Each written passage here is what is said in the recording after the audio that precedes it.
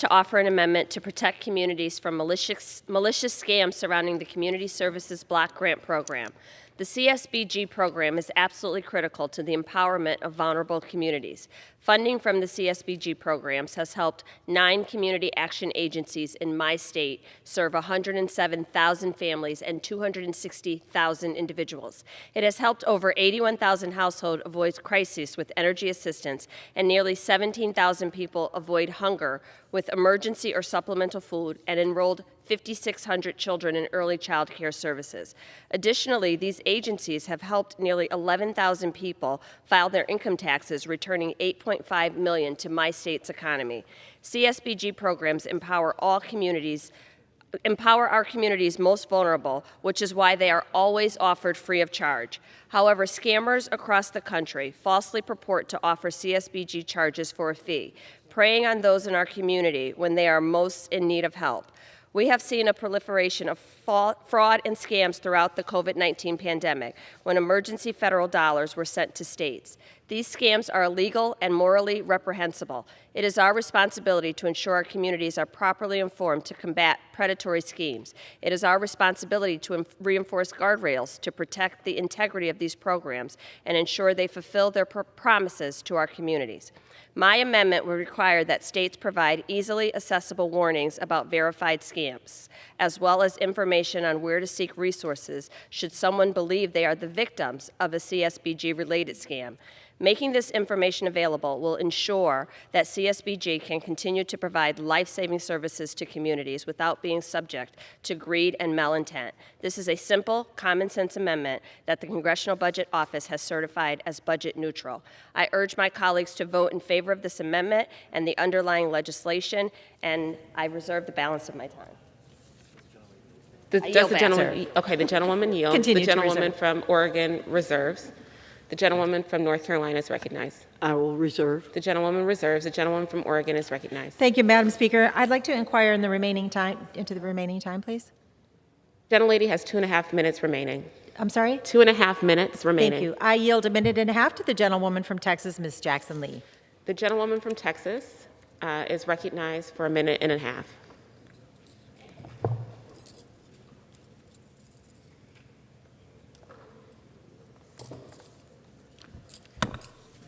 Let me thank the manager of this legislation and chairman of the committee, and thank you for this important legislation. Community Service Block Grant Modernization Act is extremely important, and as we all know, that this bipartisan bill will bring about an enhanced ability to serve the community. The CBGG monies are particularly important not only to rural areas but to urban areas, and they are important as relates to many issues, such as in my community, dealing with overcoming disasters. Those dollars are utilized to ensure housing, and I wish to put into the record Black communities are last in line for disaster planning in Texas. I ask unanimous consent to place this in the record. Without objection. As 5 years after Hurricane Harvey, many in Houston are still waiting on help. Ask unanimous consent. Without objection. So my amendment is extremely important, and very quickly, it deals with accountability and performance improvement are also the objectives of the Jackson Lee Amendment. My amendment also deals with making sure through a GAO study that CSBG has performed well. Which programmatic activities, services, and other uses of funds were the most effective and had the greatest positive impact? Which administrative, organizational, structural, and operational strategies and tactics that were deployed were most successful? How much grants were allowed to states for distribution and use by community action agencies? And whether these grants were retained by each state exceeded the percentage of such funds that were allowed to be retained. In effect, the GAO would be conducting a performance audit of this program to position it for a fresh start by determining the extent to which these funds reach their intended beneficiaries. Many times minorities, though it was directed for them, are disadvantaged because of the agency. And finally, the net result will be transparency and improvement so that others will be served. The gentlelady's time has expired. I ask my colleagues to support, well, I thank you for including it in the en-bloc amendment. Thank you. I yield back. The gentlewoman from Oregon reserves. The gentlewoman from North Carolina is recognized. The gentlewoman from North Carolina will reserve, Madam Speaker. The gentlewoman reserves. The gentlewoman from Oregon is recognized. I have no further speakers on the en bloc amendment and prepared to close. The gentlewoman from North Carolina is recognized. Oregon. Gentlewoman from Oregon, I believe I'm allowed to close, Madam Speaker. Correct. Therefore, I'm waiting for the gentlewoman from Oregon to The close. gentlewoman from Oregon is recognized. Madam Speaker, I yield myself the remaining balance of my time. Thank you, Madam Speaker. Once again, I want to reiterate that this en bloc amendment contains common sense proposals that strengthen the underlying bill. I appreciate my colleagues for their contributions and their strong support of improving access to services, combating poverty, and uplifting low-income people in our communities. I strongly urge support of the en bloc amendment and the underlying bill, and I yield back the balance of my time. The gentlewoman yields. The gentlewoman from North Carolina is recognized. Thank you, Madam Speaker. Madam Speaker, my friends at home tell me all the time that they believe common sense is in short supply in Washington. I completely agree with them. It's practically non-existent on the other side. Madam Speaker, we can exercise common sense by focusing on reforming the federal safety net so that programs pull people out of poverty and into self-sufficiency and not encouraging them to stay in dependency on the federal government. Adding more duplication and bureaucracy to the CSBG program will not accomplish that goal. I urge my colleagues to oppose these amendments and yield back the balance of my time.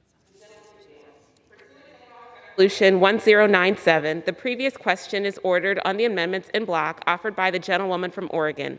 The question is on the amendments in block. Those in favor say aye. Those opposed say no. In the opinion of the chair, the ayes have it. The en bloc amendments And Madam Speaker, For what on that purpose? I request the yeas and nays. Pursuant to Section 3S of House Resolution 8, the yeas and nays are ordered. Pursuant to Clause 8 of Rule 20, further proceedings are postponed. For what purpose does the gentlewoman from Oregon seek recognition? Madam Speaker, pursuant to Section 11 of House Resolution 1097, I rise to offer amendments in block number 2. The clerk will designate the amendments in block. On block number 2, consisting of amendments numbered 3, 5, and 10, printed in Part F of House Report number 117-320, offered by Ms. Bonamici of Oregon. Pursuant to House Resolution 1097, the gentlewoman from Oregon, Ms. Bonamici, and the gentlewoman from North Carolina, Ms. Fox, each will control 10 minutes. The chair recognizes the gentlewoman from Oregon. Madam Speaker, I reserve the balance of my time. The gentlewoman reserves. The gentlewoman from North Carolina is recognized. Thank you, Madam Speaker. I yield myself such time as I may consume. The gentlewoman's recognized. Thank you, Madam Speaker. This en bloc includes several amendments that I believe would vastly improve the underlying legislation. First, one of the included amendments will address a critical concern. I cannot support any legislation that opens the door for taxpayer funding of abortion, and this bill opens that door. The legislation includes vague language allowing program funds to address health needs and improve health and well-being. While this might sound nice at first blush, it hides a huge problem. I'm concerned that instead of helping people receive high-quality health care, it will lead to taxpayer dollars funding abortions. The majority of Americans oppose seeing their hard-earned dollars go to pay for abortions, and we must do all in our power to stop that from ever happening. This amendment will make sure that no taxpayer dollars are used to reimburse health care services. It will also ensure that taxpayer dollars are not used for experimental gender hormone medications or other harmful gender transition medical interventions. Additionally, this amendment takes the common sense steps to prohibit taxpayer dollars from funding lobbying activities and voter registration activities. H.R. 5129 would allow program funds to be used for voter registration efforts. While getting more eligible individuals registered to vote is a worthy goal, we should not jeopardize the integrity of this program or let the next election distract from serving low-income Americans. Finally, this amendment ensures that limited federal funds are spent on those Americans most in need by maintaining the poverty threshold that exists in current law. Increasing this threshold will just expand the pool of eligible participants and stretch resources thinner. We need to tailor the program to ensure federal dollars serve those most in need. I hope my colleagues will support this group of amendments, and I reserve the balance of my time. The gentlewoman reserves. The gentlewoman from Oregon is recognized. Thank you, Madam Speaker. I yield myself such time as I may consume. The gentlewoman is recognized. Thank you, Madam Speaker. I rise in strong opposition to this en bloc amendment. The amendments contained in this en bloc are either a distraction from the bipartisan work we are doing today or fundamentally undermine the improvements we are putting forth in this legislation. And notably, this en bloc includes yet another Republican attack on women's rights and liberty. Instead of focusing on what we have accomplished together to strengthen this program in a bipartisan way, some of my colleagues across the aisle are trying to further divide us. Madam Speaker, it's been 24 years since the last reauthorization of the Community Service Block Grant Program in 1998. Our communities need a comprehensive reauthorization, not a partisan controversy that will delay the urgent need to renew this program. From the beginning of the program, community action agencies have addressed the health needs of low-income individuals in their communities, particularly important to rural communities. The 1964 Economic Opportunity Act, which first authorized the Community Action Program, the predecessor to CSBG, specifies that such programs shall be conducted in those fields with the purposes of this part, including employment, job training, and counseling, and health, indicating that health has always been and continues to be a core part of addressing poverty conditions. That is the central mission of these agencies. Additionally, this en bloc would seek to strip out language from H.R. 5129, allowing CAAs, community action agencies, to serve individuals up to 200% of the federal poverty line. Congress supported, in a bipartisan manner, allowing community action agencies to serve individuals up to 200% of the poverty line to provide flexibility during the COVID-19 pandemic. The CARES Act, for example, the FY 2022 Labor HHS Appropriations Bill, and the recently passed Omnibus all included an allowance for CAAs to serve individuals up to 200% of the poverty line. The CSBG statute, which we know now is more than 20 years out of date, sets the income eligibility for CSBG services at 100% of the official poverty line, or 125% if the state chooses. Currently, the very low income eligibility criteria, this is equivalent to about $27,180 for a single person in 2022 for CSBG, creates a cliff. Individuals will be cut off from public assistance and services as soon as they make a dime over the income threshold. And we must remember that community action agencies are unique as they do not operate a single program. Rather, CAAs operate and often coordinate an array of federal, state, and local programs, all with varying eligibility requirements. For example, more than half of community action agencies operate the Weatherization Assistance Program. That uses 200% of the poverty income guidance as eligibility criteria. I want to share a story of Daniel from North Dakota. When the pandemic struck, Daniel was working in a fast food restaurant, and his hours were reduced. With his employment income, he is above the statutory 125%, but below the 200% flexibility Congress has provided with bipartisan support. Unfortunately, Daniel's housing was unstable, and he was couch surfing. He received case management to assist with his housing search, and through CSBG funds provided under the CARES Act, he received assistance with a security deposit in February of 2021. So with this assistance, Daniel has maintained stable housing for over a year. Mr. Speaker, Daniel's story is just one example of why raising the federal poverty level eligibility to 200% is so critical to this legislation. Unlike the underlying legislation, this en bloc amendment would weaken CSBG, or it offers solutions in search of problems. One of the needless proposals in this en bloc actually duplicates the current funding restriction in the bill and statute for voter registration activities, which, of course, are nonpartisan activities. Mr. Speaker, Madam Speaker, we are here today to support a bipartisan CSBG reauthorization and the important work of community action agencies in our communities. This en bloc amendment would move us backward. I strongly urge my colleagues to reject these amendments in this en bloc and support the underlying bill, and I reserve the balance of my time. The gentlewoman reserves. The gentlewoman from North Carolina is recognized. Thank you, Madam Speaker. I yield 3.5 minutes to the gentleman from Virginia, Mr. Good. The gentleman from Virginia is recognized for 3.5 minutes. Thank you, Madam Speaker. Thank you, Ranking Member Fox.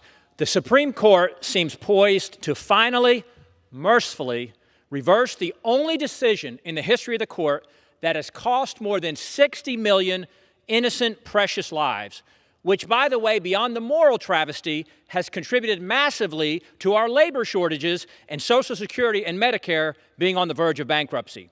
In typical fashion, Democrats are revealing who they are with their response. Their unlawful protests and intimidation tactics at the homes of the justices, while the administration and the allies in their spotty cheer them on. Democrats can't win at the ballot box or through the legislative process, so they try to eliminate the Electoral College, rig election laws, eliminate the filibuster, pack the Supreme Court, pack the Senate, give statehood to D.C. and Puerto Rico, and now threaten justices at their homes. This is because Democrats are the radical extremists on abortion. They've become the party of death. Their position is abortion at any time, for any reason, up to and beyond the moment of birth, with taxpayers being forced to fund it. I didn't hear any Democrats criticize the former governor of Virginia when he said a couple of years ago that a mother and her doctor can have a conversation after a baby is born and decide whether or not to kill it. I say let's have this fight in this Congress. We had an election 6 months ago in Purple, Virginia, when everyone knew that the Supreme Court would be reviewing Roe v. Wade, and the party of death got trounced in that election. Republicans must embrace this moment and stand for life, expose Democrats for the radical extremists they are, and work to end the brutal, horrific practice of abortion. To Democrats, I say, bring it on. Let Democrats defend piercing a baby's skull and sucking out its brains, tearing an infant limb from limb, or burning it alive with a saline injection. Call it what it is, and call them out for supporting abortion with no restrictions whatsoever. Just this week, Democrats pushed another failed abortion on demand vote in the Senate, a bill that passed this House with no Republican votes, but sadly all but one Democrat supporting it, as they try to ensure that America remains among the most extreme nations in the world with the most radical laws on abortion. Now, this current piece of legislation will permit federal dollars to be used to harm the unborn, as it includes a provision that allows taxpayer dollars to be used to, quote, address health needs and improve health and well-being, and to identify and respond to physical and behavioral health challenges. However, a recent Marist poll found that 54% of Americans oppose using taxpayer dollars to fund abortions. My amendment would protect taxpayers from being forced to pay for abortions, even if Hyde were repealed. If this bill is not intended to fund abortion, then accept and pass my amendment, and I yield back my time. The gentleman yields. The gentlewoman from Oregon is recognized. The gentlewoman from Oregon is recognized. Thank you, Madam Speaker. I have a lot to say in response to the gentleman, but I'm going to take a deep breath and say this is a bill about helping to lift low-income Americans out of poverty. It's a bipartisan bill we've been working on for many years. It is time to update the Community Service Block Grant Program, help lift low-income Americans in Oregon and across the country out of poverty. I oppose this amendment, and I encourage people to oppose this en bloc amendment, and I continue to reserve. The gentlewoman reserves. The gentlewoman from North Carolina is recognized. Thank you, Madam Speaker. I yield 2 minutes to the gentlewoman from Michigan, Ms. McClain. The gentlewoman from Michigan is recognized for 2 minutes. Thank you, Madam Speaker. I would agree with my colleague across the aisle. This bill should be about lifting families out of poverty and providing hope to underserved communities. Let's do that, and let's actually, for once, in agreement, let's put our money where our mouth is, and let's actually make sure that the dollars are actually used for what the bill intends them to be used for. So we should not be blurring lines between workforce issues and political campaigns. This isn't a political campaign, correct? Facilities used for community service block grants should not be open to political activities during operation hours. Sadly, this is exactly what my colleagues on the other side want. And they are notorious for talking about a bill and then packing it full of something that has nothing to do with the bill. So let's do what we say we're going to do and actually do and help the communities. We have where does this end? This is the foot in the door to allow real partisan action to be commingled with federal programs. We have a clear example of this that's happening today. Need I remind everyone about ACORN? That should be an example enough to illustrate why this is a terrible idea, but apparently not for my colleagues on the other side of the aisle. My amendment is simple. It would remove the troubling language in this bill that allows taxpayer-funded community action centers to be used to increase voting registration. Let's keep the bill to what you say it's going to be. It would also prohibit community service block grant funds from any lobbying activities. Again, let's actually use the funds for the people in the community, not the politics. We all want eligible Americans to register to vote and actually get to the polls on Election Day. But that is not the purpose of the community block grants. This bill should not blur the lines between educational and political activities. The gentlewoman's time has expired. Thank you. The gentlewoman from North Carolina reserves. The gentlewoman from Oregon is recognized. Continue to reserve. The gentlewoman reserves. The gentlewoman from North Carolina is recognized.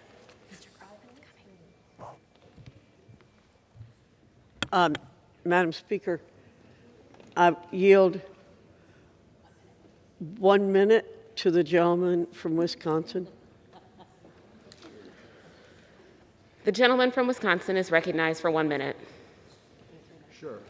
Thank you very much. There are certainly many concerns over this bill. The one that I would like to highlight today is that they are greatly increasing the expansion of eligibility for the bill. Now, that doesn't necessarily mean that the bill is going to make things more expensive, but you know very well if we're going to bring a whole lot of new areas into the bill, if we don't increase more spending, the areas that are currently part of the community services block grant are going to go down. And I don't believe the majority party are going to let anybody go down, which means this bill anticipates a significant increase in spending on this program. This is one of many programs that I would argue under the Constitution really even should be a federal concern. It should be a local concern. So, I mean, to double the eligibility to 200% and make that permanent is resulting at a time when our spending is just completely out of control, setting up a situation in which there will be dramatic spending on another government program. Thank you. The gentlewoman from North Carolina reserves. The gentlewoman from Oregon is recognized. Continue to reserve. The gentlewoman reserves. The gentlewoman from North Carolina is recognized. I know that the gentlewoman has the right to close, and I'll ask if she's ready to close. Yes, I'm prepared to close. Thank you. Okay. Madam Speaker, I yield myself the balance of my time. The gentlewoman's recognized. Thank you, Madam Speaker. My colleagues have presented many good arguments against this bill in general and why we should be voting for these amendments that are in this en bloc. These amendments will provide needed improvements to the underlying legislation and make sure that program funds are spent on the program's original goal, serving low-income Americans and helping them get out of poverty. I urge my colleagues to support this en bloc amendment and yield back the balance of my time. The gentlewoman yields. The gentlewoman from Oregon is recognized. Thank you, Madam Speaker. I yield myself the balance of my time. The gentlewoman's recognized. Thank you, Madam Speaker. Again, I want to reiterate my strong opposition to this en bloc amendment and support for the underlying bill. This bipartisan bill is about improving services for our communities through community action, and these efforts are long overdue. Unlike the underlying bill that enjoys broad bipartisan support and reflects the input of stakeholders who represent these agencies and their vital work in our communities, This en bloc amendment ignores what we have accomplished together to strengthen this program and seeks to further divide us. Rather than addressing the real needs of low-income individuals, this en bloc amendment attacks women's reproductive rights at a time when they are under attack nationally. The sponsors of this en bloc amendment have injected controversy into a policy on voter registration, which is nonpartisan. Head Start has had a nearly identical policy for the past 40 years with little evidence of problem. Together, these amendments all failed in our bipartisan committee markup, and they should again. I strongly urge my colleagues to reject this en bloc amendment, support the underlying bill, and I yield back the balance of my time. Pursuant to House Resolution 1097, the previous question is ordered on the amendments en bloc offered by the gentlewoman from Oregon. The question is on the amendments en bloc. Those in favor say aye. Those opposed say no. In the opinion of the chair, the noes have it. Madam Speaker, For what I ask purpose for does a the recorded gentlewoman vote. from North Carolina rise? I ask for the yeas and nays, Oh, Madam yes, Speaker. ma'am. Pursuant to Section 3S of House Resolution 8, the yeas and nays are ordered. Pursuant to Clause 8 of Rule 20, further proceedings are postponed.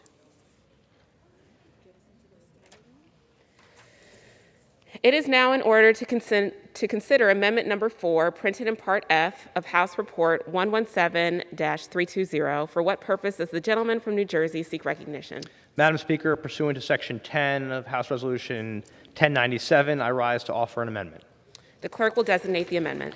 Amendment number 4, printed in Part F of House Report number 117-320, offered by Mr. Gottheimer of New Jersey. Pursuant to House Resolution 1097, the gentleman from New Jersey, Mr. Gottheimer, and a member opposed, each will control 5 minutes. The chair recognizes the gentleman from New Jersey. Madam Speaker, I yield myself such time as I may consume. The gentleman's recognized. Madam Speaker, I rise in support of my amendment to the Bipartisan Community Services Block Grant Modernization Act. Before I begin, I'd like to thank all the veterans back in my home district in northern New Jersey and nationwide from the bottom of my heart for putting your lives on the line to defend our freedom, our families, and the greatest democracy the world has ever known. Please know this, after sacrificing so much, no veteran should ever struggle to get the care recognition he or she has earned. We should always get their backs. My amendment to the legislation we're considering today will do just that, adding critical support for our brave veterans, particularly homeless veterans, to the list of allowable purposes on which state governments, including my home state of New Jersey, which they may deploy federal community service block grant program investments. The Bipartisan Community Service Block Grant Program helps reduce poverty, revitalize communities, and empower families and individuals to become fully self-sufficient. It helps individuals, like veterans, get and keep a good job, a good education, housing, health care, and emergency assistance, and above all, to participate more actively in their communities. In New Jersey, the program annually serves more than 200,000 individuals and 130,000 families through the work of 25 community action agencies. These agencies are typically private nonprofit organizations, public agencies, or local government entities like Greater Bergen County Community Action, which provides education and training, financial counseling, and more. Or Bergen County's government, where our county executive and commissioners have focused like a laser beam successfully on helping combat veteran homelessness. The bipartisan legislation on the floor today will make important updates to the Community Service Block Grant Program. My amendment will add support for veterans, and in particular, as I said, homeless veterans, to the list of investments states like New Jersey can make through the program. With this amendment, community action agencies will work alongside state and local agencies to raise awareness among veterans of housing programs and help those who bravely served our country to secure the housing they need. Once stable housing is secured, community action agencies will work with veterans and other eligible individuals to ensure the full range of community resources, including workforce training, health resources, and communities and opportunities for peer support are available to those veterans who need it most. Supporting our nation's veterans with the Community Service Block Grant Program is the least we can do. After serving our country and putting their lives on the line to defend our freedom and democracy, our nation's veterans should not struggle to get the resources they have earned. But for far too often, our veterans face issues finding housing and employment. It's unacceptable. On any given night, the federal government estimates that more than 40,000 veterans are homeless. On top of that, data shows that unemployment rate of veterans aged 18 to 65 is higher than the unemployment rate of non-veterans.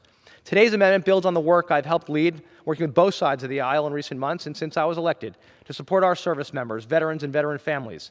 The first piece of legislation I passed in Congress was to expand hiring of post-9/11 veterans. And just weeks ago, I was proud to join my colleagues in passing a 2.7% pay raise for members of the military to ensure we're getting the backs of those who've bravely had ours. Late last year, the House passed the Bipartisan Student Veterans Counseling Centers Eligibility Act, which will expand access to mental health services for veterans utilizing their GI benefits at colleges and universities through established vet centers.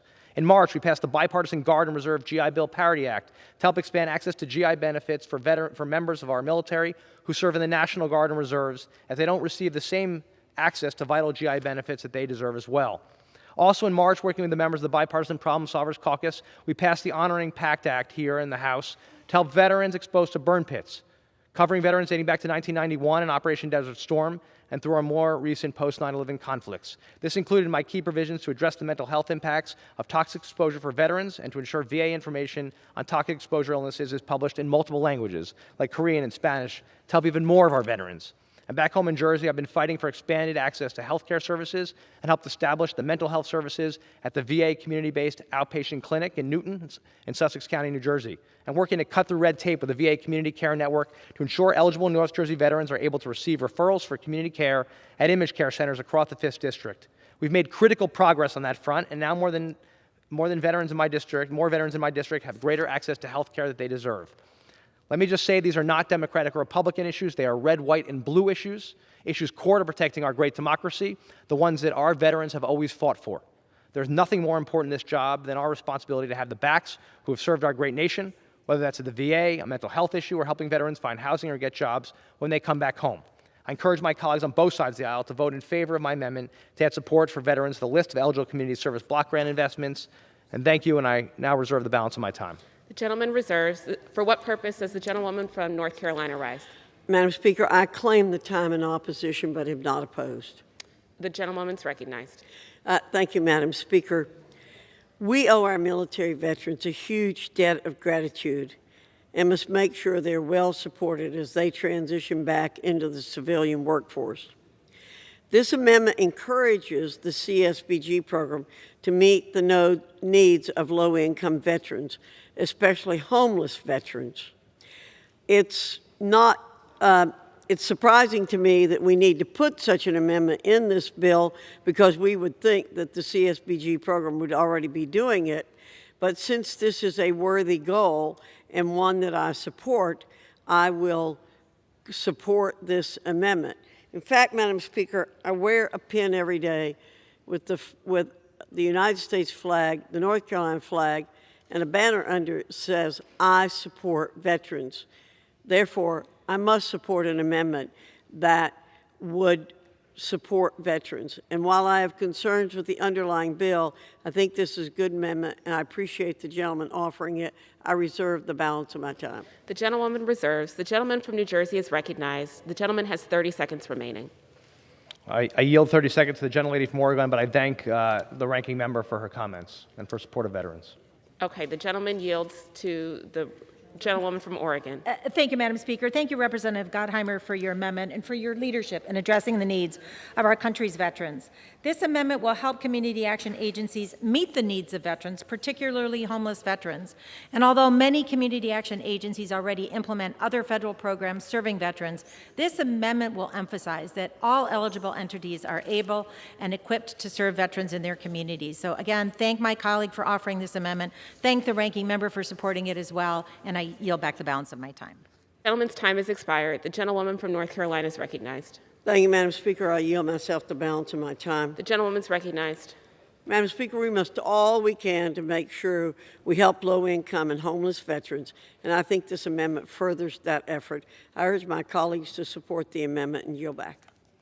Pursuant to House Resolution 1097, the previous question is ordered on the amendment offered by the gentleman from New Jersey. The question is on the amendment. Those in favor say aye. Those opposed say no. In the opinion of the chair, the ayes have it. For what purpose does the gentleman seek recognition? I request the yeas and nays. Pursuant to Section 3S of House Resolution 8, the yeas and nays are ordered. Pursuant to Clause 8 of Rule 20, further proceedings are postponed.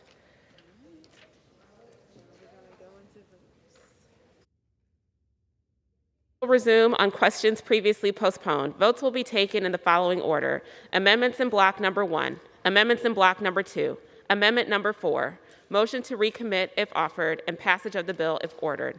The first electronic vote will be conducted as a 15-minute vote. Pursuant to Clause 9 of Rule 20, remaining electronic votes will be conducted as 5-minute votes.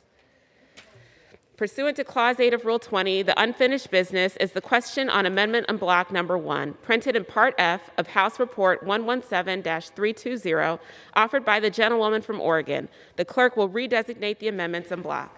On block number 1, consisting of amendments numbered 1, 2, 6, 7, 8, 9, 11, 12, 13, 14, 15, 16, and 17, printed in Part F of House Report number 117-320, offered by Ms. Bonamici of Oregon. The question is on the amendments en bloc offered by the gentlewoman from Oregon. Members will record their vote by electronic device.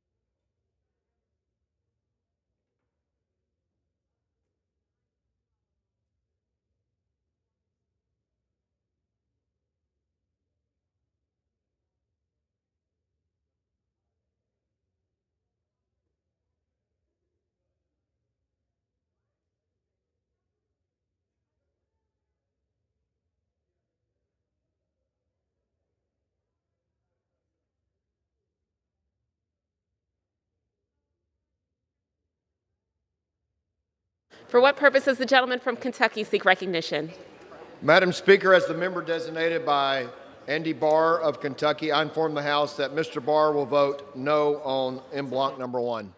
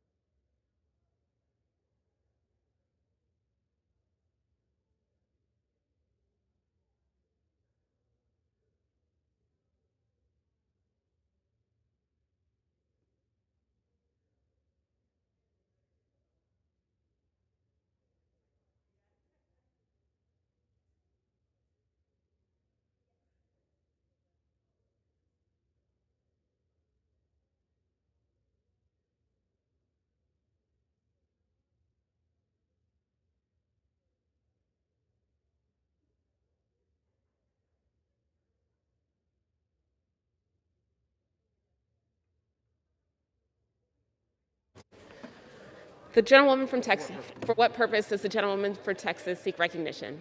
Madam Speaker, as the member designated by Ms. Bush, Ms. Ocasio-Cortez, Mr. Khanna, and Mr. Bowman, I inform the House that these members will vote yes on the amendments en bloc. Number one.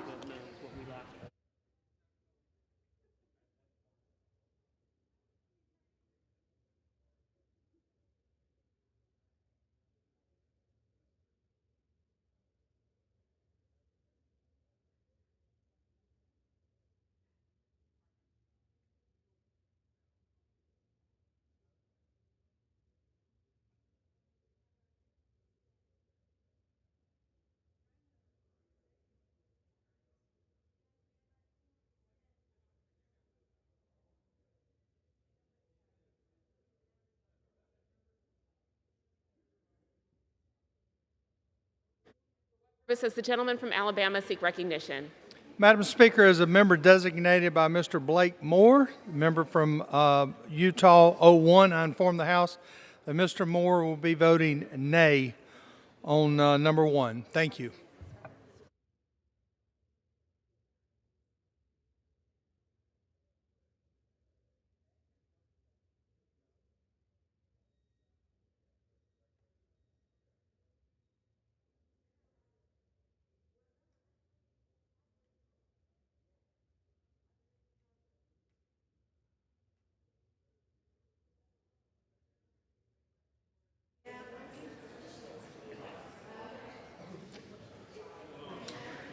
For what purpose does the gentleman from Wisconsin seek recognition?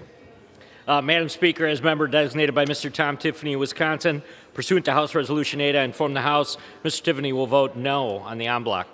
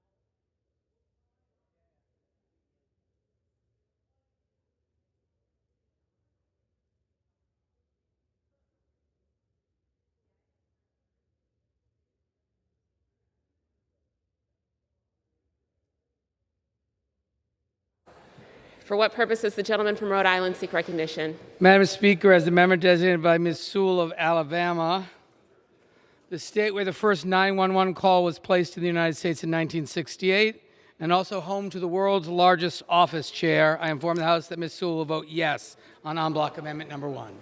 For what purpose does the gentleman from Missouri seek recognition? Madam Speaker, as the member designated by Mr. Crawford of Arkansas, I inform the House that Mr. Crawford will vote no on 5129.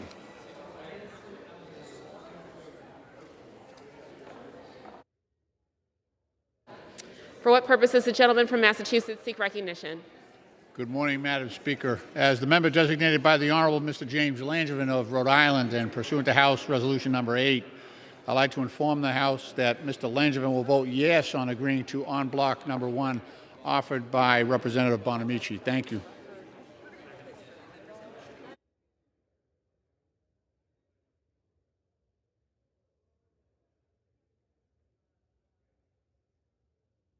This is the gentlewoman from North Carolina seek recognition.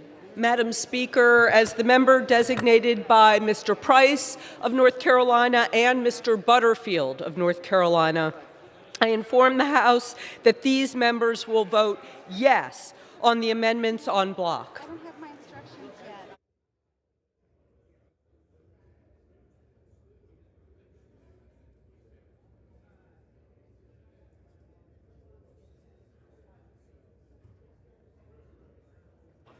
For what purpose is the gentleman, for what purpose, for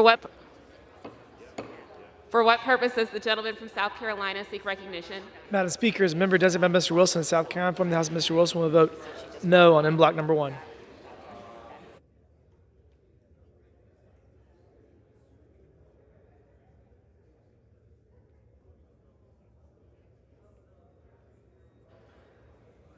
For what purpose does the gentleman from Tennessee seek recognition? Madam Speaker, as a member designated by Mr. Green of Tennessee, I inform the House that Mr. Green will vote nay on en bloc number 1. Thank you. For what purpose does the gentleman from California seek recognition? Madam Speaker, as a member designated by Marion Strickland of the state of Washington, I inform the House that Ms. Strickland will vote yes on the amendments on en bloc number 1.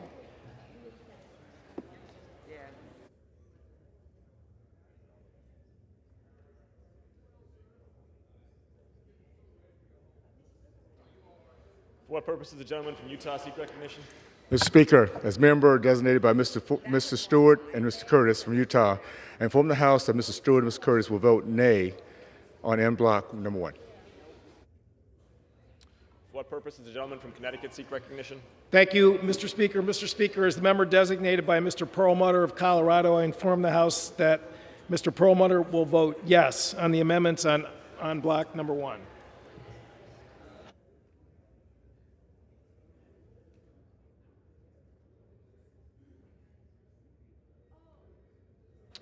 For what purpose does the gentlewoman from New Hampshire seek recognition? As a member designated by Ms. Brownlee and Ms. Brustos, I inform the House that these members will vote yes on amendments en bloc number 1.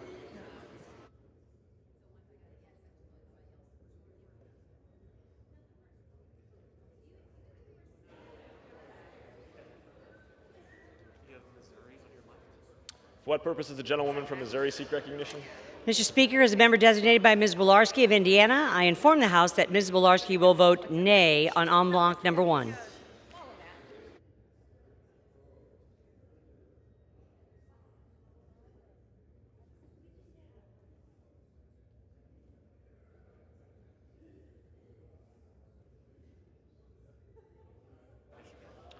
For what purpose does the gentleman from Michigan seek recognition?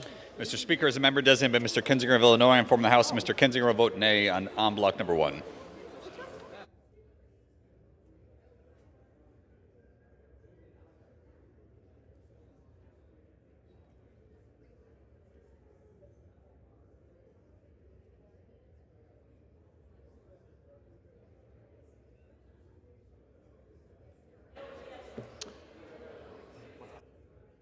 For what purpose does the gentlewoman from Iowa seek recognition?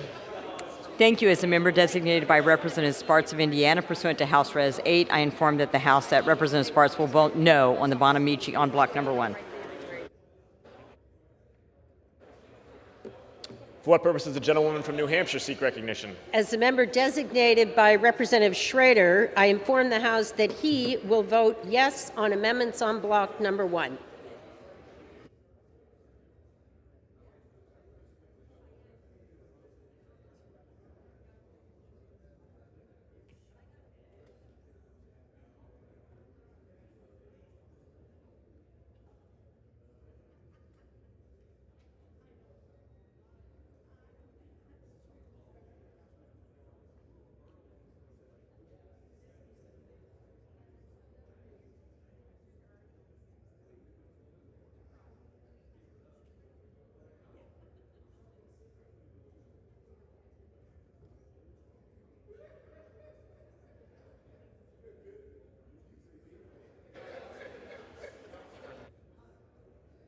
For what purpose does the gentleman from Florida seek recognition?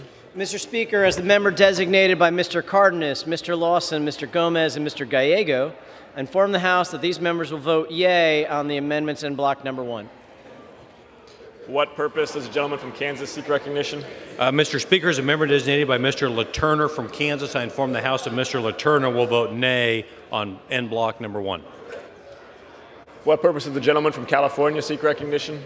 Mr. Speaker, as a member designated by Mr. David Scott, Mr. Eric Swalwell, I inform the House that these members will vote yes on amendments in block 1.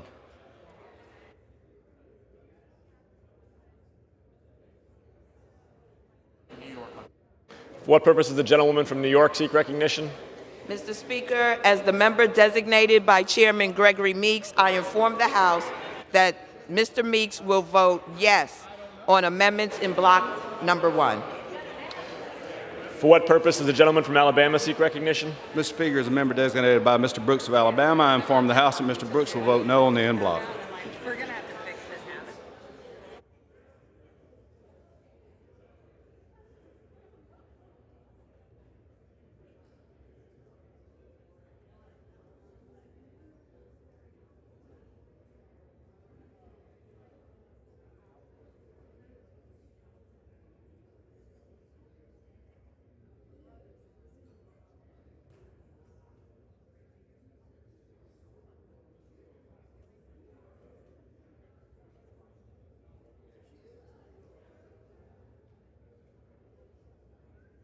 For what purpose does the gentleman from Nebraska seek recognition? Thank you, Mr. Speaker. As a member designated by Mr. Pete Stauber from Minnesota, I inform the House that Mr. Stauber will vote no on block 1. For what purpose does the gentlewoman from Texas seek recognition? Mr. Speaker, as a member designated by the following members, Cuellar of Texas, Castro of Texas, Chairwoman Waters of California, I inform the House that these members will vote yes on N block number 1. Thank you, Mr. Speaker. For what purpose does the gentleman from Texas seek recognition? Mr. Speaker, as a member designated by Ms. Van Dyne of Texas and pursuant to House Resolution 8, I inform the House that Ms. Van Dyne will vote no on the in-block amendments.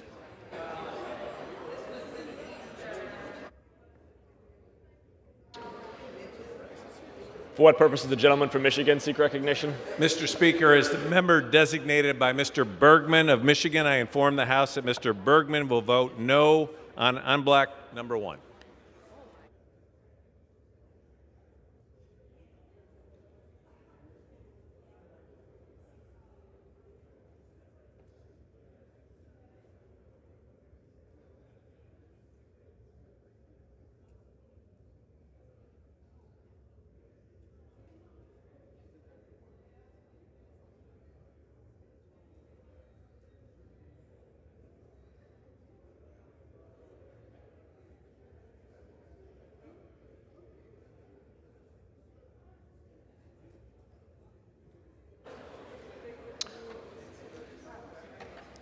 For what purpose does the gentleman from Pennsylvania seek recognition? As a member designated by Representative Kathy McMorris Rogers of Washington, pursuant to House Res 8, I inform the House that Representative McMorris Rogers will vote no on block number 1. Thank you.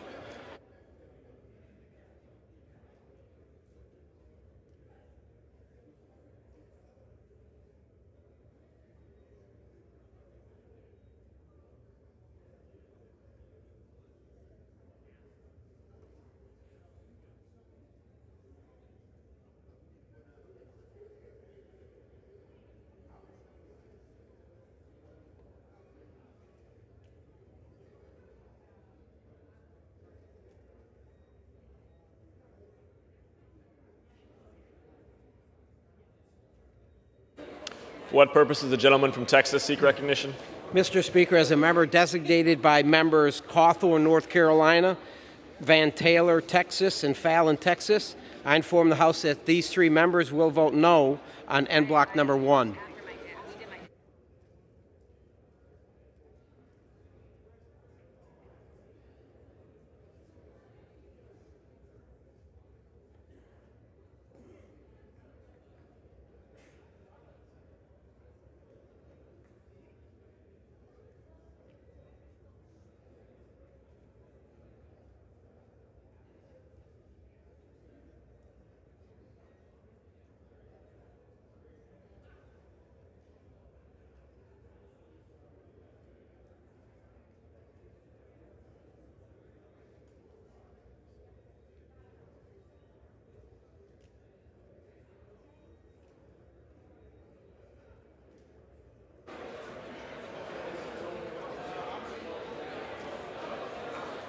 For what purpose does the gentleman from California seek recognition?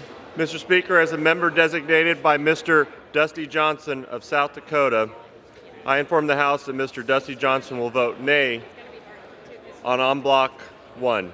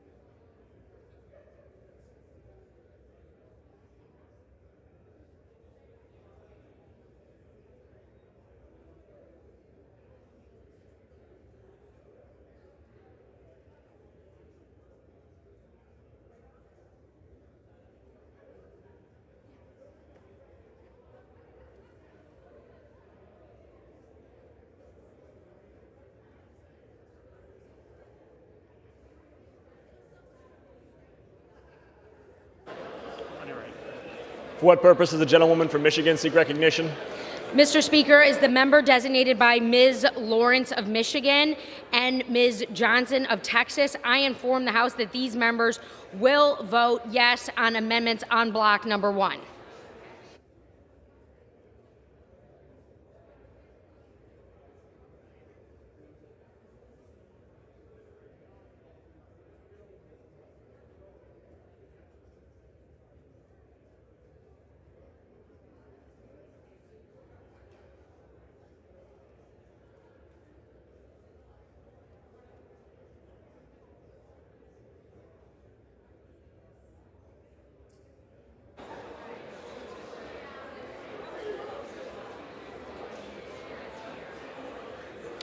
For what purpose does the gentleman from Ohio seek recognition? Thank you, Mr. Speaker. As the member designated by Mr. Amadei, pursuant to House Resolution 8, I inform the House that Mr. Amadei will vote no on the amendments en bloc. For what purpose does the gentleman from Illinois seek recognition? As the member designated by Mr. Sean Caston and Mr. Danny Davis of Illinois, I inform the House that these members will vote yes on the amendments on block number 1.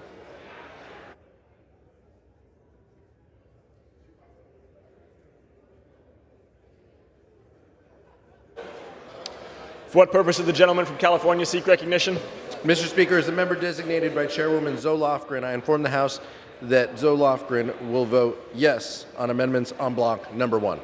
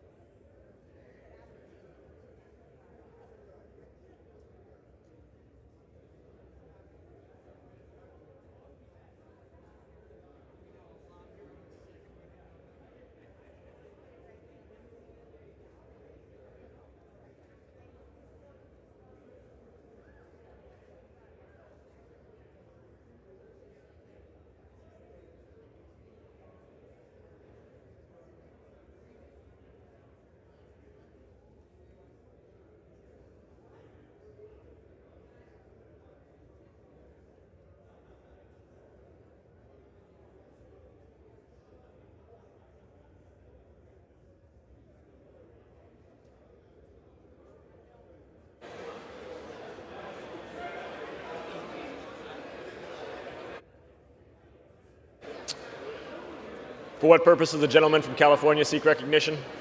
As a member designated by Ms. Rice of New York pursuant to HRES 8, I inform the House that Ms. Rice will vote yea on block number 1 offered by Rep. Bonamici.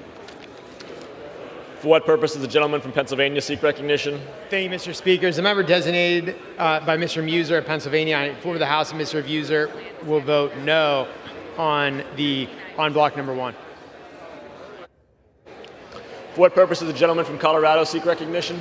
Mr. Speaker, as the member designated by Ms. Wilson, Ms. Williams, Mr. Torres, Mr. Jeffries, Mr. Delgado, Mr. Deutsch, Mr. Kahili, I inform the House that these members will vote yea on the amendments on block number 1.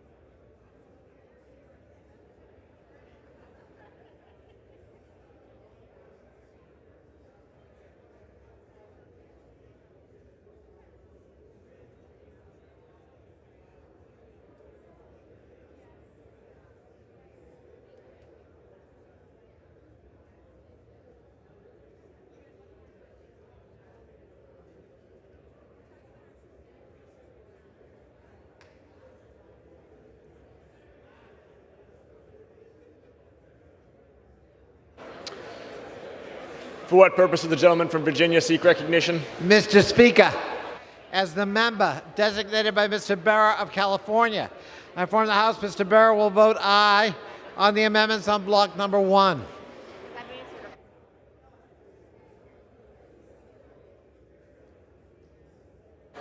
For what purpose does the gentleman from Virginia seek recognition? Mr. Speaker, as member designated by Mr. Blumenauer, Mr. DeSaulnier, Mr. Lowenthal, Mr. Garamendi, Ms. Sanchez, Mr. Kine, Ms. Moore, Mr. Swazi, and Mr. Evans. I inform the House that these 9 members will vote yes on the amendments on block number 1.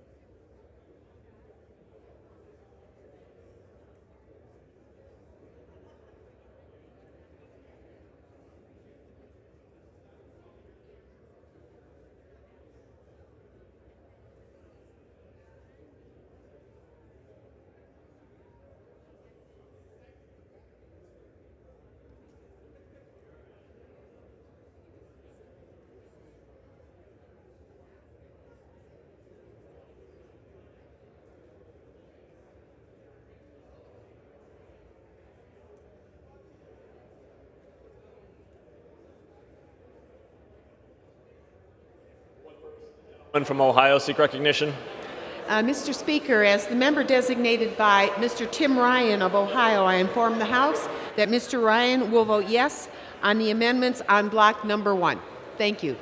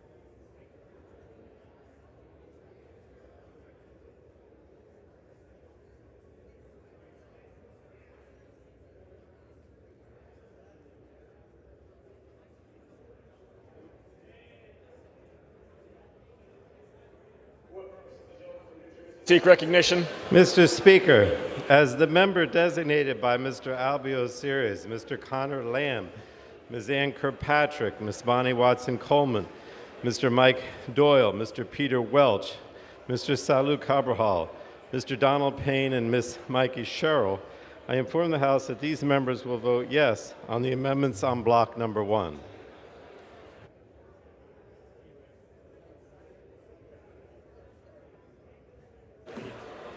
For what purpose does the gentlewoman from Virginia seek recognition? As a member designated by Mr. McEachin, Ms. Porter, and Ms. Bordeaux, I inform the House that these members will vote yes on the amendments on block number 1.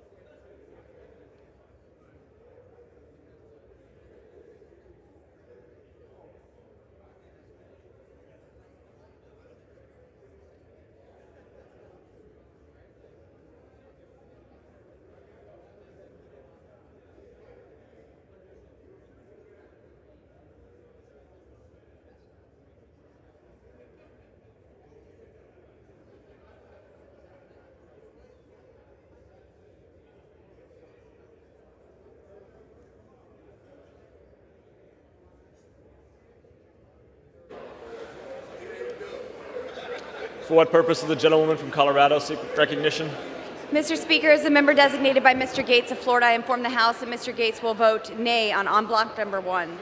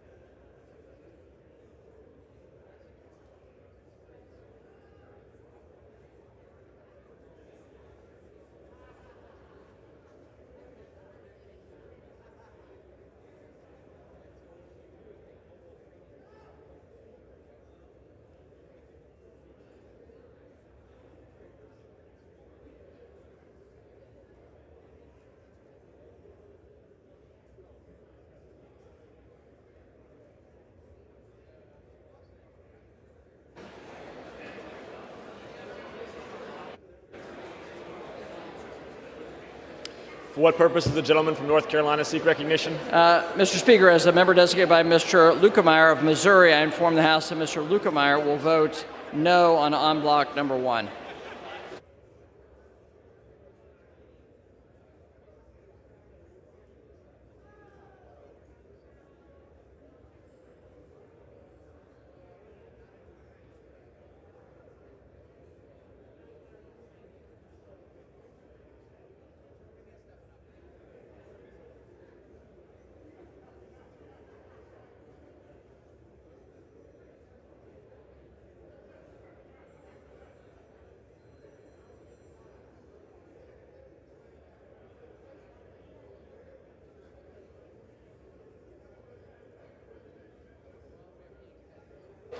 For what purpose does the gentlewoman from Texas seek recognition?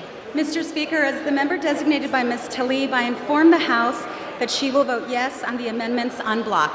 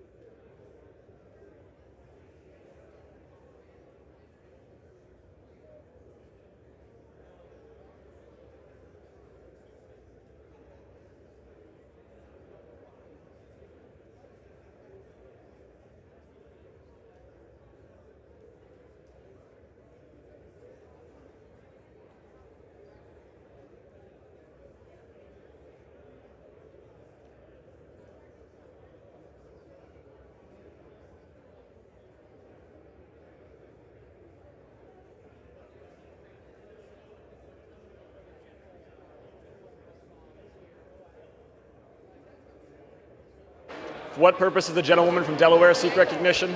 Mr. Speaker, as the member designated by Ms. Kelly of Illinois, Mr. Carter of Georgia, and Mr. Mfume of Maryland, I inform the House that these members will vote yes on the amendments en bloc number 1.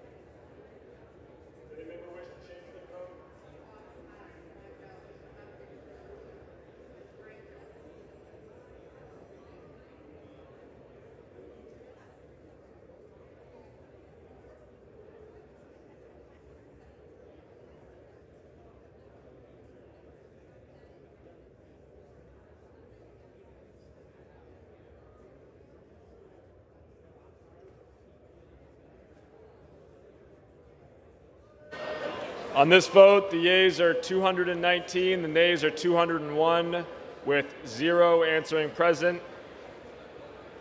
The amendments en bloc are adopted. Pursuant to Clause 8 of Rule 20, the unfinished business is the question on amendments en bloc number 2, printed in Part F of House Report 117-320, offered by the gentlewoman from Oregon. The clerk will redesignate the amendments en bloc. On block number 2, consisting of amendments number 3, 5, and 10, printed in Part F of House Report number 117-320, offered by Ms. Bonamici of Oregon. The question is on the amendments en bloc offered by the gentlewoman from Oregon. Members will record their vote by electronic device. This is a 5-minute vote.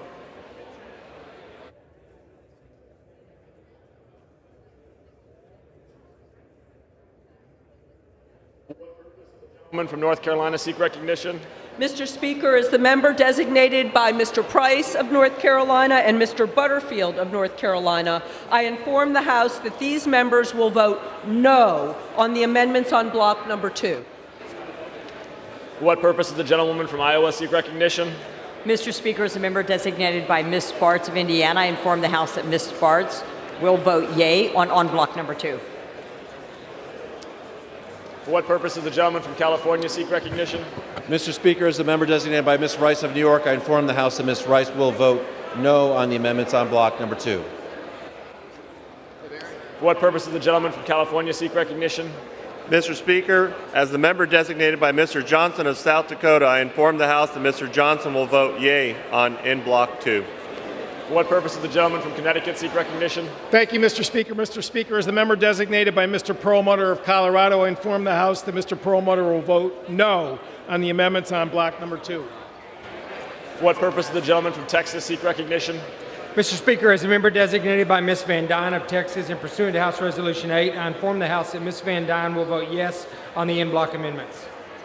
For what purpose does the gentleman from California seek recognition? Mr. Speaker, as a member designated by Marilyn Strickland of the state of Washington, I inform the House that these members, that Ms. Strickland will vote no on the amendments on block number 2. For what purpose does the gentleman from Ohio seek recognition? Thank you, Mr. Speaker. As the member designated by Mr. Amadei, I inform the House that Mr. Amadei will vote yea on in block number 2. For what purpose does the gentlewoman from New Hampshire seek recognition? Mr. Speaker, as the member designated by Representative Bustos, Representative Brownlee, and Representative Schrader, I inform the House that these members will vote no on amendments on block number 2. For what purpose does the gentleman from Mississippi seek recognition? Mr. Speaker, as a member designated by Mr. Crawford of Arkansas, I inform the House that Mr. Crawford will vote no on block 2. For what purpose does the gentlewoman from Virginia seek recognition? As a member designated by Mr. McEachin, Ms. Porter, and Ms. Bordeaux, I inform the House that these members will vote no on the amendments on block number 2. For what purpose does the gentleman from South Carolina seek recognition? Mr. Speaker, as a member designated by Mr. Wilson of South Carolina, I inform the House that Mr. Wilson will vote aye on in block number 2. For what purpose does the gentlewoman from Michigan seek recognition? As the member designated by Ms. Lawrence of Michigan and Ms. Johnson of Texas, I inform the House that these members will vote no on amendments on block number 2. For what purpose does the gentleman from Kentucky seek recognition? Mr. Speaker, as the member designated by Mr. Barr of Kentucky, I inform the House that Mr. Barr will vote yea on unblock number 2. I gave it credit. For what purpose does the gentleman from Virginia seek recognition? Mr. Speaker, as the member designated by Mr. Barrow of California, I inform the House Mr. Barrow will vote no on the amendments on block 2. For what purpose does the gentleman from Kansas seek recognition? Mr. Speaker, as a member designated by Mr. LaTurner from Kansas, I inform the House that Mr. LaTurner will vote yea on block 2. For what purpose does the gentlewoman from Delaware seek recognition? Mr. Speaker, as the member designated by Mr. Carter of the incomparable state of Louisiana, Ms. Kelly of Illinois, and Mr. Mfume of Maryland, I inform the House that these members will vote no on the amendments in block number 2. For what purpose does the gentleman from Alabama seek recognition? Mr. Speaker, as a member designated by Mr. Brooks of Alabama, I inform the House that Mr. Brooks will vote yes on in block 2. For what purpose does the gentleman from California seek recognition? Mr. Speaker, as a member designated by Chairwoman Zoe Lofgren, I inform the House that Chairwoman Lofgren will vote no on amendments on block number 2. For what purpose does the gentleman from Texas seek recognition? Mr. Speaker, as a member designated by Mr. Cawthorn, North Carolina, Mr. Fallon, Texas, Taylor, Texas, I inform the House that these three members will vote yes on en bloc number 2. For what purpose does the gentlewoman from Texas seek recognition? Mr. Speaker, as a member designated by the following members: Cuellar of Texas, Castro of Texas, Chairman Waters of California, I inform the House that these members vote no on en bloc 2. Thank you, Mr. Speaker. For what purpose does the gentleman from Michigan seek recognition? Mr. Speaker, as a member designated by Mr. Bergman from Michigan, I inform the House that Mr. Bergman will vote yes on en bloc number 2. For what purpose does the gentlewoman from Texas seek recognition? Mr. Speaker, as the member designated by Ms. Ocasio-Cortez, Ms. Bush, Ms. Tlaib, Mr. Bowman, and Mr. Khanna, I inform the House that these members will vote no on the amendments on block number 2. For what purpose does the gentleman from Tennessee seek recognition? Mr. Speaker, as the member designated by Mr. Green of Tennessee, I inform the House that Mr. Green will vote yea in block number 2. Thank you. For what purpose does the gentleman from Rhode Island seek recognition? Mr. Speaker, as the member designated by Ms. Sewell of Alabama, home to the world's largest motorcycle museum, I inform the House that Ms. Sewell will vote no on the amendments on block number 2. For what purpose does the gentleman from Pennsylvania seek recognition? Mr. Speaker, as a member designated by Representative McMorris Rogers of Washington, pursuant to House Res 8, I inform the House that Representative McMorris Rogers will vote yes on en bloc number 2. Thank you. For what purpose does the gentleman from Massachusetts seek recognition? Good morning, Mr. Speaker. As the member designated by the Honorable Mr. James Langevin of Rhode Island and pursuant to House Resolution 8, I'd like to inform the House that Mr. Langevin will vote no on agreeing to en bloc amendment number 2 offered by Representative Bonamici. Thank you. For what purpose does the gentlewoman from Missouri seek recognition? Mr. Speaker, as a member designated by Ms. Walorski of Indiana, I inform the House that Ms. Walorski will vote aye on en bloc number 2. For what purpose does the gentlewoman from New York seek recognition? Mr. Speaker, as the member designated by Chairman Gregory Meeks, I inform the House that Mr. Meeks will vote no on the amendments in block number 2. For what purpose does the gentleman from Alabama seek recognition? Mr. Speaker, as a member designated by Mr. Moore of Utah, I inform the House that Mr. Moore will vote no on en bloc number 2. For what purpose does the gentleman from Colorado seek recognition? Mr. Speaker, as the member designated by Ms. Wilson of Florida, Ms. Williams of Georgia, Mr. Torres of New York, Mr. Jeffries of New York, Mr. Delgado of New York, Mr. Deutsch of Florida, Mr. Kahale of Hawaii, I inform the House that these members will vote no on the amendments on block number 2. For what purpose does the gentleman from Michigan seek recognition? Mr. Speaker, as a member designated by Mr. Kinzinger of Illinois, I inform the House that Mr. Kinzinger will vote yea on en bloc 2. For what purpose does the gentleman from Florida seek recognition? Mr. Speaker, as the member designated by Mr. Cardenas, Lawson, Gomez, and Gallego, I inform the House that these members will vote no on the amendments en bloc number 2. For what purpose does the gentleman from Wisconsin seek recognition? Mr. Speaker, as member designated by Mr. Tom Tiffany of Wisconsin, pursuant to House Resolution 8, I inform the House Mr. Tiffany will vote aye on en bloc number 2. For what purpose does the gentleman from New Jersey seek recognition? Mr. Speaker, as the member designated by Mr. Albio Series, Mr. Connor Lamb, Ms. Ann Kirkpatrick, Ms. Bonnie Watson-Coleman, Mr. Mike Doyle, Mr. Peter Welch, Mr. Salud Carbajal, Mr. Donald Payne, and Ms. Mikey Sherrill, I inform the House that these members will vote no on the amendments on block number 2. For what purpose does the gentleman from Nebraska seek recognition? As a member designated by Mr. Pete Stauber from Minnesota, I inform the House Mr. Stauber will vote yes on block 2. For what purpose does the gentleman from California seek recognition? Mr. Speaker, as member designated by the following members, David Scott and Eric Swalwell, I inform the House that these members will vote no on amendments in block 2. For what purpose does the gentleman from Pennsylvania seek recognition? Thank you, Mr. Speaker. As a member designated by Mr. Dan Muser of Pennsylvania, I inform the House that Mr. Muser will vote yea on block number 2.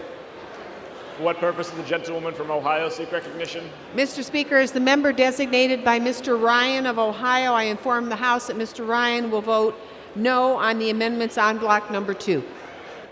For what purpose does the gentleman from Alabama seek recognition? Mr. Speaker, as a member designated by Mr. Moore of Utah, I inform the House that Mr. Moore will be voting yes on en bloc number 2. For what purpose does the gentleman from Illinois seek recognition? As the member designated by Mr. Sean Caston and Mr. Danny Davis of Illinois, I inform the House that these members will vote no on the amendments on block number 2. For what purpose does the gentleman from Utah seek recognition? Mr. Speaker, as member designated by Mr. Stewart and Curtis of Utah, I inform the House that Mr. Stewart and Curtis will vote yay on M Block 2. For what purpose does the gentleman from Virginia seek recognition? Mr. Speaker, as member designated by Mr. Blumenauer, Mr. DeSaulnier, Mr. Lowenthal, Mr. Garamendi, Ms. Sanchez, Ms. Moore, Mr. Kine, Mr. Evans, and Mr. Swazi.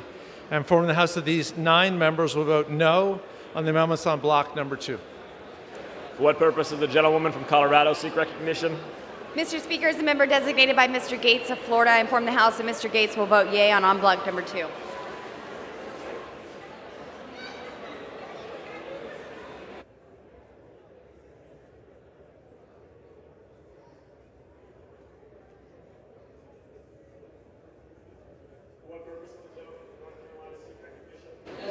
By Mr. Lukemeyer of Missouri, I inform the House Mr. Lukemeyer will vote yes on block 2.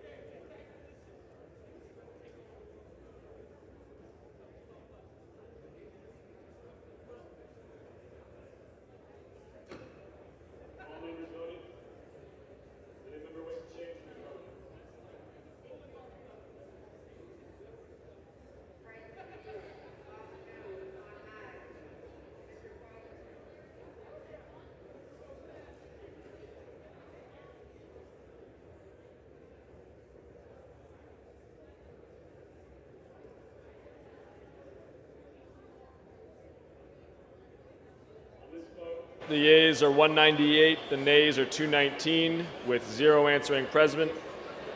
The amendments on block are not adopted. Pursuant to Clause 8 of Rule 20, the unfinished business is the question on Amendment 4, printed in Part F of House Report 117-320, offered by the gentleman from New Jersey.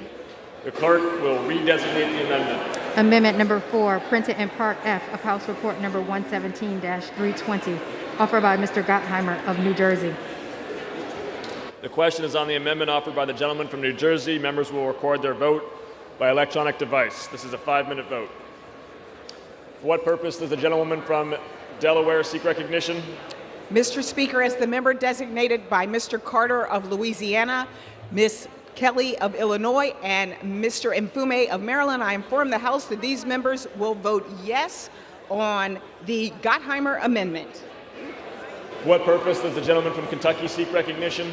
Mr. Speaker, as a member designated by Mr. Barr of Kentucky, I inform the House that Mr. Barr will vote yea on amendment number 4. For what purpose does the gentlewoman from Texas seek recognition? Mr. Speaker, as a member designated by the following members: Correa of Texas, Castro of Texas, Chairwoman Waters of California, I inform the House that these members will vote yes on the Gottheimer amendment. For what purpose does the gentleman from Ohio seek recognition? Thank you, Mr. Speaker. As a member designated by Mr. Amadei, I inform the House that Mr. Amadei will vote yea on amendment number 4. For what purpose does the gentlewoman from Texas seek recognition?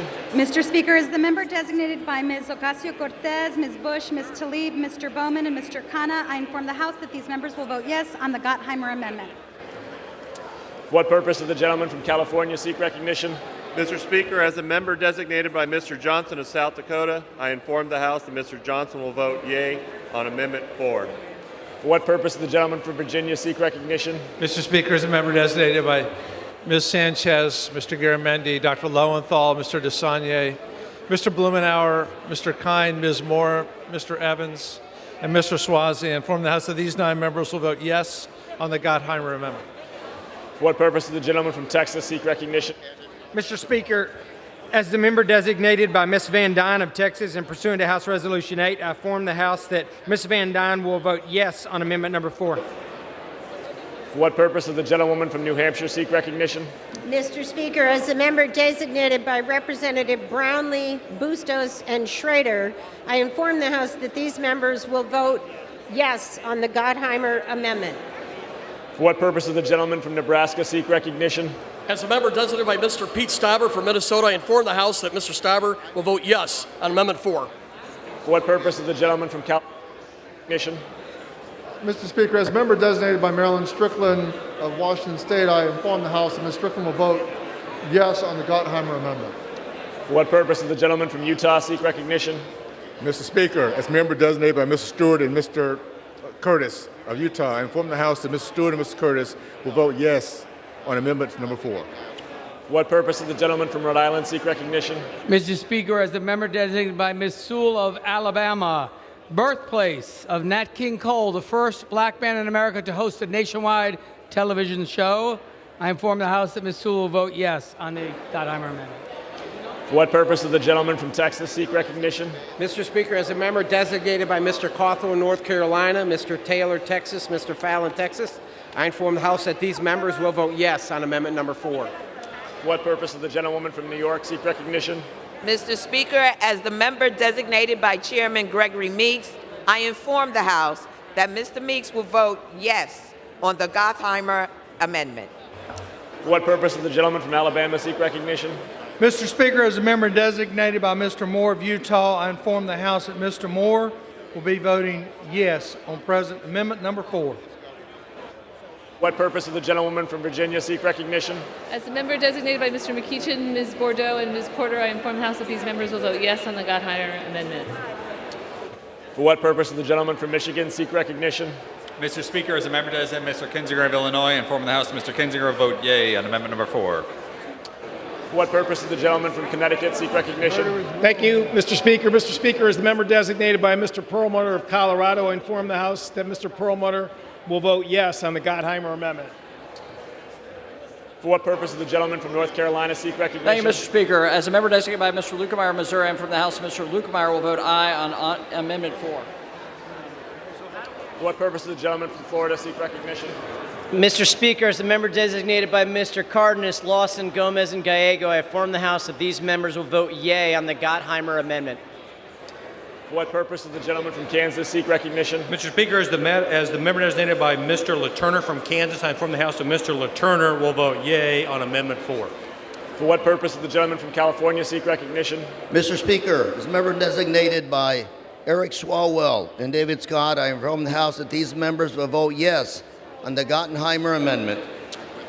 For what purpose does the gentleman from Michigan seek recognition? Mr. Speaker, as the member designated by Mr. Bergman of Michigan, I inform the House that Mr. Bergman will vote yes on amendment number 4. For what purpose does the gentleman from Colorado seek recognition? Mr. Speaker, as the member designated by Ms. Wilson of Florida, Ms. Williams of Georgia, Mr. Torres of New York, Mr. Jeffries of New York, Mr. Delgado of New York, Mr. Deutsch of Florida, Mr. Kahili of Hawaii, I inform the House that these members will vote yea on the Gottheimer Amendment. For what purpose does the gentlewoman from Iowa seek recognition? As a member designated by Ms. Sparks of Indiana, the home of the Indianapolis 500 Speedway, I inform the House that Ms. Sparks will vote yea on Amendment 4. For what purpose does the gentleman from California seek recognition? Mr. Speaker, as a member designated by Chairwoman Zoe Lofgren, I inform the House that Chairwoman Lofgren will vote yes on the Gottheimer Amendment. For what purpose does the gentleman from Missouri seek recognition? Mr. Speaker, as a member designated by Mr. Crawford of Arkansas, I inform the House that Mr. Crawford will vote yes on Gottheimer Amendment number 4. For what purpose does the gentlewoman from North Carolina seek recognition? Mr. Speaker, as the member designated by Mr. Price of North Carolina and Mr. Butterfield of North Carolina, I inform the House that these members will vote yes on the Gottheimer Amendment. For what purpose does the gentleman from Pennsylvania seek recognition? Mr. Speaker, as a member designated by Representative McMorris Rogers of Washington, pursuant to House Res 8, I inform the House that Representative McMorris Rogers will vote yes on the Gottheimer Amendment number 4. Thank you. For what purpose does the gentleman from Illinois seek recognition? As the member designated by Mr. Sean Caston and Mr. Danny Davis of Illinois, I inform the House that these members will vote yes on the Gottheimer Amendment. For what purpose does the gentleman from Tennessee seek recognition? Mr. Speaker, as the member designated by Mr. Green of Tennessee, I inform the House that Mr. Green will vote yea on amendment number 4. Thank you. For what purpose does the gentleman from Virginia seek recognition? Member designated by Mr. Barra of California. I inform the House that Mr. Barra will vote aye on the Gottheimer Amendment. For what purpose does the gentleman from Wisconsin seek recognition? Mr. Speaker, as a member designated by Mr. Tom Tiffany of Wisconsin, pursuant to House Resolution 8, I inform the House Mr. Tiffany will vote aye on the Gottheimer Amendment. For what purpose does the gentleman from New Jersey seek recognition? Mr. Speaker, as the member designated by Mr. Albio Series, Mr. Connor Lamb, Ms. Ann Kirkpatrick, Ms. Bonnie Watson-Coleman, Mr. Mike Doyle, Mr. Peter Welch, Mr. Salud Carbajal, Mr. Donald Payne, and Ms. Mikey Sherrill, I inform the House that these members will vote yes on the Gottheimer Amendment. For what purpose does the gentleman from Pennsylvania seek recognition? Thank you, Mr. Speaker. As a member designated by Mr. Muser of Pennsylvania, I inform the House that Mr. Muser will vote yea on amendment number 4. For what purpose does the gentleman from California seek recognition? Mr. Speaker, as a member designated by Ms. Rice of New York, I inform the House that Ms. Rice will vote yes on the Gottheimer Amendment. For what purpose does the gentlewoman from Missouri seek recognition? Mr. Speaker, as a member designated by Ms. Wolarski of Indiana, I inform the House Ms. Wolarski will vote aye on amendment number 4. For what purpose does the gentlewoman from Michigan seek recognition? Mr. Speaker, as the member designated by Ms. Lawrence of Michigan and Ms. Johnson of Texas, I inform the House that these members will vote yes on the Gottheimer Amendment. For what purpose does the gentleman from South Carolina seek recognition? Mr. Speaker, as a member designated by Mr. Wilson, South Carolina, I inform the House that Mr. Wilson will vote aye on amendment number 4. For what purpose does the gentleman from Massachusetts seek recognition? Good morning, Mr. Speaker. As the member designated by the Honorable Mr. James Langevin of Rhode Island and pursuant to House Resolution 8, I'd like to inform the House that Mr. Langevin will vote yes on amendment number 4 offered by Mr. Gottheimer. Thank you. For what purpose does the gentlewoman from Colorado seek recognition? Mr. Speaker, as the member designated by Mr. Gates of Florida, I inform the House that Mr. Gates will vote yea on amendment number 4.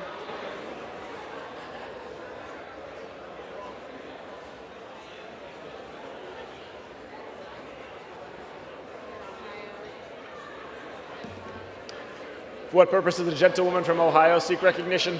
Mr. Speaker, as the member designated by Mr. Tim Ryan of Ohio, I inform the House that this member will vote yes on the Gottheimer Amendment. For what purpose does the gentleman from Alabama seek recognition? Mr. Speaker, as a member designated by Mr. Brooks of Alabama, I inform the House that Mr. Brooks will vote yes on Amendment 4.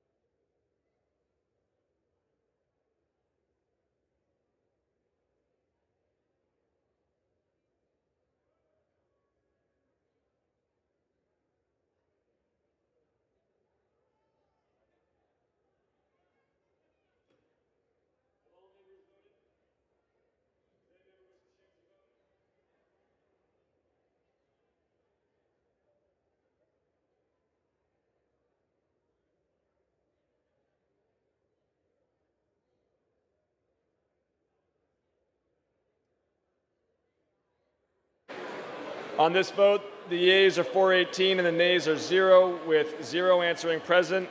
The amendment is adopted. The previous question is ordered on the bill as amended. The question is on engrossment and third reading of the bill. Those in favor say aye. Those opposed, no. The ayes have it. Third reading. Bill to amend the Community Services Block Grant Act to reauthorize and modernize the act.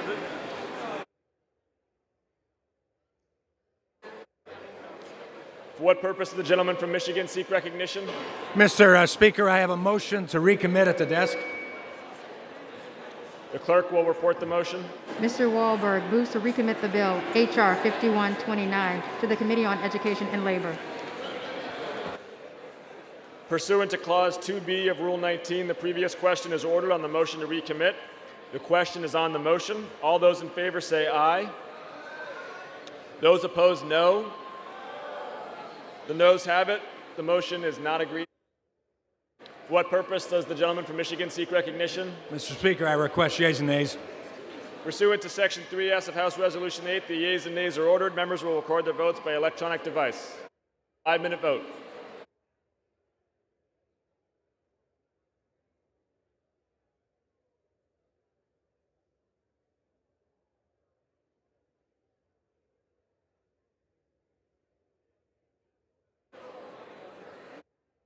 For what purpose does the gentlewoman from Colorado seek recognition?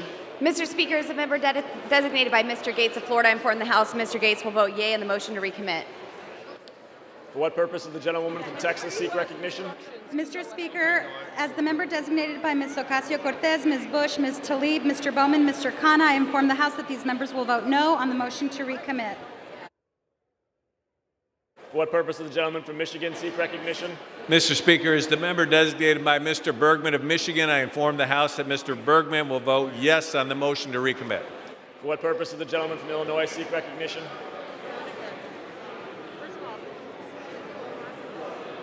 For what purpose does the gentleman from Illinois seek recognition?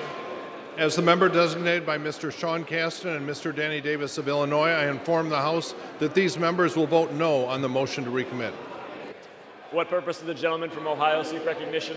Thank you, Mr. Speaker. As a member designated by Mr. Amadei, I inform the House that Mr. Amadei will vote yea on the motion to recommit. For what purpose does the gentlewoman from Texas seek recognition? Mr. Speaker, as a member designated by the following members: Cuellar of Texas, Castro of Texas, Chairwoman Waters of California, inform the House that these members will vote no on the motion to recommit. For what purpose does the gentleman from Kansas seek recognition? Mr. Speaker, as a member designated by Mr. LaTurner from Kansas, I inform the House that Mr. LaTurner will vote yea on the motion to recommit. For what purpose does the gentleman from Connecticut seek recognition?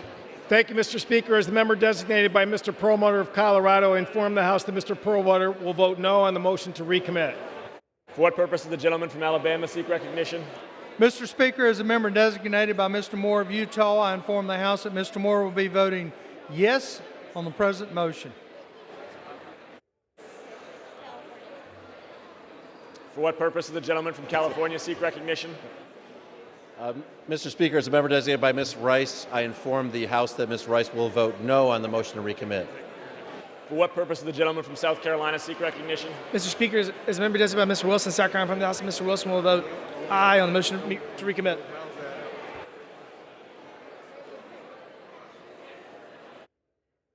For what purpose does the gentleman from California seek recognition? Mr. Speaker, as the member designated by Mr. Johnson of South Dakota, I inform the House that Mr. Johnson will vote aye on the motion to recommit. For what purpose does the gentlewoman from New Hampshire seek recognition? Mr. Speaker, as a member designated by Representatives Bustos, Brownlee, and Schrader, I inform the House that these members will vote no on the motion to recommit. For what purpose does the gentleman from Utah seek recognition? Mr. Speaker, as a member designated by Mr. Stewart and Mr. Curtis of Utah, I inform the House that Mr. Stewart and Mr. Curtis will vote yea on the motion to recommit. For what purpose does the gentleman from Texas seek recognition? Mr. Speaker, as a member designated by Mr. Cawthorn, North Carolina, Mr. Fallon, Texas, Mr. Taylor, Texas, inform the House that these members will vote yes on the motion to recommit. For what purpose does the gentleman from New Jersey seek recognition? Mr. Speaker, as the member designated by Mr. Albio Series, Mr. Connor Lamb, Ms. Ann Kirkpatrick, Ms. Bonnie Watson Coleman, Mr. Mike Doyle, Mr. Peter Welch, Mr. Salud Carbajal, Mr. Donald Payne, and Ms. Mikey Sherrill, I inform the House that these members will vote no on the motion to recommit. For what purpose does the gentleman from Nebraska seek recognition? As a member designated by Mr. Pete Stauber from Minnesota, I inform the House that Mr. Stauber will vote yes on motion to recommit. For what purpose does the gentleman from Wisconsin seek recognition? Mr. Speaker, as a member designated by Mr. Tom Tiffany, Wisconsin, pursuant to House Resolution, I inform the House Ms. Tiffany will vote aye on motion to recommit.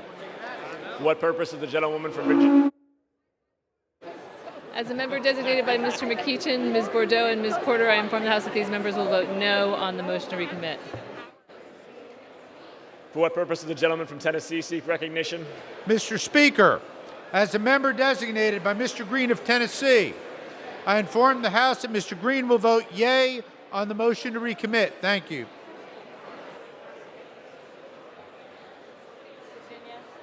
For what purpose does the gentleman from Virginia seek recognition? Mr. Speaker, as the member designated by Mr. Barra of California, I inform the House Mr. Barra will vote nay on the motion to recommit. For what purpose does the gentleman from Pennsylvania seek recognition? Mr. Speaker, as a member designated by Ms. McMorris Rogers from Washington, I inform the House that Ms. McMorris Rogers will vote yea on the motion to recommit. Thank you. For what purpose does the gentlewoman from Delaware seek recognition? Mr. Speaker, as the member designated by Mr. Carter of Louisiana and Mr. Mfume of Maryland, I inform the House that these members will vote no on the motion to recommit. For what purpose does the gentleman from Kentucky seek recognition? Mr. Speaker, as the member designated by Mr. Barr of Kentucky, I inform the House that Mr. Barr will vote yea on the motion to recommit. For what purpose does the gentleman from Rhode Island seek recognition? Mr. Speaker, as a member designated by Ms. Sewell of Alabama, I inform the House that Ms. Sewell will vote no on the motion to recommit. For what purpose does the gentleman from Missouri seek recognition? Mr. Speaker, as a member designated by Mr. Crawford of Arkansas, I inform the House that Mr. Crawford will vote yes on the motion to recommit. For what purpose does the gentleman from Virginia seek recognition? Mr. Speaker, as a member designated by Ms. Sanchez, Mr. Garamendi, Dr. Lowenthal, Mr. DeSaulnier, Mr. Blumenauer, Mr. Kine, Mr. Swastika, Mr. Evans, and Ms. Moore, and informing the House that these non-members will vote no on the motion to recommit. For what purpose does the gentleman from Texas seek recognition?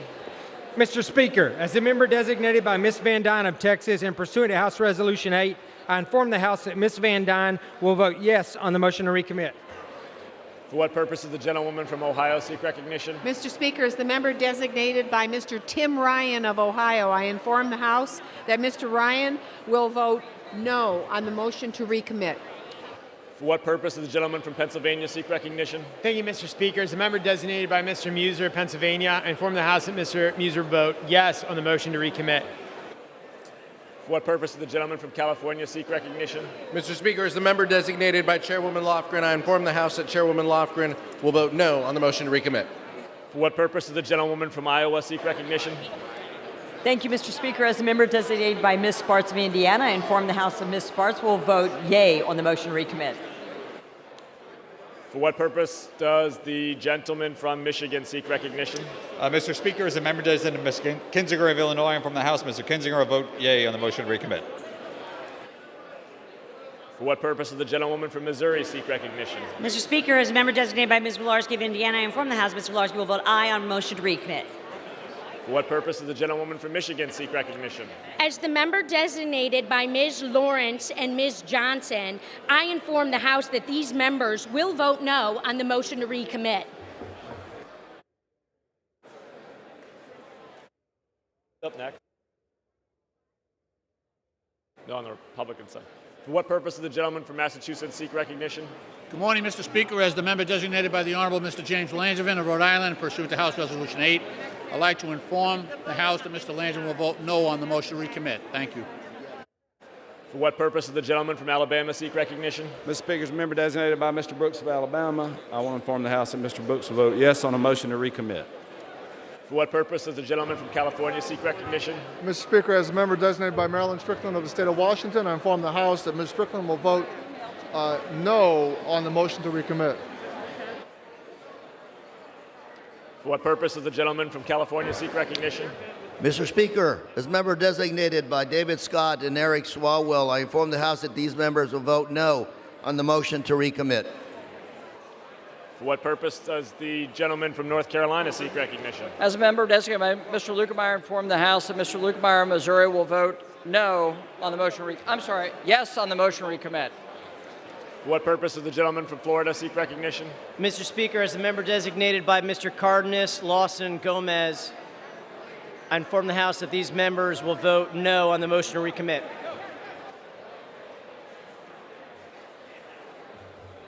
For what purpose does the gentlewoman from Delaware seek recognition? Mr. Speaker, as the member designated by Ms. Kelly of Illinois, I inform the House that Ms. Kelly will vote no on the motion to recommit. For what purpose does the gentleman from Colorado seek recognition? Mr. Speaker, as a member designated by Ms. Wilson, Ms. Williams, Mr. Torres, Mr. Jeffries, Mr. Delgado, Mr. Deutsch, and Mr. Cahaley, I inform the House that these members will vote no on the motion to recommit. For what purpose does the gentlewoman from North Carolina seek recognition? Mr. Speaker, as the member designated by Mr. Price of North Carolina, I inform the House that Mr. Price will vote no on the motion to recommit.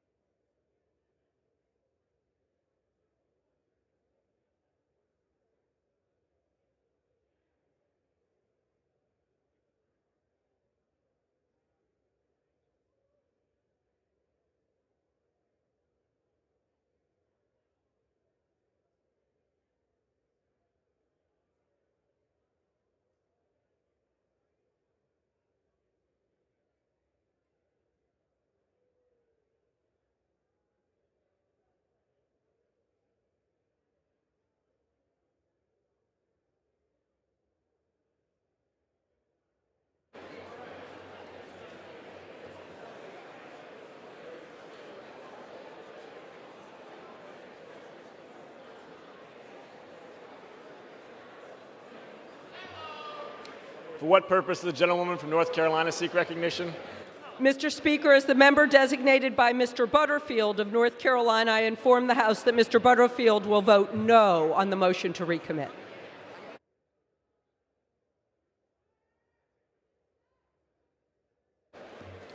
For what purpose does the gentlewoman from New York seek recognition? Mr. Speaker, as the member designated by Chairman Gregory Meeks, I inform the House that Chairman Meeks will vote no on the motion to recommit.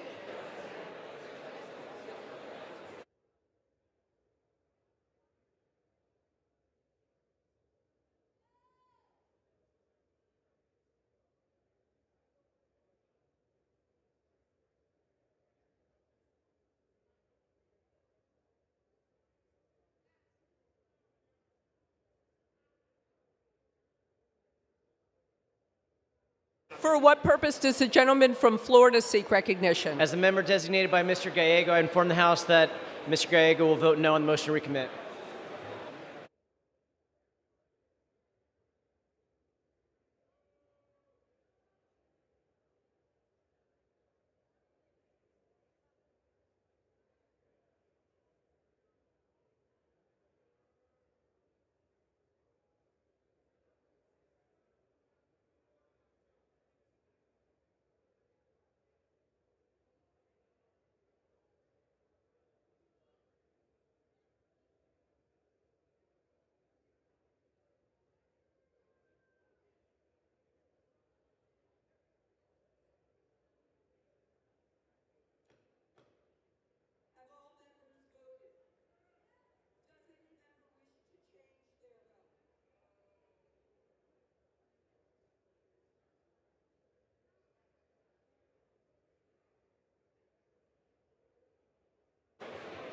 On this vote, the yeas are 201 and the nays are 216. The motion to recommit fails, is not adopted. The question is on the passage of the bill. Those in favor will say yay, those opposed, nay. Those in favor will say aye. Those opposed will say no. The ayes have it. For what purpose does the gentleman from Michigan seek Madam recognition? Speaker, yeas and nays. Pursuant to Section 3S of House Resolution 8, the yeas and nays are ordered. Members will record their votes by electronic device. This is a 5-minute vote. For what purpose does the gentleman from Illinois seek recognition? As the member designated by Mr. Sean Caston and Mr. Danny Davis of Illinois, I inform the House that these members will vote yes on H.R. 5129. For what purpose does the gentleman from South Carolina seek recognition? Madam Speaker, member designated Mr. Wilson, South Carolina, from the House. Mr. Wilson will vote nay on H.R. 5129. For what purpose does the gentleman from California seek recognition? Madam Speaker, as the member designated by Ms. Rice of New York, I inform the House that Ms. Rice will vote aye on H.R. 5129. For what purpose does the gentleman from Michigan seek recognition? Madam Speaker, as the member designated by Mr. Bergman of Michigan, I inform the House that Mr. Bergman will vote no on H.R. 5129. For what purpose does the gentleman from New Jersey seek recognition? Madam Speaker, as the member designated by Mr. Albio Series, Mr. Connor Lamb, Ms. Ann Kirkpatrick, Ms. Bonnie Watson-Coleman, Mr. Mike Doyle, Mr. Peter Welch, Mr. Salud Carbajal, Mr. Donald Payne, and Ms. Mikey Sherrill, I inform the House that these members will vote yes on H.R. 5129. For what purpose does the gentleman from Pennsylvania seek recognition? Thank you, Madam Speaker. As a member designated by Mr. Dan Muser of Pennsylvania, I inform the House that Mr. Muser will vote yay on H.R. 5129. For what purpose does the gentlewoman from Virginia seek recognition? As a member designated by Mr. McEachin, Ms. Porter, and Ms. Bordeaux, I inform the House that these members will vote yes on H.R. 5129. For what purpose does the gentleman from Ohio seek recognition? Thank you, Madam Speaker. As a member designated by Mr. Amadei, I inform the House that Mr. Amadei will vote nay on H.R. 5129. For what purpose does the gentlewoman from Texas seek recognition? Madam Speaker, as a member designated by the following members: Correa of Texas, Castro of Texas, Chairwoman Waters of California, I inform the House that these members will vote yes on H.R. 5129. Thank you, Madam Speaker. For what purpose does the gentleman from Pennsylvania seek recognition? Madam Speaker, as a member designated by Ms. McMorris Rogers, I inform the House that Ms. McMorris Rogers will vote no on H.R. 5129. Thank you. For what purpose does the gentlewoman from Texas seek recognition? Madam Speaker, as the member designated by Ms. Ocasio-Cortez, Ms. Bush, Ms. Tlaib, Mr. Bowman, Mr. Khanna, I inform the House that these members will vote yes on H.R. 5129. For what purpose does the gentleman from Kentucky seek recognition? Madam Speaker, as a member designated by Mr. Barr of Kentucky, I inform the House that Mr. Barr will vote nay on H.R. 5129. For what purpose does the gentleman from Massachusetts seek recognition? Good afternoon, Madam Speaker. As the member designated by the Honorable Mr. James Langevin of Rhode Island and pursuant to House Resolution 8, I'd like to inform the House that Mr. Langevin will vote yes on passage of H.R. 5129. Thank you. For what purpose does the gentleman from Texas seek recognition? Madam Speaker, as a member designated by Mr. Cawthorn, North Carolina, Mr. Taylor, Texas, Mr. Fallon, Texas, I inform the House that these members will vote no on H.R. 5129. For what purpose does the gentlewoman from Delaware seek recognition? Madam Speaker, as the member designated by Ms. Kelly of Illinois, Mr. Carter of Louisiana, and Mr. Mfume of Maryland, I inform the House that these members will vote yes on H.R. 5129. For what purpose does the gentleman from Alabama seek recognition? Madam Speaker, as a member designated by Mr. Brooks of Alabama, I inform the House that Mr. Brooks will vote no on H.R. 5129. For what purpose does the gentleman from Virginia seek recognition? Madam Speaker, as the member designated by Mr. Berra of California, I inform the House that Mr. Berra will vote aye on H.R. 5129. What purpose does the gentleman from North Carolina seek recognition? Madam Speaker, as a member designated by Mr. Lukemeyer of Missouri, I inform the House that Mr. Lukemeyer will vote no on H.R. 5129. Madam Speaker, as member designated by Eric Swalwell and David Scott, I inform the House that these members will vote yes on H.R. 5129. For what purpose does the gentleman from Nebraska seek recognition? As a member designated for Mr. Pete Stauber, I inform the House that Mr. Stauber from Minnesota will vote no on H.R. 5129. For what purpose does the gentleman from Rhode Island seek recognition? Madam Speaker, as the member designated by Ms. Sewell of Alabama, the state whose land is 70% covered by forests, I inform the House that Ms. Sewell will vote yes on H.R. 5129. For what purpose does the gentlewoman from Missouri seek by Mr. Lorski of recognition? Indiana, I inform the House that Ms. Lorski will vote nay on H.R. 5129. Does the gentleman from California seek recognition? Madam Speaker, as the member designated by Marilyn Strickland of the state of Washington, I inform the House that Ms. Strickland will vote yes on H.R. 5129. For what purpose does the gentlewoman from Colorado? As a member designated by the Honorable Matt Gaetz of Florida, I inform the House that Matt will vote nay on H.R. 5129. Members will be reminded that they should wait until they've been recognized. For what purpose does the gentlewoman from Michigan seek recognition? Madam Speaker, as the member designated by Ms. Lawrence and Ms. Johnson, I inform the House that these members will vote yes on H.R. 5129. For what purpose does the gentleman from Texas seek recognition? Madam Speaker, as a member designated by Ms. Van Dyne of Texas and pursuant to House Resolution 8, I inform the House that Ms. Van Dyne will vote no on H.R. 5129. For what purpose does the gentleman from Connecticut seek recognition? Thank you, Madam Speaker. As the member designated by Mr. Perlmutter of Colorado, I inform the House that Mr. Perlmutter will vote yes on H.R. 5129. For what purpose does the gentleman from Colorado seek recognition? California, seek recognition. Madam Speaker, as the member designated by Mr. Johnson of South Dakota, I inform the House that Mr. Johnson will vote nay on H.R. 5129. For what purpose does the gentlewoman from Ohio seek recognition? Madam Speaker, as the member designated by Mr. Tim Ryan of Ohio, I inform the House that Mr. Ryan will vote yes on H.R. 5129. Thank you. For what purpose does the gentleman from Utah seek recognition? Madam Speaker, as a member designated by Mr. Stewart and Mr. Curtis of Utah, I inform the House that Mr. Stewart and Mr. Curtis will vote nay on H.R. 5129. For what purpose does the gentlewoman from New Hampshire seek recognition? Madam Speaker, as the member designated by Representative Brownlee, Bustos, and Schrader, I inform the House that these members will vote yes on H.R. 5129. For what purpose does the gentleman from Tennessee seek recognition? Madam Speaker, as the member designated by Mr. Green of Tennessee, I inform the House that Mr. Green will vote nay on H.R. 5129. Thank you. For what purpose does the gentlewoman from New York seek recognition? Madam Speaker, as the member designated by Chairman Gregory Meeks of New York, I inform the House that Mr. Meeks will vote yes on H.R. 5129. For what purpose does the gentleman from Kansas seek recognition? Madam Speaker, as a member designated by Mr. LaTurner from Kansas, I inform the House that Mr. LaTurner will vote nay on H.R. 5129. For what purpose does the gentleman from Florida seek recognition? Madam Speaker, as the member designated by Mr. Cardenas, Lawson, Gomez, and Gallego, I inform the House that these members will vote yea on H.R. 5129.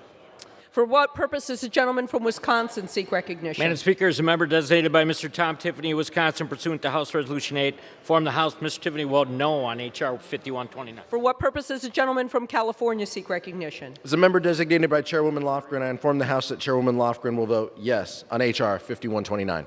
For what purpose does the gentleman from Missouri seek recognition? Madam Speaker, as a member designated by Mr. Crawford of Arkansas, I inform the House that Mr. Crawford will vote no on passage of H.R. 51 Community Service Block Grant Modernization Act. For what purpose does the gentleman from Colorado seek recognition? Madam Speaker, as the member designated by Ms. Wilson, Ms. Williams, Mr. Torres, Mr. Jeffries, Mr. Delgado, Mr. Deutsch, and Mr. Cahaley, I inform the House that these members will vote yea on H.R. 5129. For what purpose does the gentleman from Alabama seek recognition? Madam Speaker, as a member designated by Mr. Moore of Utah, I inform the House that Mr. Moore will be voting no on H.R. 5129. Thank you. For what purpose does the gentleman from Virginia seek recognition? Madam Speaker, as a member designated by Ms. Moore of Wisconsin, Ms. Sanchez, Mr. DeSaulnier, Dr. Lowenthal, Mr. Garamendi, Mr. Blumenauer, Mr. Evans, Mr. Swazi, and Mr. Kind. I inform the House that these 9 members will vote yes on H.R. 5129. Michigan. For what purpose does the gentleman from Michigan seek recognition? Madam Speaker, as the member designated by Mr. Kinzinger of Illinois, I inform the House Mr. Kinzinger will vote yea on H.R. 5129.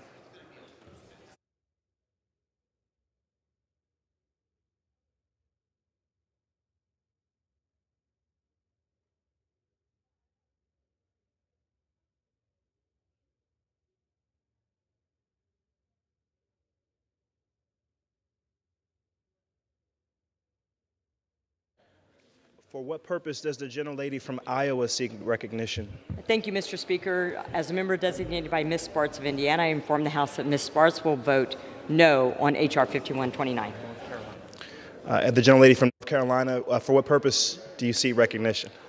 Mr. Speaker, as the member designated by Mr. Price of North Carolina and Mr. Butterfield of North Carolina, I inform the House that these members will vote yes on H.R. 5129.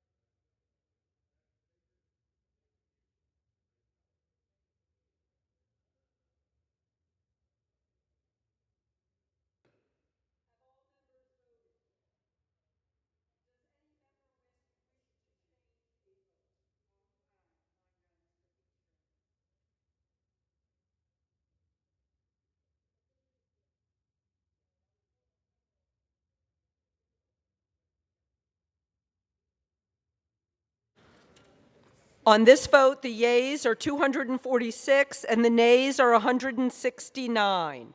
The bill is passed. Without objection, a motion to reconsider is laid on the table. For what purpose does the gentleman from Oklahoma seek recognition? Madam Speaker, I ask unanimous consent that I may hereafter be considered as the first sponsor of H.R. 7648, a bill originally introduced by Representative Young of Alaska for the purposes of adding co-sponsors and requesting reprintings pursuant to Clause 7 of Rule 12. Without objection, so ordered. Thank you, Madam Speaker. Thank you.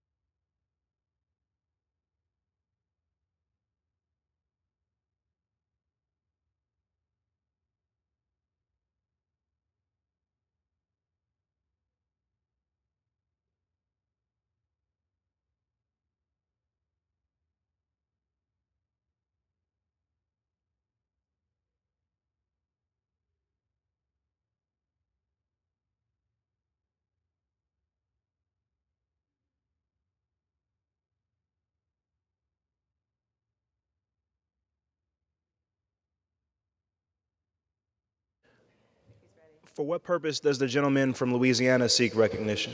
Mr. Speaker, I ask unanimous consent to speak out of order for the purpose of inquiring to the Majority Leader the schedule for next week. Without objection, the gentleman is recognized. Also ask unanimous consent to revise and extend my remarks. Without objection. Thanks. With that, Mr. Speaker, I'm happy to yield to my friend, the gentleman from Maryland, the House Majority Leader. I thank the Republican whip for yielding. Mr. Speaker, on Monday, the House will meet at 12 p.m. for morning hour and 2 p.m. for legislative business, with votes postponed until 6:30 p.m. On Tuesday, the House will meet at 9 a.m. and will recess shortly thereafter. At approximately 11 a.m., the House will meet in joint session with His Excellency Ms. Takiosis, the Prime Minister of the Hellenic Republic, Greece. Votes are expected in the House on Tuesday thereafter. On Wednesday, the House will meet at 12 p.m. for legislative business. On Thursday, the House will meet at 9 a.m. for legislative business. The House will consider Chairman Scott's H.R. 7309, the Workforce Innovation and Opportunity Act of 2022, which is an important part of the Make It in America agenda. Now more than ever, business needed skilled workers, and it is essential that we reauthorize WIOA to expand access to skills training for high-demand, high-wage jobs. Mr. Speaker, the House will also consider H.R. 7688, the Consumer Fuel Price Gouging Prevention Act, introduced by Representatives Kim Schreier and Katie Porter. This critical legislation seeks to give the Federal Trade Commission greater authority to rein in excessive gas prices. This bill would protect consumers against irresponsible actors in oil and gas who would artificially inflate prices for extra profit, and it will help Americans struggling with higher energy costs. Mr. Speaker, the House will also consider two bills under suspension of the rules in recognition of National Police Week. Mr. Speaker, 23,229 of our fellow citizens have lost their lives over the course of the existence of our country in law enforcement, in doing their duties, in protecting us and protecting our property. The first of those bills is H.R. 6943, the Public Safety Officer Support Act, bipartisan legislation that would expand eligibility for the Public Safety Officers Benefit Program to include stress and trauma-related injuries and death by suicide for law enforcement officers and their families. Tragically, Mr. Speaker, that happens too often as a result of the trauma and stress which our police officers around the country confront. The second bill is H.R. 2992, the TBI and PTSD Law Enforcement Training Act. Bipartisan legislation, Mr. Speaker, that would require the Department of Justice to develop crisis intervention training tools for law enforcement agencies so they can better equip officers to respond to individuals with traumatic brain injuries and post-traumatic stress disorder, some of the most dangerous confrontations that our officers have. The House will also consider, Mr. Speaker, H.R. 6531, the Targeting Resources to Communities in Need Act of 2022, sponsored by Jim Clyburn and Hal Rogers, the ranking member on the Appropriations Committee. Unfortunately, that failed on suspension, so it's coming back under rule.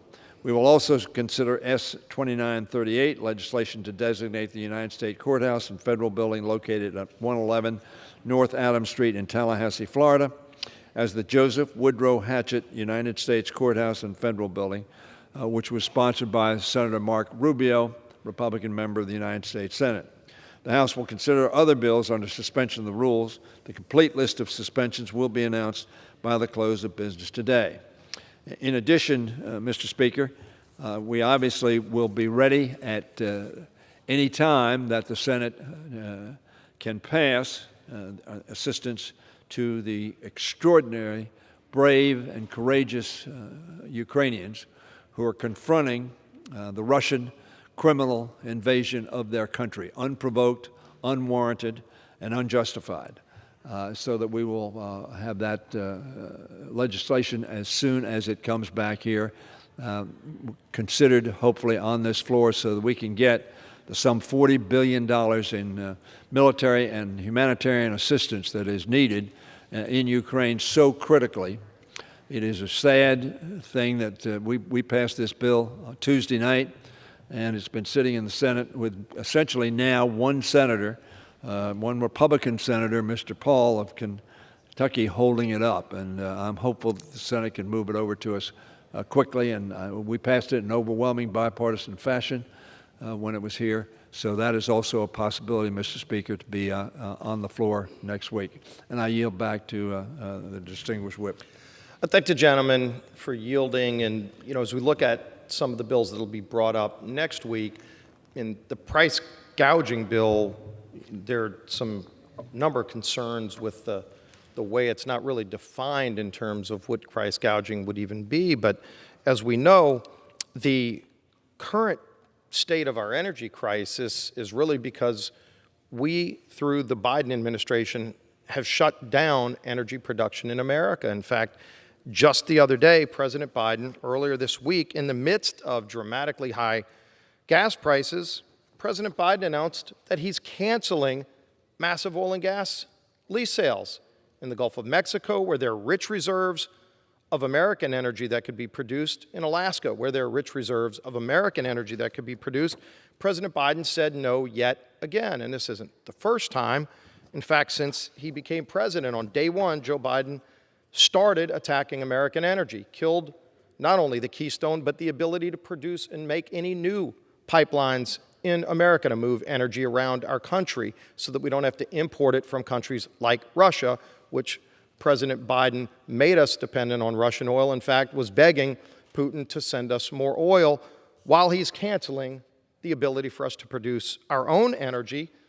You've seen other steps that the president's taken all throughout his presidency to make it almost impossible to produce American energy, to move American energy, to export American energy. LNG permits that are sitting on the desk waiting to be signed for over a year, not a single new LNG export permit to help not just America lower our energy prices, but to help our friends around the world, especially in Europe, not need to get energy from bad actors like Putin.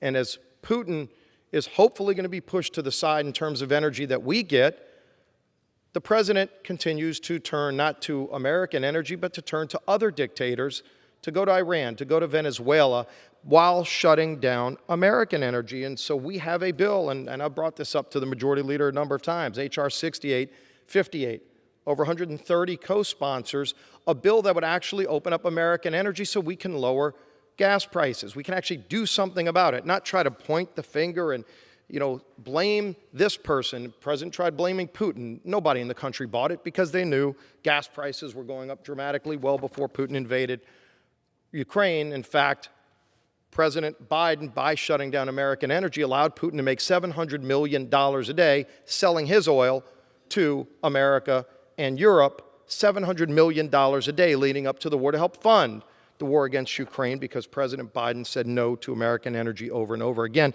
This bill would actually fix that. Now, when you look at the price gouging bill, first of all, Senator Granholm, the Secretary of Energy, was asked in a committee hearing recently, just about 2 weeks ago, if there was price gouging. She said, quote, "I'm not sure anyone is saying there is wholesale gouging."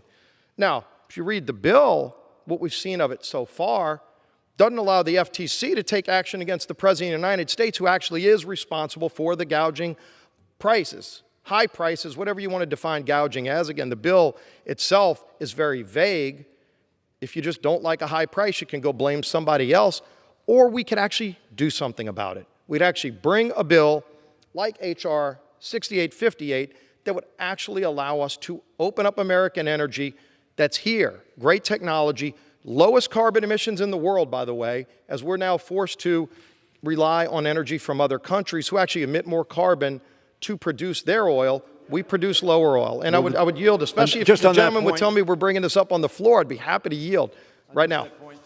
The gentleman mentioned this the last time we had a colloquy and pointed out that the drilling and processing of petroleum products are the cleanest in the world.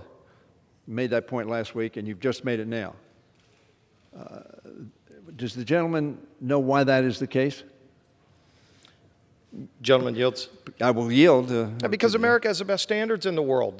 Correct. America knows how to do it better. And by the way, it's American innovation that has opened up the ability to produce more energy cleaner than anyone else in the world.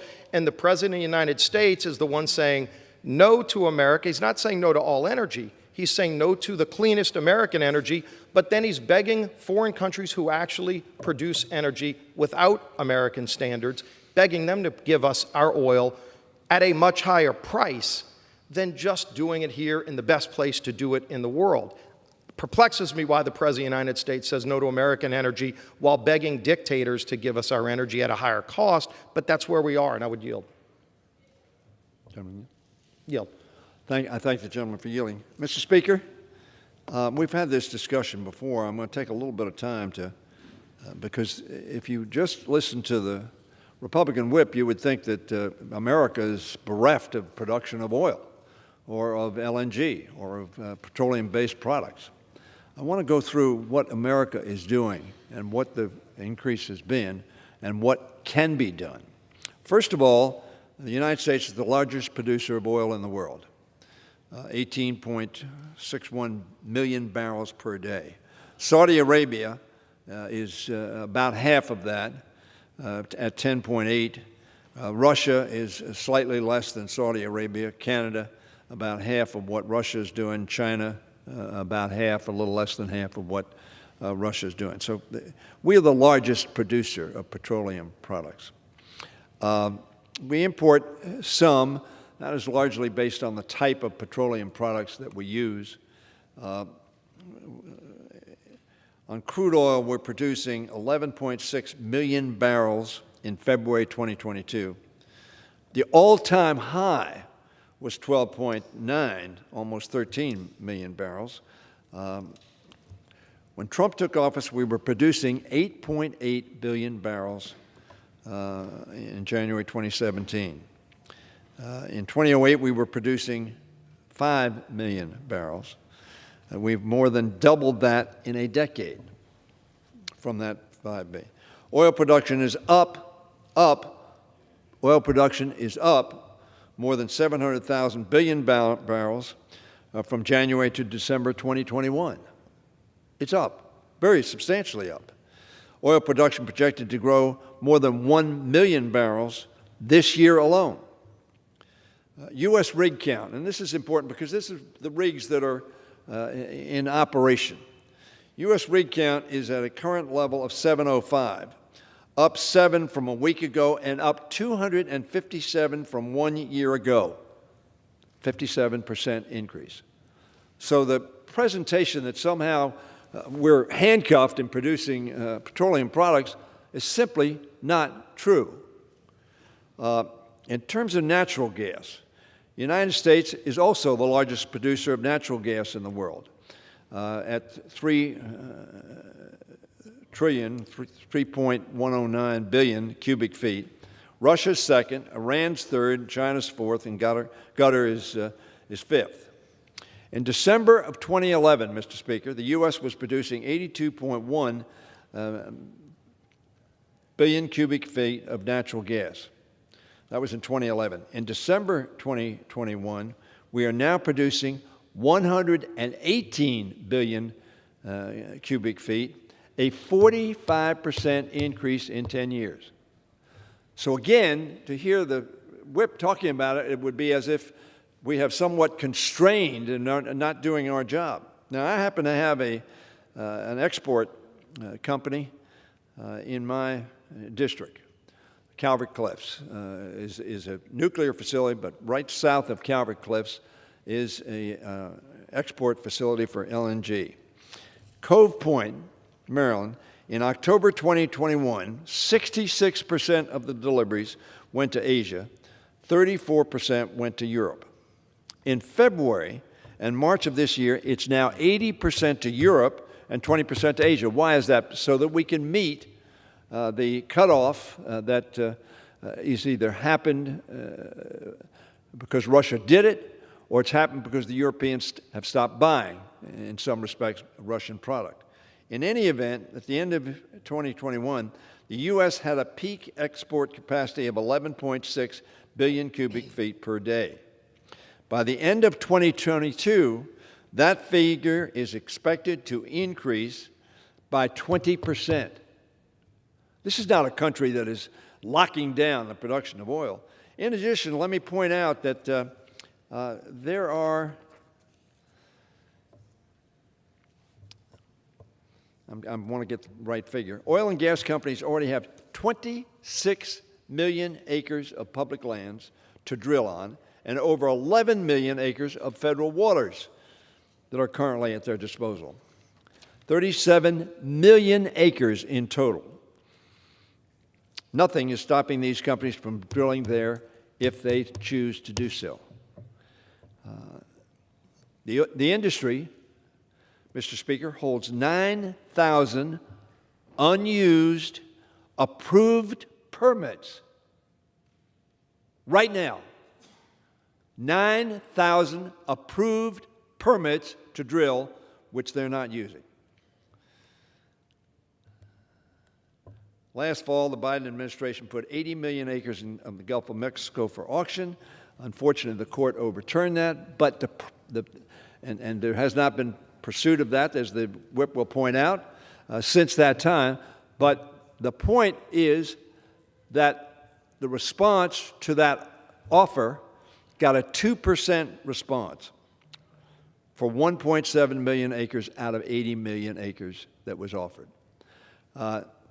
Now, the reason I took some time to go through these figures, nobody ought to be confused by the fact that what we're experiencing is a cause of the President's proper view on we need to move to alternative fuels, proper view that we need to, as the whip has pointed out, have safe production, safe processing, energy efficient, but also environmentally sensitive production of our oil products, all of which we're doing. And I want to make it very clear that my personal view is we need to make sure that Europe has product, period, for national security reasons, as well as this whip points out, Mr. Speaker, for environmental reasons. But there ought to be no confusion that oil production in this country is doing very, very well. Now, why do some companies say they're not producing a lot? Because they're making a lot of money, a lot of profits, and buying back stock. That enhances the value of that stock, enhances the value of the company, and enhances the value of being a CEO. I don't criticize them for that. But very frankly, we're at war.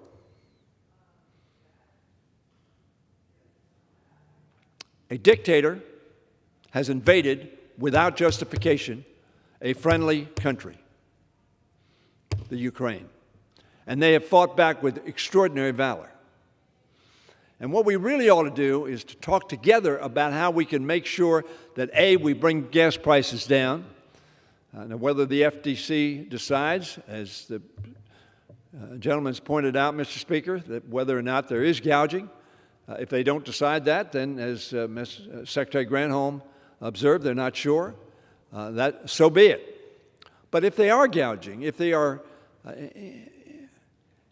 incorrectly charging consumers a higher price just because they can, then we ought to know about that.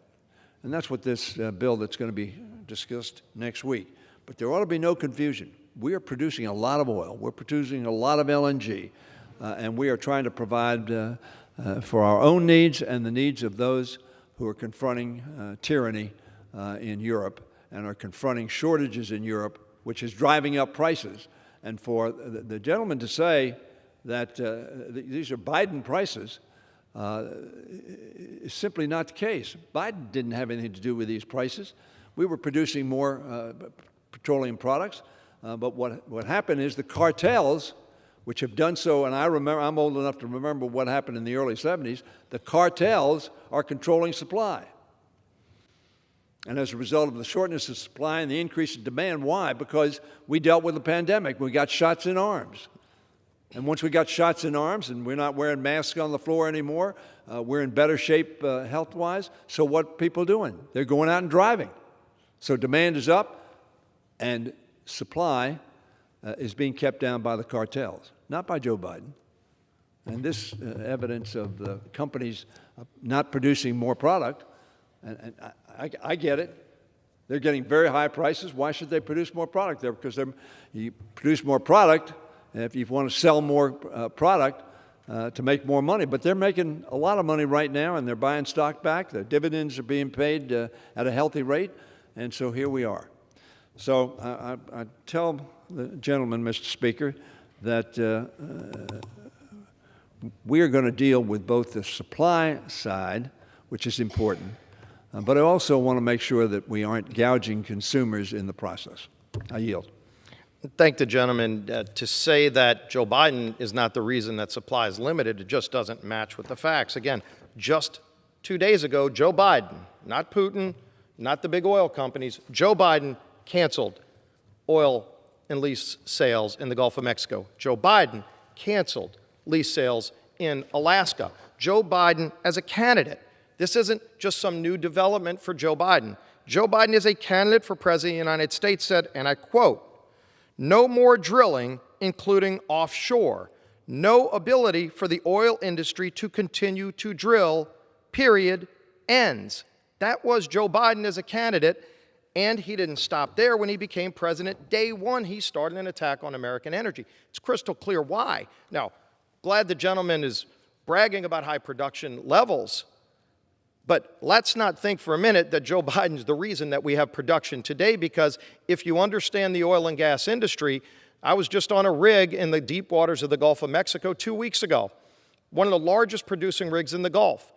Do you know that rig got its first lease in 2002, and it took about 10 years to get the first oil? Now, they put private money, all private money, over $10 billion of private money into developing those leases, and there were many leases and permits along the way to finally get to the point where they could actually bring oil out of the ground, making money to pay back the $10+ billion, but to ultimately get to a point where they could produce over 130,000 barrels today.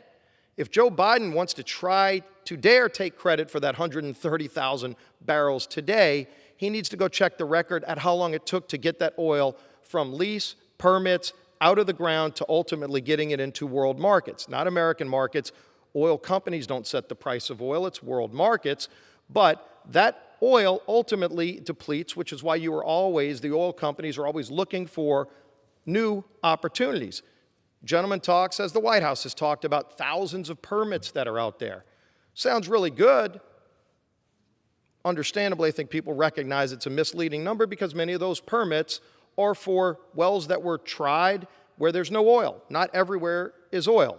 And so you buy leases to go explore. It's called exploration for a reason. If it was known reserves, if you go drill right under a gas tank, you'll find oil. But if you want to find oil out amongst the natural resources that leases are issued for, you do test wells, you do seismic engineering. By the way, that takes years to ultimately go through the process of permitting.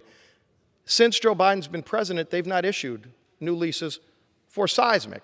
So you might have a 3-mile by 3-mile lease in the Gulf of Mexico that you paid millions of dollars to the federal government 4 years ago, and you're continuing to try to explore that 3 miles by 3 miles that the federal government was happy to take the money for, but you can't even get a permit from the federal government today to explore that lease.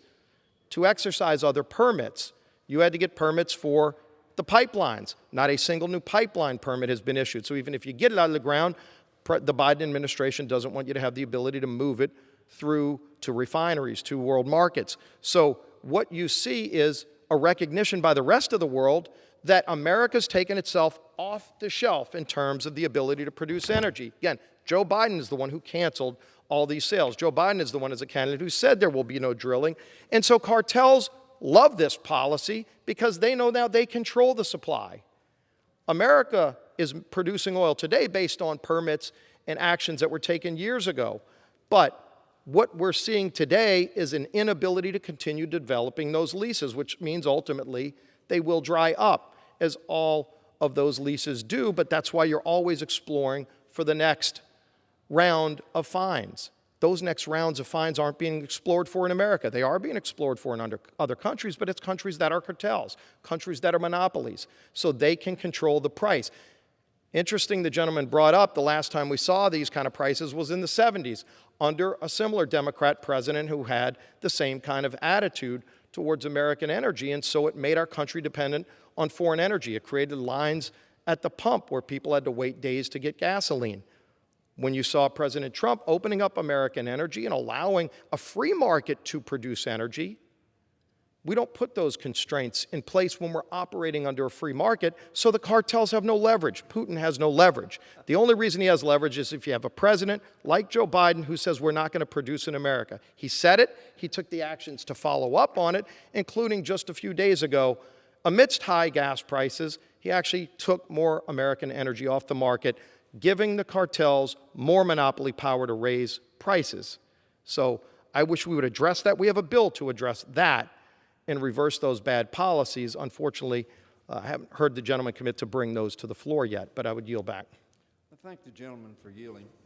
Mr. Speaker, it is unfortunate that at a time of war that we spend all the time blaming our own president. It is unfortunate that when the Europeans put themselves over the objections of numerous administrations in a place where they had dependence on Russia. Russia has no leverage over us. We don't need Russia for energy. As a matter of fact, we voted overwhelmingly stop buying any petroleum products from Russia, which I supported strongly. And on this side of the aisle and that side of the aisle, we supported that strongly. The fact of the matter is the gentleman refuses to recognize 80 million acres. Now, it was overturned by the courts later. 80 million acres. He says all these people want to produce and they want to look to new places and they want to find oil someplace. 2% response. 1.7 million acres out of 80 million acres were bid on. That doesn't sound to me like a stampede to find. But let me tell you what he doesn't tell the American people, Mr. Speaker, when he's making that presentation. And you would think that the Biden administration has clamped things down. They are. The Biden administration approved more drilling permits in 2021 than the Trump administration approved in the first 3 years they were in office. Let me say that again. The Biden administration approved more permits in the first year of their term than the Trump administration did in the first 3 years of their term. So when he says, oh, the Biden administration is shutting it down, and that's why we have the problem because Russia, second, third producer of petroleum products in the world, is an irresponsible dictatorship run by one man, essentially, who wants to use petroleum products as leverage. And he had leverage on the Europeans. He had leverage, certainly, on the Ukrainians. They used energy as a bludgeon. And in addition to that, the oil companies were making huge profits as these prices kept going up. So they didn't go out and do a lot of drilling. They didn't bid on a lot of new opportunities that maybe they could have produced oil on. They didn't bother. Why? Because they were making so much money. Now, I'm not one that wants to, that's a business judgment. But the effect of not doing it meant that we had, as demand went up, a lesser of a supply, not just from their actions, but from the actions of the Saudis and others in the cartel. Again, 3 times as many permits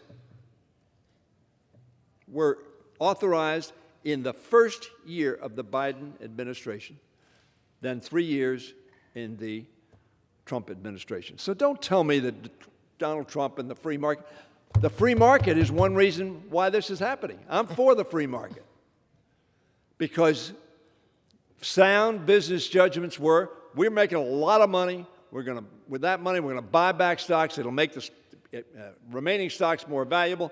We're going to pay good dividends. Our stock values are going to go up, and everybody's happy, except the consumer, of course, who, because supply on the world markets, and it's a world market price, it's not Biden's price, it's a world market price, have gone up because demand is up and supply is down.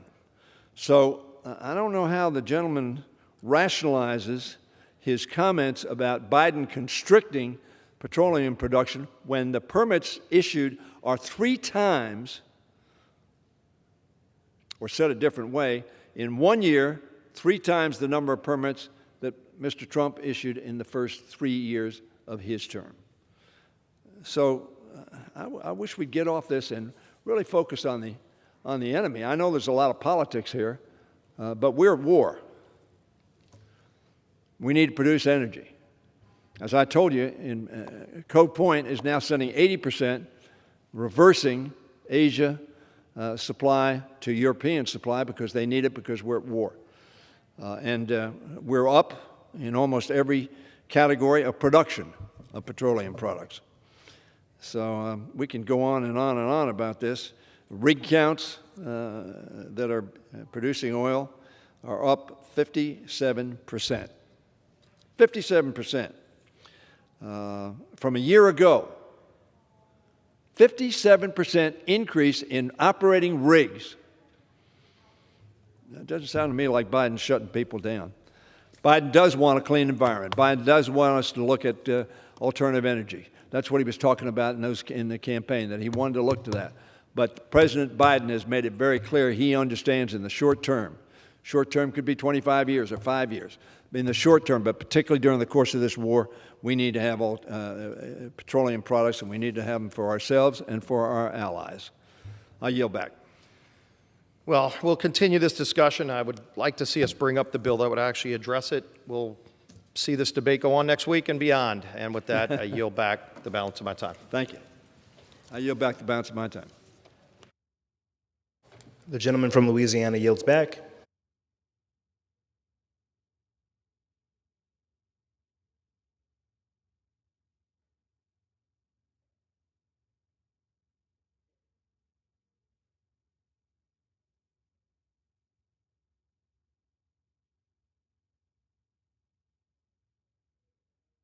Request for 1-minute speeches. Gentlemen from Ohio seek recognition. I ask unanimous consent to address the House for 1 minute to revise and extend my remarks. Without objection. Thank you. Thank you, Mr. Speaker. As spring moves into full bloom, new life is bursting forth along the southernmost shore of the Great Lakes along Lake Erie. Over 100,000 nature tourists are flocking to the Ottawa and Cedar Point federal wildlife refuges adjacent to McGee Marsh and Maumee Bay State Park. Nearby fresh waters hum with new life, pickerel, perch, even salmon. This week, our region is celebrating the 30th anniversary of what has grown into the biggest week in American birding. Over 100,000 visitors head to our northern Ohio heartland region for fishing, boating, hiking, and yes, bird watching to fully welcome and celebrate the vast array of two-winged creatures that fly and thrive along our freshwater coast and wetlands. Bald eagles, egrets, trumpeter swans, blue herons, indeed every species one might imagine.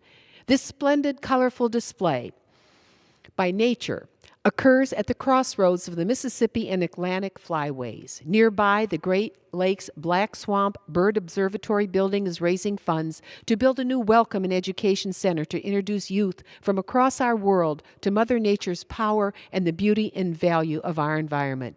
Nature tourism is not only healthy, it gives an over $40 million economic boost to our region just during May.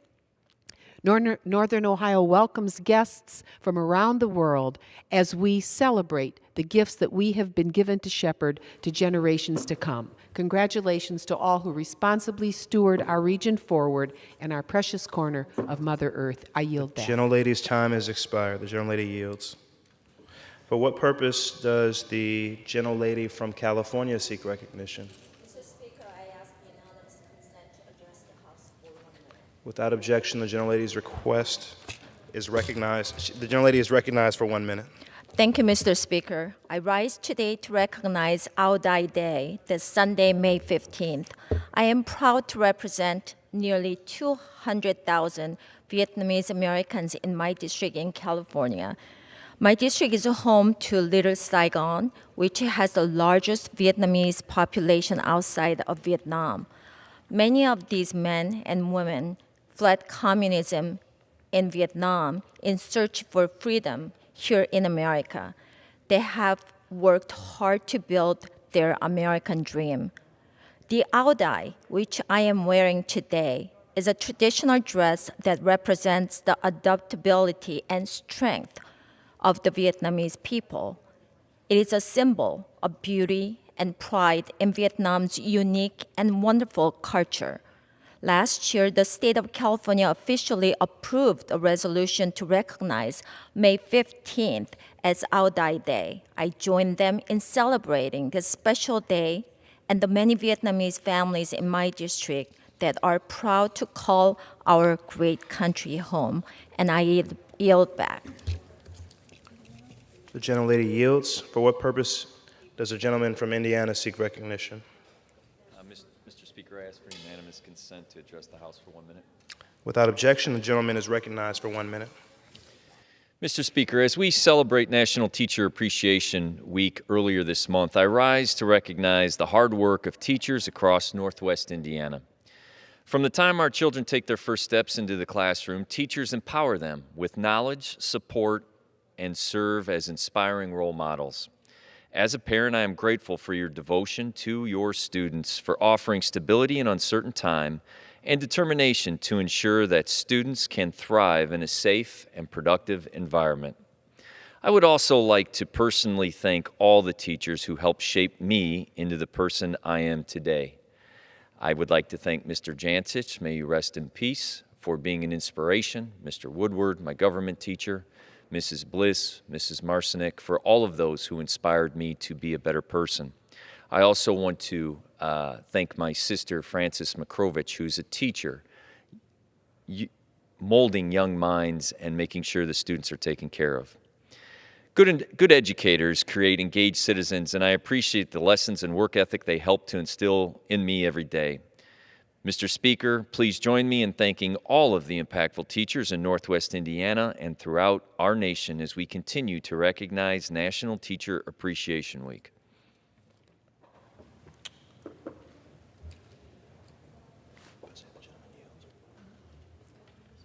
For what purpose does the gentleman from Wisconsin seek recognition? I'd like to speak for a minute. Without objection, the gentleman is recognized for 1 minute. As we break for the weekend, I'd like to remind the other members of this body that when we come back, there is no greater crisis this country faces than the crisis at the border.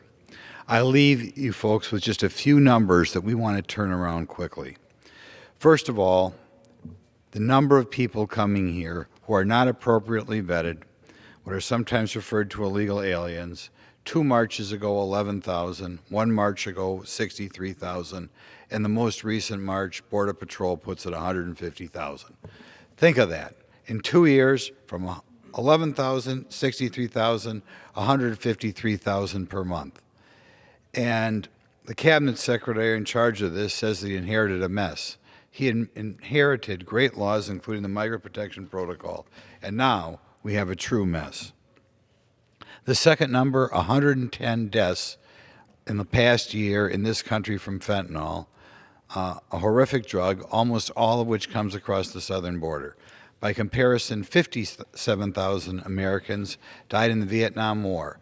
Twice as many people die every year in this country from illegal drug overdoses as died in 12 years in the Vietnam War.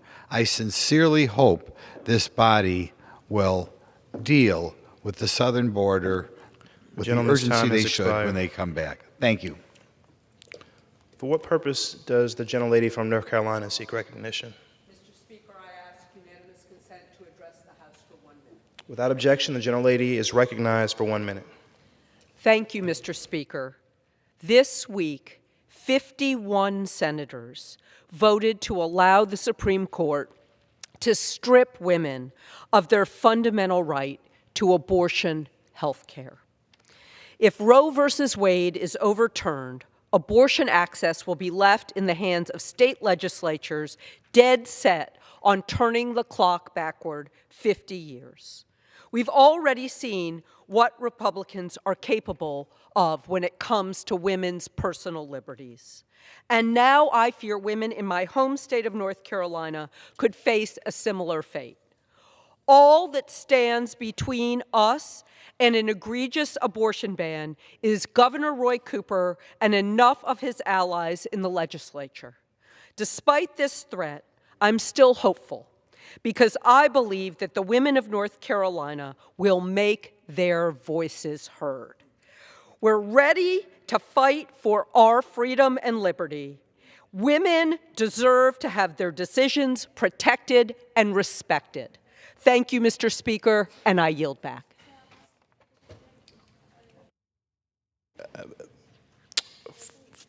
For what purpose does the gentleman from Kentucky seek recognition? Without objection, the gentleman is recognized for 1 minute. Mr. Speaker, I rise to honor my very dear friend, Bill Jones of Paducah, Kentucky, upon his retirement from U.S. Bank. Over 37 years with U.S. Bank, Bill took on numerous leadership posts with the company and thrived in each role.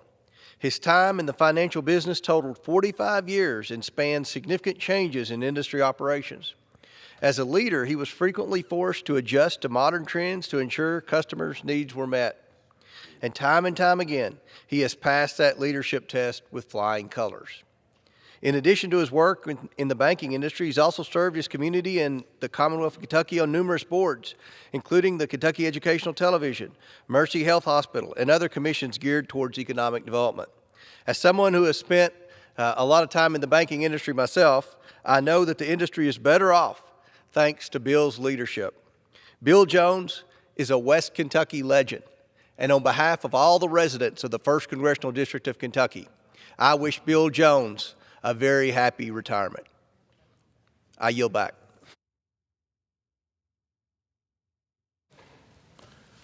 Are there any further requests for 1 minute speeches?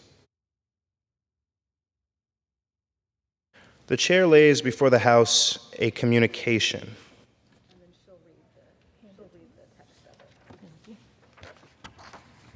The Honorable, the Speaker, House of Representatives, Madam, pursuant to Section 3S of House Resolution 8, following consultation with the Office of Attending Physician, a right to provide you further notification that the public health emergency due to the novel coronavirus SARS-CoV-2 remains in effect. Signed sincerely, William J. Walker, Sergeant at Arms. The chair announces the extension pursuant to Section 3 of House Resolution 8 and effective May 15, 2022, of the covered period designated on January 4, 2021.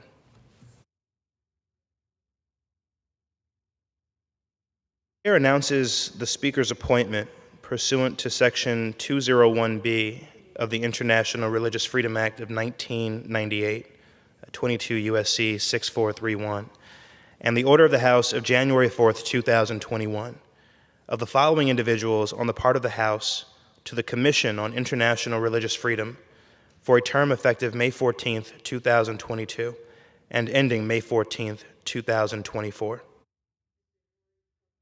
Of Virginia, Mr. Frank R. Wolf of Vienna, Virginia, to succeed Ms. Anurima Bergarva of Chicago, Illinois, Mr. David G. Curry of Corona del Mar, California, to succeed Dr. James W. Carr of Searcy, Arkansas. The chair lays before the House a communication.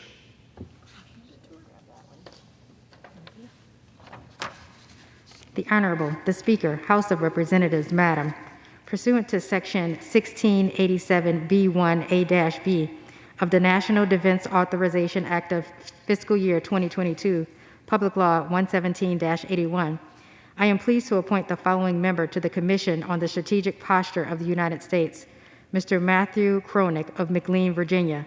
Signed sincerely, Kevin McCarthy, Republican Leader. The chair lays before the House a communication.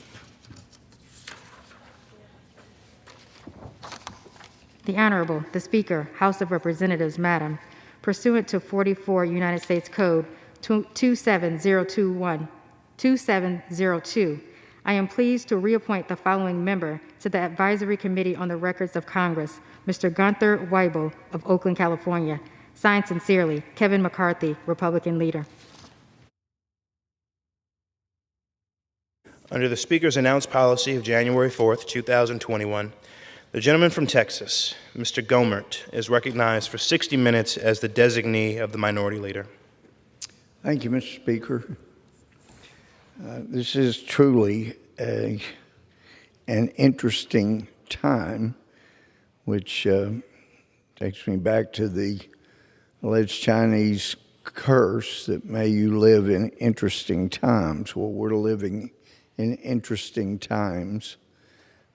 Growing up, hearing the term pot calling the kettle black, it's a colloquialism, but another term, and I brought this up years ago here on the House floor about gaslighting.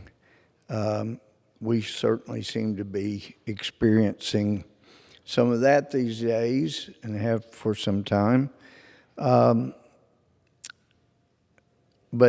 to have the Secretary of Homeland Security, seems to be an intelligent person, come and testify under oath with a straight face that the border is secure and not be satisfied with that, but refer to the Trump administration as having dismantled the immigration system, the ability to secure the border, when exactly the opposite is what was occurring. And exactly the opposite is what is occurring now. It's not secured.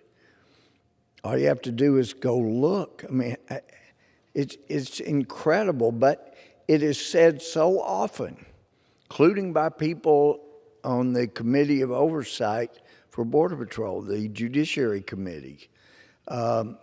And having spent so much time down on the border, I like to be there late at night when there's an awful lot of movement normally across the border illegally. But I experienced under the most closed administration, the least forthcoming administration since I've been in Congress, since January of 2005. In fact, they zoomed up Border Patrol cars to prevent me from getting to the border to see how bad it was. I was able to go around one night, get back to the border through the local park down south of McAllen. But that was no thanks to the Border Patrol that in the past, most of them knew that I was their friend and asserted on their behalf because they were not being treated fairly, properly, especially during the Obama administration. But it is important for any member of Congress to be able to get to the border unimpeded. And now Secretary Mayorkas says he looked into it and couldn't find anyone who had ever directed that a member of Congress, me in particular, was not to be allowed to get to the border.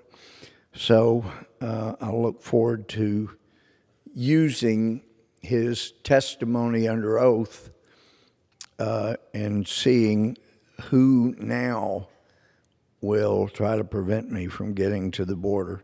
Oh yeah, they'll let you go as long as you give them time to set up a dog and pony show and have time to restrict the area that they're going to allow you to see. But that's not the way you do oversight. When I was a judge, I would just show up at a prison, jail, halfway house, different places. If I was going to send somebody to a place, I wanted to be able to see how they were being treated without warning. And I still think that's a good idea. And of course, we know the Washington, D.C. jail out east of town, where so many January 6 defendants were being held, they wouldn't let us in, not to visit, not for any reason. It really has been astounding. Marjorie Greene and I were finally allowed to get in there. Marjorie Taylor Greene and I were. And we hope to do that again soon because we're hearing more stories of abuse. I got a letter response from U.S. Marshal, whom I'd asked to go do a health and safety visit regarding Ryan Nichols. And as I understand the letter, they called over and got information from people who had deceived some of us before, and the U.S. Marshal seemed quite satisfied with that without bothering to see for himself. Rather unfortunate, because the U.S. Marshal did an inspection last September, October, I believe it was October, and found that hundreds of the inmates were not being properly treated and needed to be transferred out. So hopefully the U.S. Marshal will get back to doing the job of a U.S. Marshal. The law, the Constitution, as interpreted by the Supreme Court for a couple of centuries, has made clear you're not allowed to punish people in pretrial confinement. But just as the FISA court has shown no pride in and no protection of their court and authority, they have demonstrated that they don't mind being lied to by lawyers. They don't mind having fraud upon the court because it's a secret star chamber. And so I had hoped that when when FISA judges found out they'd been manipulated and lied to, that they would have enough integrity that they would be upset about being lied to. But apparently, because of the lack of contempt, the lack of show cause hearings as to why contempt was not appropriate, the lack of prosecution by the Department of Justice, going after people within the justice system,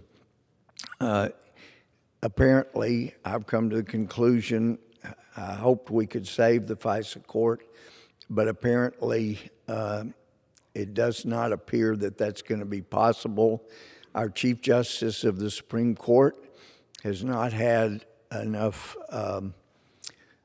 concern about lies being perpetuated, fraud being perpetuated on the FISA court, that he, as far as we know, has not done anything about that, because certainly no one is punished, not even perpetuating lies in order to spy on the campaign and even the presidency after the person they were spying on and trying to prevent from winning the election won the election. So it's a very disturbing time for those of us who have spent much of our adult lives in state and federal justice system trying to see that justice was done. It's a very disturbing time. And yet, going back to the term gaslighting, we're told that we're crazy, we're making stuff up. I know with regard to the 2020 election, people continue to repeat the untruth that there was no fraud in the 2020 election, when most every election has ever been did have fraud, did have improprieties. It's just a question of how much. But it's John Fund that wrote a book on election fraud, quite good some years back, has pointed out before the biggest fraud about elections is saying there's no fraud in elections. And when Congress made the inappropriate step of mandating electronic voting back after the unfortunate situation in Florida, where even though fifth graders were shown to be able to utilize the butterfly ballots quite effectively, we had Democrat voters that were not able to figure them out. Perhaps another visit to fifth grade might have helped them before they voted, but that's why we were told we had to upend our election system in the United States and go to electronic voting. Many of us are hoping we'll get back to paper ballots, because we have seen, although people were gaslighting and saying, oh, no, these machines do not connect to the internet, Then we find out when there was a problem with a voting machine, they'd contact one of the hired guys that would use their iPad, get on the internet, and fix a voting machine without actually being in the presence. That's using the internet. Yet we were gaslighted and told, even though it was going on, it wasn't going on. And just to remind people who are not familiar with the term gaslighting, I thought the 1944 movie with Ingrid Bergman is a great movie. I've watched it more than once. But her husband was making her think she was going crazy or was crazy when she wasn't at all. He was being evil. This from Medical News Today says, gaslighting is a form of psychological abuse where a person or group makes someone question their sanity, perception of reality, or memories. People experiencing gaslighting often feel confused, anxious, and unable to trust themselves. The term gaslighting derives from the 1938 play and 44 film, Gaslight, in which a husband manipulates his wife into thinking she has a mental illness by dimming their gas-fueled lights and telling her she is hallucinating. The article goes on to give different examples. It says gaslighting often develops gradually, making it difficult for a person to detect. According to the National Domestic Violence Hotline, techniques a person may use to gaslight someone include countering. Countering describes a person questioning someone's memories. They may say things such as, "You never remember things accurately," or, "Are you sure? You have a bad memory." Another technique is withholding. When someone withholds, they refuse to engage in a conversation. A person using this technique may pretend not to understand someone so that they do not have to respond to them. For example, they might say, "I do not know what you're talking about," or "You're just trying to confuse me." But I would submit that withholding can include when being asked for information, evidence, that being withheld, and in return being told, "No, there's nothing there." I mean, it comes to mind back when Jeff Sessions was the Attorney General. Some of us had concerns about a matter that needed to be investigated, and we knew that there was a person of integrity who had a notebook full of documentation, many of which documents could quite easily constitute an offense under federal law. And that was pointed out that, gee, this needs to be investigated. This person needs to be talked to. And eventually, this incredibly competent person was contacted by an FBI agent after the Secretary of Department of Justice asked them to take a look. The FBI contacted her and told her to come for a visit, and under no circumstances was she to bring her notebook that contained valuable evidence of apparent wrongdoing. And when she arrived, she was grilled for 2 hours. She did as she was instructed by the FBI, didn't bring her notebook of documents. And then when Secretary Sessions asked about the matter, he was told, "Yeah, we looked into it, we talked to her, she didn't have anything." Well, that's a form of gaslighting. You direct a witness not to bring the documentation she has, and then tell your boss, "Yeah, we talked to her, she didn't have anything." Well, you told her not to bring the evidence. So these kind of things, unfortunately, still go on, and I can't help but suspect that when Bill Barr said there was no fraud in the election, he was relying on people like Jeff Sessions did when he was lied to, because obviously Bill Barr didn't go out and do an investigation personally. He relied on people perhaps he should not have relied on. And how do we know that anybody at the FBI would lie? Well, we found out it was even done before a federal judge or federal judges. And the other shoe is yet to drop on all of that. But something's got to be done. We can't have a star chamber system where judges are lied to. And clearly, when the judges don't care, I mean, they've got lifetime appointments, that's one thing. But then when their adjudications, their hearings are in secret, they have a layer of anonymity that protects them from being judged and ridiculed for either stupidity, naivety, or just dishonesty, whatever it is. It's not right. That's why our court system was required to be public originally.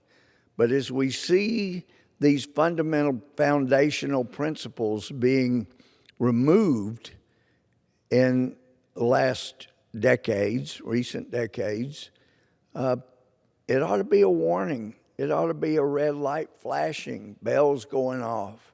Danger, danger, Will Robinson. This is serious stuff, and it needs to be looked into.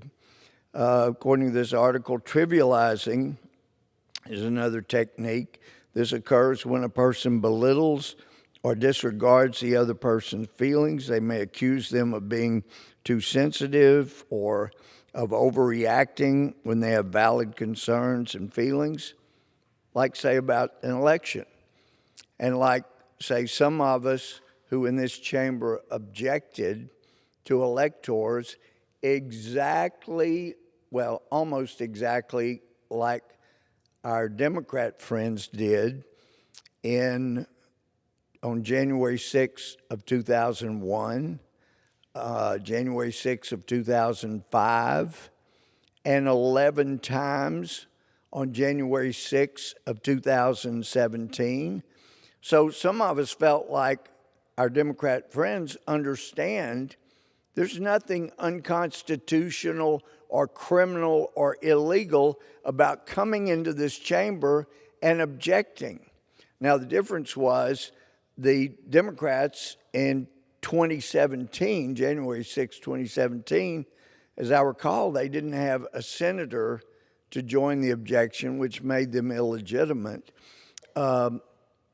On some objections in 2021, we did have senators, some we didn't, but at least we had senators join on some. But we thought surely the Democrats, since they objected every time a Republican won since 2000, they would understand or would believe the legitimacy of raising an objection.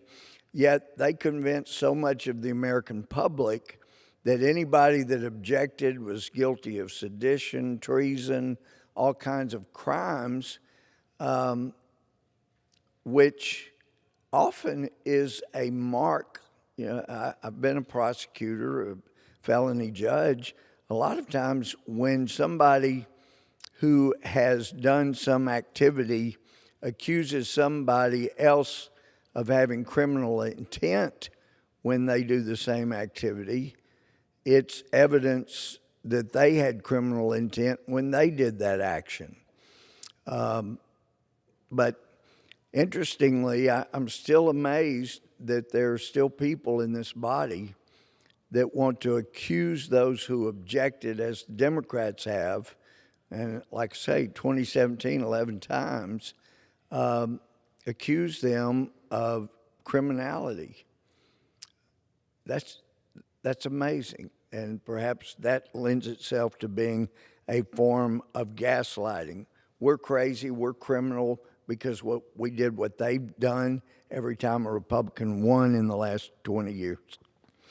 Another technique is denial. Denial involves a person pretending to forget events or how they occurred. Like when somebody says, no, we never do that, we never did that. Well, you think we're crazy? It's in the record, there's video. You can go online and find the video of it occurring.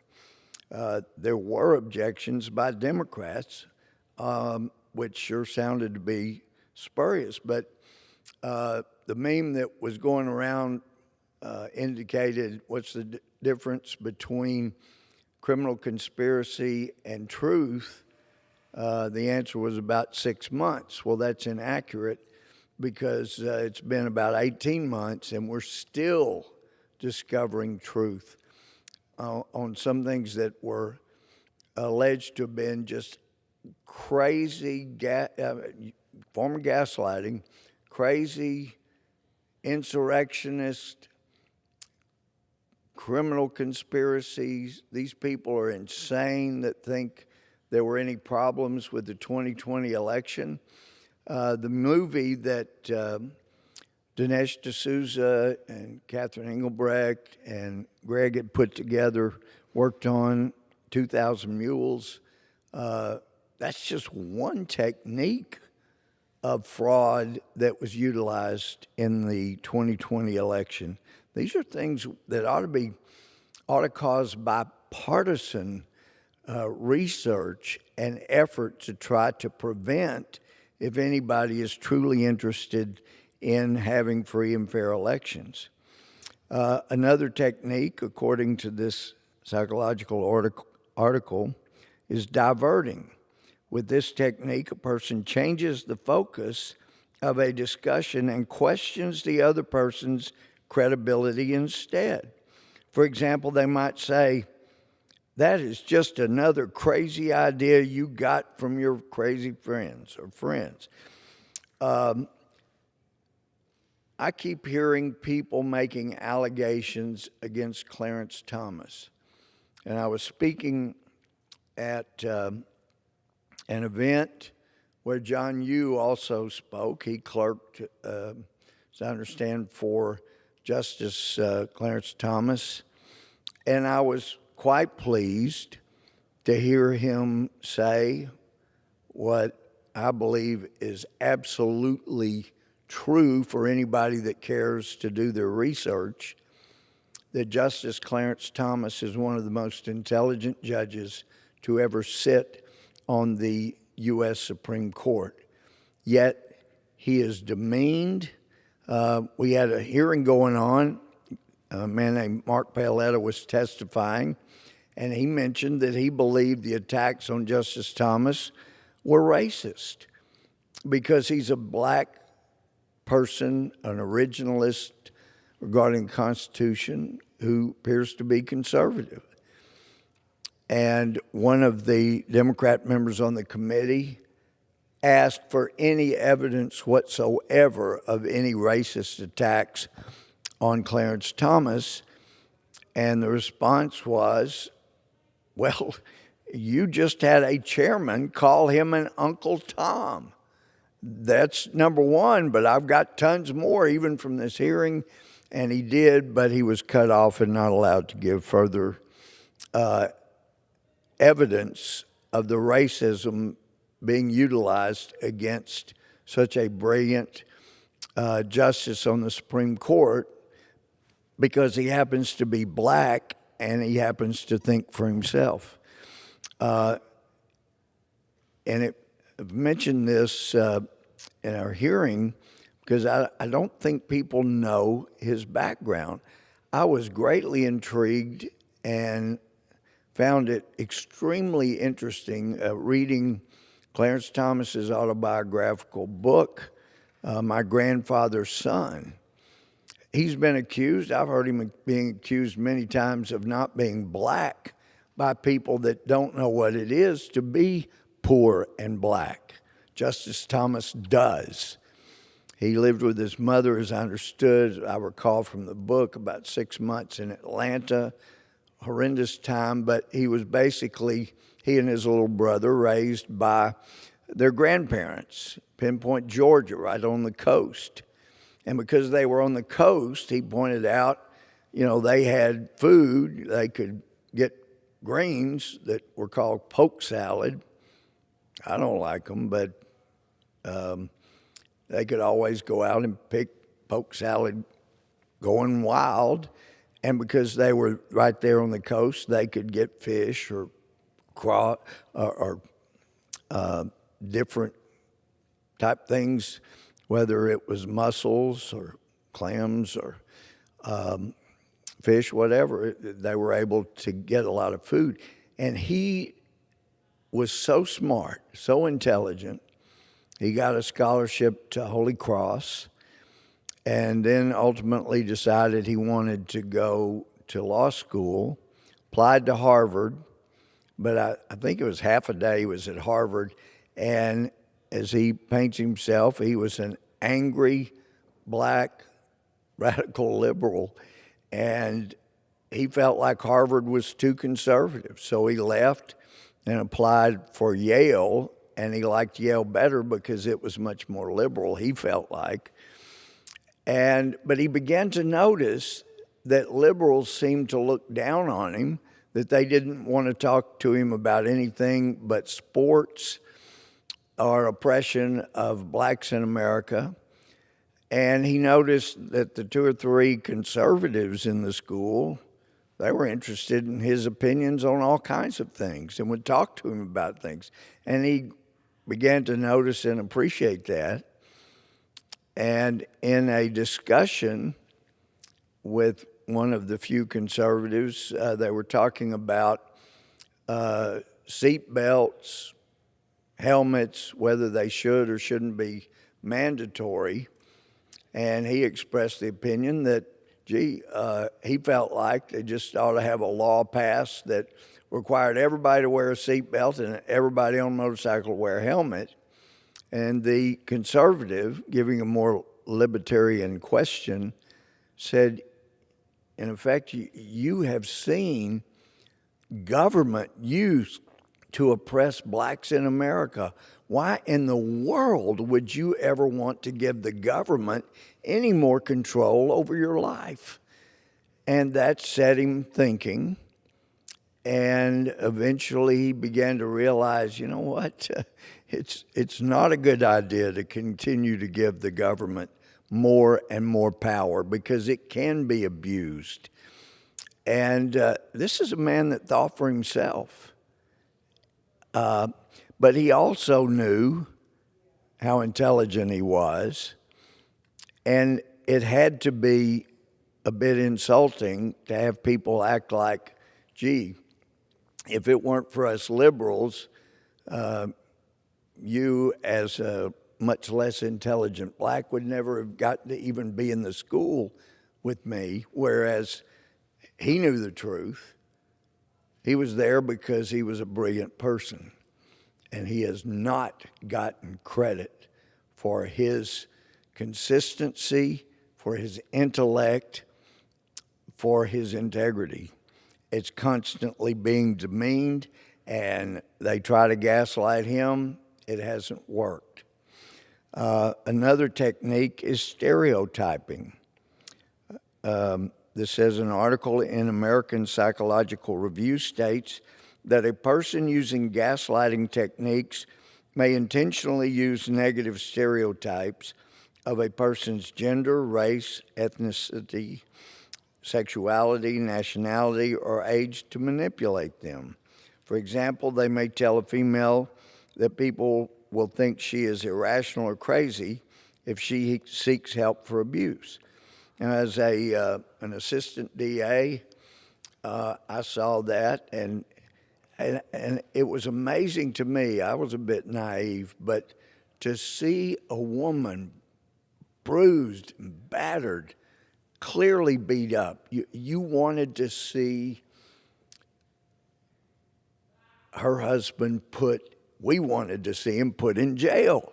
Nobody should ever treat anybody, male, female, anybody, the way that some of these battered women got treated. And yet they would be gaslighted to the point that after the bruises and the Abrasions went away. They'd come back and say, don't want to press charges. And one in particular, I said, look, this is not your choice. Under the law, we have the right to go after your husband because he clearly abused you, and it's going to keep continuing. And we asked you when you came in, do you promise you will not back off this time? You'll let us go after your husband for this kind of abuse?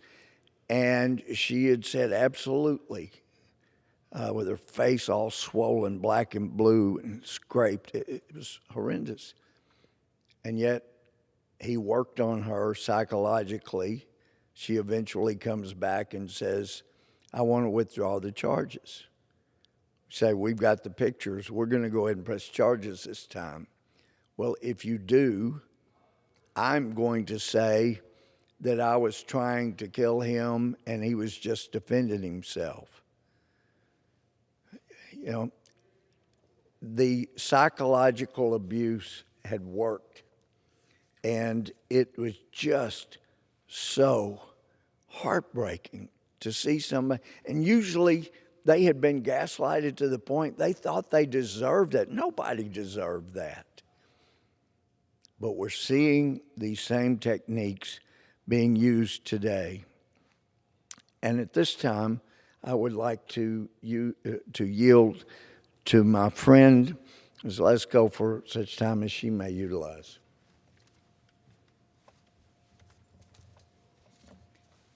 Thank you, Representative Gomert. And as you know, I am a survivor of domestic violence. And so it's still hard for me to talk about it. And it's almost been 30 years ago since I left my abusive ex-husband.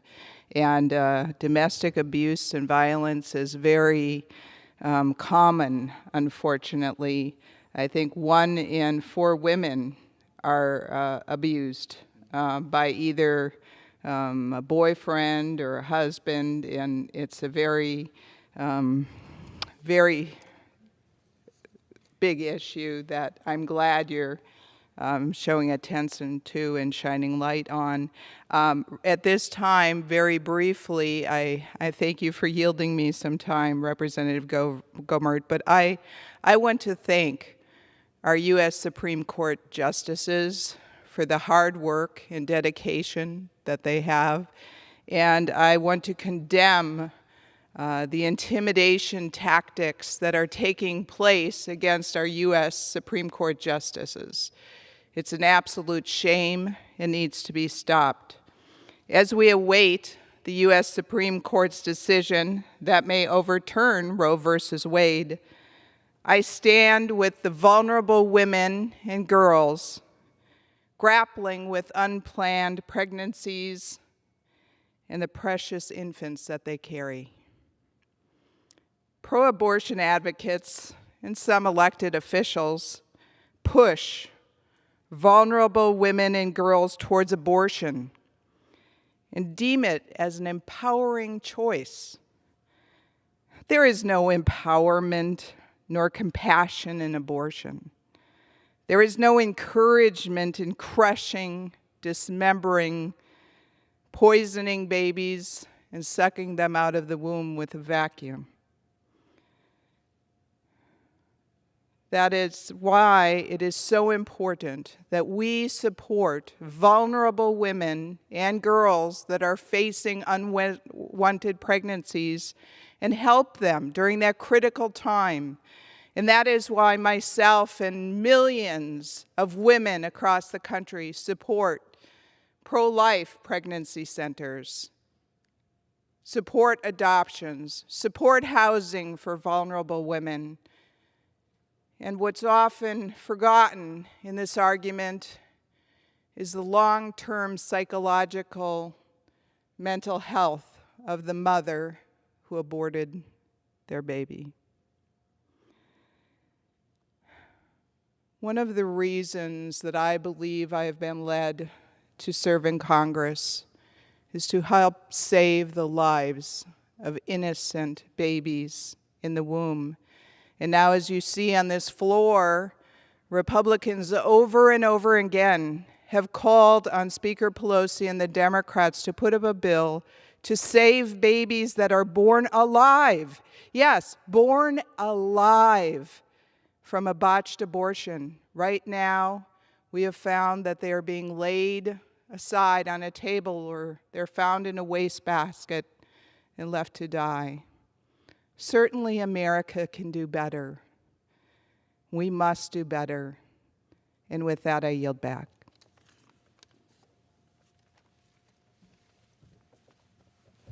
Appreciate my friend from Arizona so much. Miss her on the Judiciary Committee because of the very type of insights that we just heard from her. I'm grateful for her service, her intellect, her insights. And especially her pugnacious nature that did not cause her to back down, that caused her to stand up after being a victim herself. I was approached by a lady at a store in Longview, Texas, adjoining county to where I was a district judge, and she asked if I remembered her, and I didn't.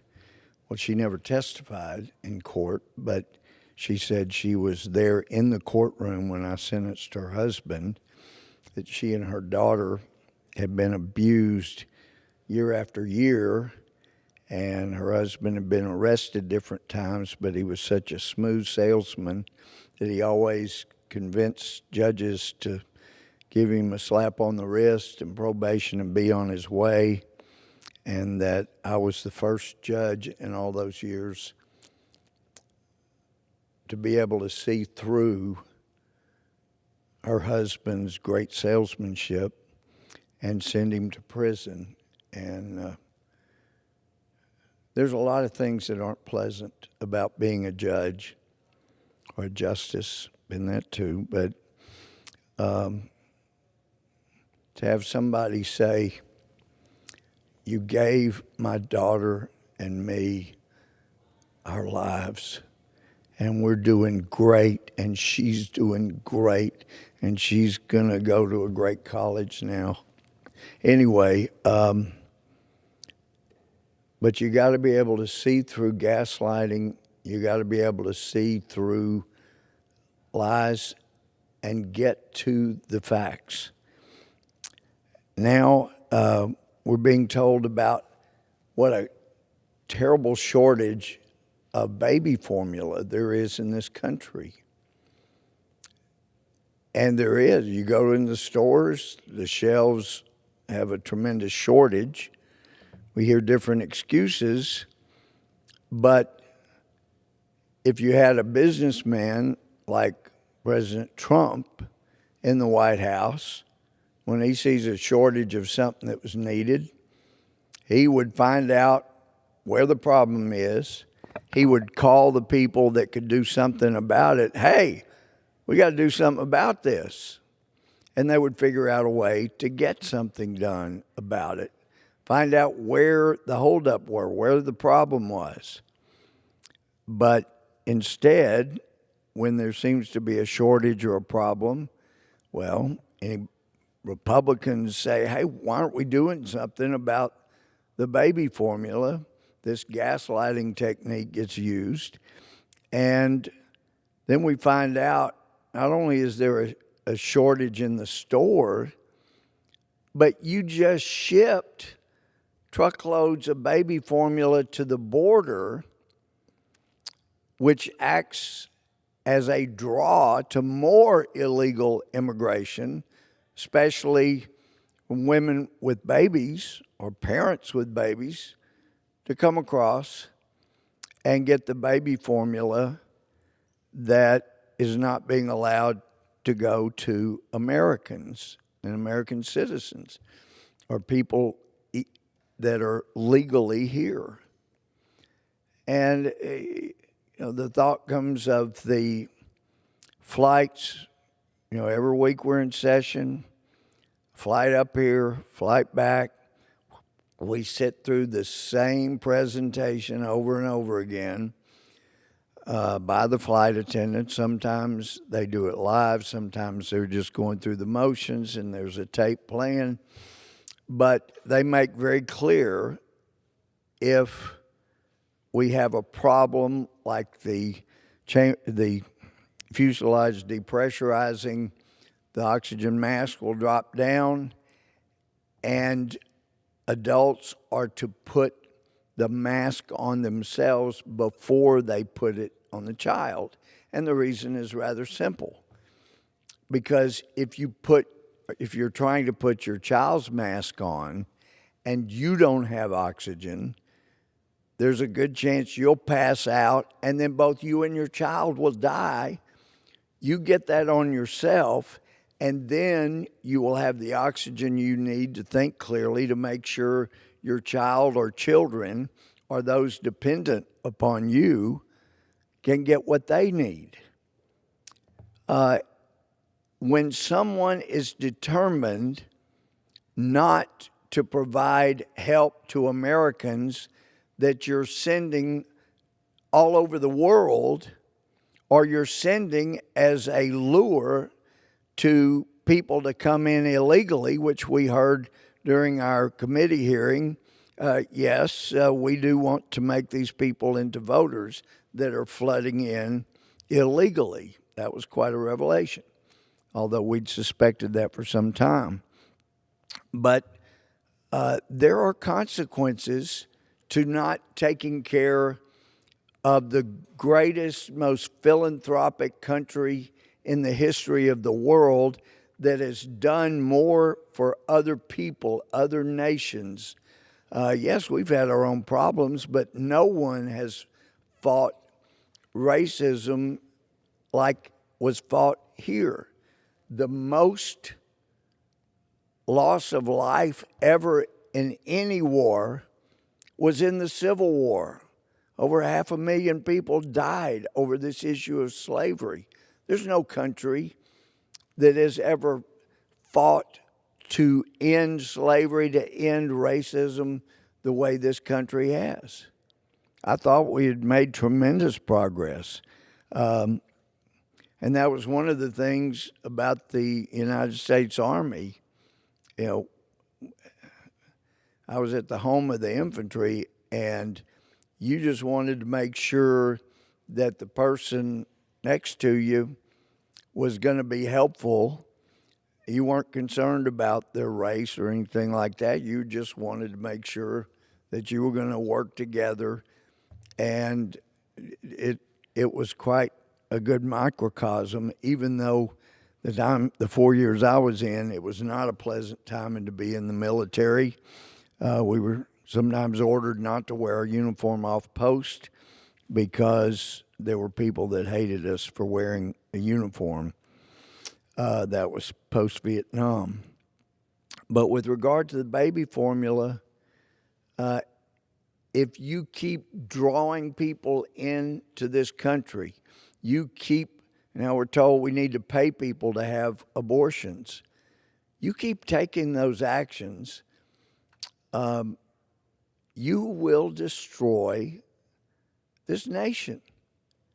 And once this most philanthropic country in the history of the world is destroyed or converted into some dictatorial Orwellian society, all these countries that we've been able to help since particularly 1789 when the Constitution was ratified, that help is not going to be there. And having heard from people, countries, especially legislatures in parliamentarians in other countries that we consider to be free, they privately will say and have, you have got to protect America's freedom. We see you losing it. And when you lose your freedom in America, there will be no place else to go to have freedom. You're the one that has secured it for the places that have it. This is so important. So when our judiciary And when our executive Department of Justice abuses people and abuses the system and uses lies instead of truth and uses technology to spy on its citizens, we're in big trouble. And I know when I first got here in January of 2005, we Republicans were in the majority, but when it came to civil rights, we had a lot of friends on the other side of the aisle that felt the same way. And there were some on our side who wanted to protect all the power we could give to the Department of Justice. But again, there were people on both sides of the aisle that said this is a threat to our democratic republic. We can't give them this much power. But over the years, after Democrats took the majority in January of 2007 through January of 2011, and then got it back, we're not getting the kind of help we did those first 2 years with dealing with the abuses within our own ministry of truth. Because the DOJ really, using Orwellian terms from 1984, and as I've said before, what we're seeing is the only thing Orwell got wrong was the year. It wasn't 1984, it's now. And it's not called the Ministry of Truth or the Ministry of Love. The Ministry of Love, of course, in 1984, people remember, that was the entity that took people into custody, knocked down doors. They used techniques like our current DOJ does to intimidate people, to use much more power than they ever need just to intimidate, like 1984, like a totalitarian government. And I bring that up because I remember in the 1980s, and I had so much respect for the FBI agents I knew, and I'd seen numerous times. I didn't do a lot of criminal work during the 10 years that I was a civil trial lawyer, but they would contact a defendant, soon to be a defendant, say, we got an indictment, we got a warrant. You can either report to the jail at 10 a.m. tomorrow, or we'll come get you, and you'd much rather come in on your own. If they had a lawyer, they would call the lawyer, have your client come in at 9 or 10 a.m. Not now. Oh, no. Oh, no. We want the Justice Department, they want to come in and knock down your door because it's a lot more fun. They have the battering ram, and it's a lot more fun to get people in their underwear or maybe in their pajamas that are in bed because you get to scare them and it's easier to intimidate them. What happened to those days when it didn't matter whether the assistant U.S. attorney or the FBI agents voted Democrat or Republican? They were going to make sure they didn't abuse their power. I'm not seeing that kind of concern like I used to see from people in the Department of Justice. I know there's some that feel that way, but yet they're being gaslit if they try to report or be whistleblowers, and their careers are destroyed, kind of like Director Mueller destroyed the career of the FBI agent that was a whistleblower and reported the unethical and, I would say, illegal conduct by the FBI in trying to persecute during the prosecution of Ted Stevens when they abused the system and convicted an innocent man. That's the Mueller way. You promote the one that engaged in the fraud, and you reward or you punish the one who reported the fraud within the FBI. And we've just seen it grow worse and worse as Mueller's very dear friend James Comey took over. The abuses grew. And then Christopher Wray was appointed to clean up the FBI, and it appears to me his way of cleaning things up is just sweep it under the rug. And if somebody lies to the FISA court, commits a crime, whereas if it were a conservative, they would put them under the prison rather than punish, we'll just let him go get a more high-paying job somewhere else. That's not punishment. It's not deterrent. And it is doing massive damage to this country. So we have the Ministry of Truth now, called the Disinformation Board, that's been created. And this is being led and created by people who have been champions of disinformation, champions of gaslighting, who want to convince America, if you think there's a problem, if you think there's abuse in the FISA court, if you think there was any improprieties in elections, then we need to come after you and charge you with disinformation. And just like for those of you who have not read 1984 or don't remember, the Ministry of Truth, in this case now called the Disinformation Board, they were charged with rewriting history every day. And as Orwell pointed out through, I believe his name was Winston, on one day they might say, well, this government did not invent the airplane, but all of the good changes that have made it more effective, more efficient, faster, those came by our great big brother government. And then eventually you would get to the point where you would just forget all of that and say, big brother government created the airplane, has had everything to do with making it effective, and just take credit for everything good, and then blame everybody else for anything bad. So that seems like where we're going. We could call it the Gaslighting Board, but it's called the Disinformation Board, and it's headed by a person who herself has been quite guilty of disinformation, and yet she's going to be in charge of coming up with disinformation for the future, apparently, and we can expect problems ahead for sure. And now, this article from May 12th, yesterday, from the New York Post, Nina Jankowicz says verified Twitter users should edit others' tweets. I mean, we're right out of 1984. Going back to the days of the 50s, when some songwriter wrote, if your mommy is a commie, well, you got to turn her in. This is where it appears the Disinformation Board wants to go. Yeah, kids, turn in your parents. If you find out that they've said anything privately at home that is inconsistent with the new truth that the Disinformation Board has come up with, this is dangerous stuff. It cannot be overstated.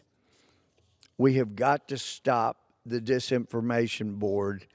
The solution to misinformation is more freedom so that people that have accurate information can come out with it. But when the government puts its finger on the scales of justice, on the balance, then you can be assured you're going to get less truth and less justice, because it's not going to be fair. You know, I mentioned before I was an exchange student for a summer to the old Soviet Union, and from what I understood, it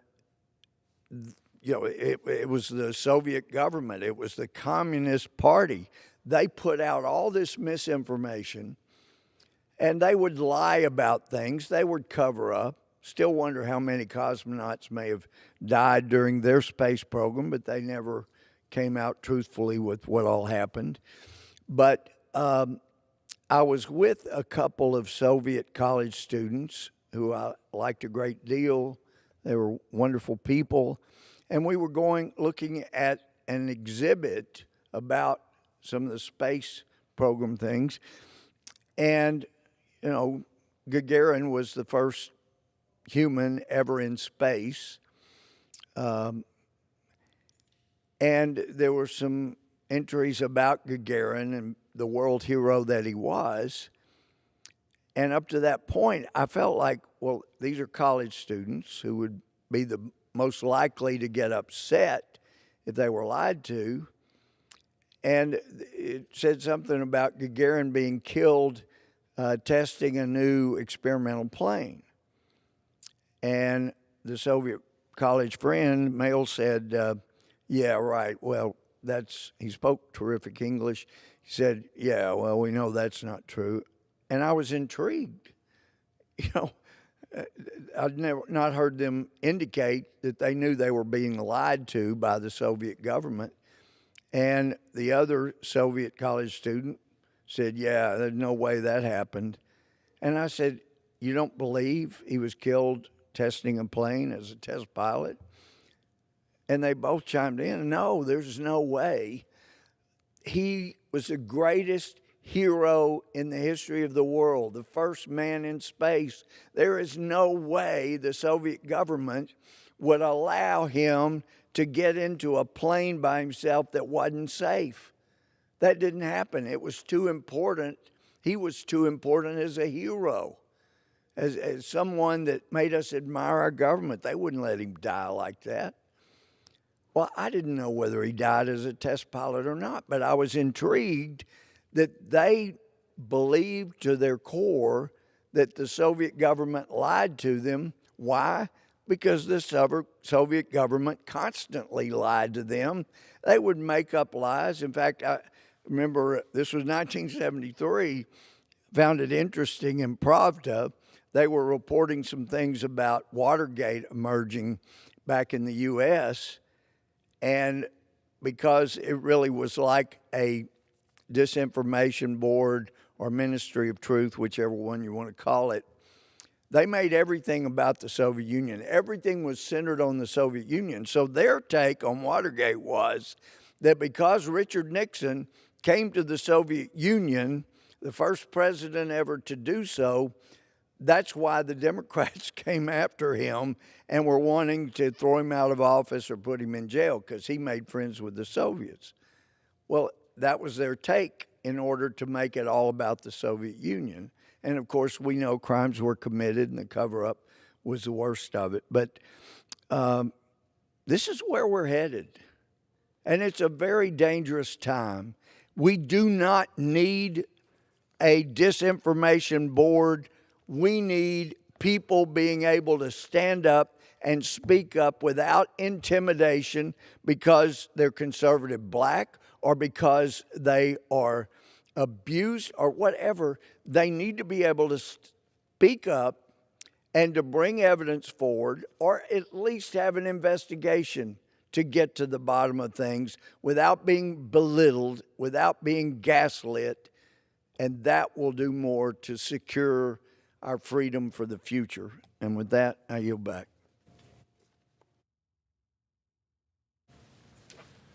The gentleman yields back.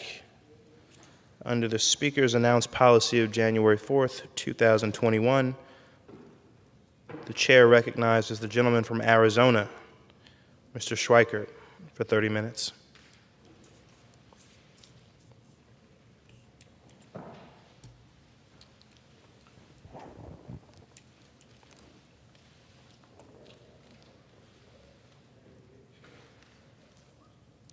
Thank you, Mr. Speaker Pro Tem. We're going to try to do the impossible. We're going to do like 20 boards in 30 minutes, and I will just please wave at me if I start rambling at hyper rates of speed. One of the reasons for today's presentation is somewhat of a follow-up from a couple weeks ago, but also somewhat of just this frustration of statements from our brothers and sisters on the left, from the president, even the comments this week of, okay, Republicans, where's your plan? Have you seen the numbers of bills that we have offered to take on inflation, to promote economic growth, to promote fairness, and none of them can get a hearing around here. And my point comes to something very, very simple. We intend to judge the left over what you've accomplished the last 15 months, and we'll make it to 2 years. Is the poor better off? The working poor better off? The middle class better off? Is the environment better off? Is the world safer and healthier? And then we expect you to turn around and judge us when we had the majority and the White House. Take a look at 2017, 18, 19, and we'll bookend the pandemic and judge us. And I actually believe you will see the policies we brought to this floor, to this country, made the poor less poor, the working poor substantially less poor, the middle class much more prosperous, and it didn't have the cruelty that Democrat policy has executed the last 15 months. And look, I'm not being hyperbolic. It is a crappy environment out there. But first off, it's just exhausting having to do this every couple months because of the willingness just not to tell the truth here by my brothers and sisters on the left. Once again, tax reform was done at the very end of 2017. Speaker after speaker, the speaker herself came to the floor and told us how this was a giveaway to the rich, that it was going to crash revenues, that we're heading to recession. None of that was true. We ended up having a couple of years there before the pandemic, and I'm going to show you if we hadn't had it, how miserable the pandemic's economics would have been. The fact of the matter is, when we passed tax reform, corporate tax receipts, we don't call them revenues, we call them receipts. If you're on the Ways and Means Committee, went up 75%, far beyond CBO's early projections. The fact of the matter is individual income taxes were up 27.5%, and 80% of that was paid by the top 10%. Bit of trivia, Mr. Speaker Pro Tem, and to my Democrat colleagues, our tax reform was more progressive, meaning the top tier of income earners were paying a higher percentage, larger percentage of the federal income tax burden than the previous tax system. Stop lying about what we did, because what we did was pretty darn amazing when you think about just the economic effects of income inequality shrank, food insecurity shrank, and we did it without inflation. Look, I accept there's a huge divide here. Democrats don't particularly like Republican policies. We obviously don't like theirs. Fine. Do you care about poor people?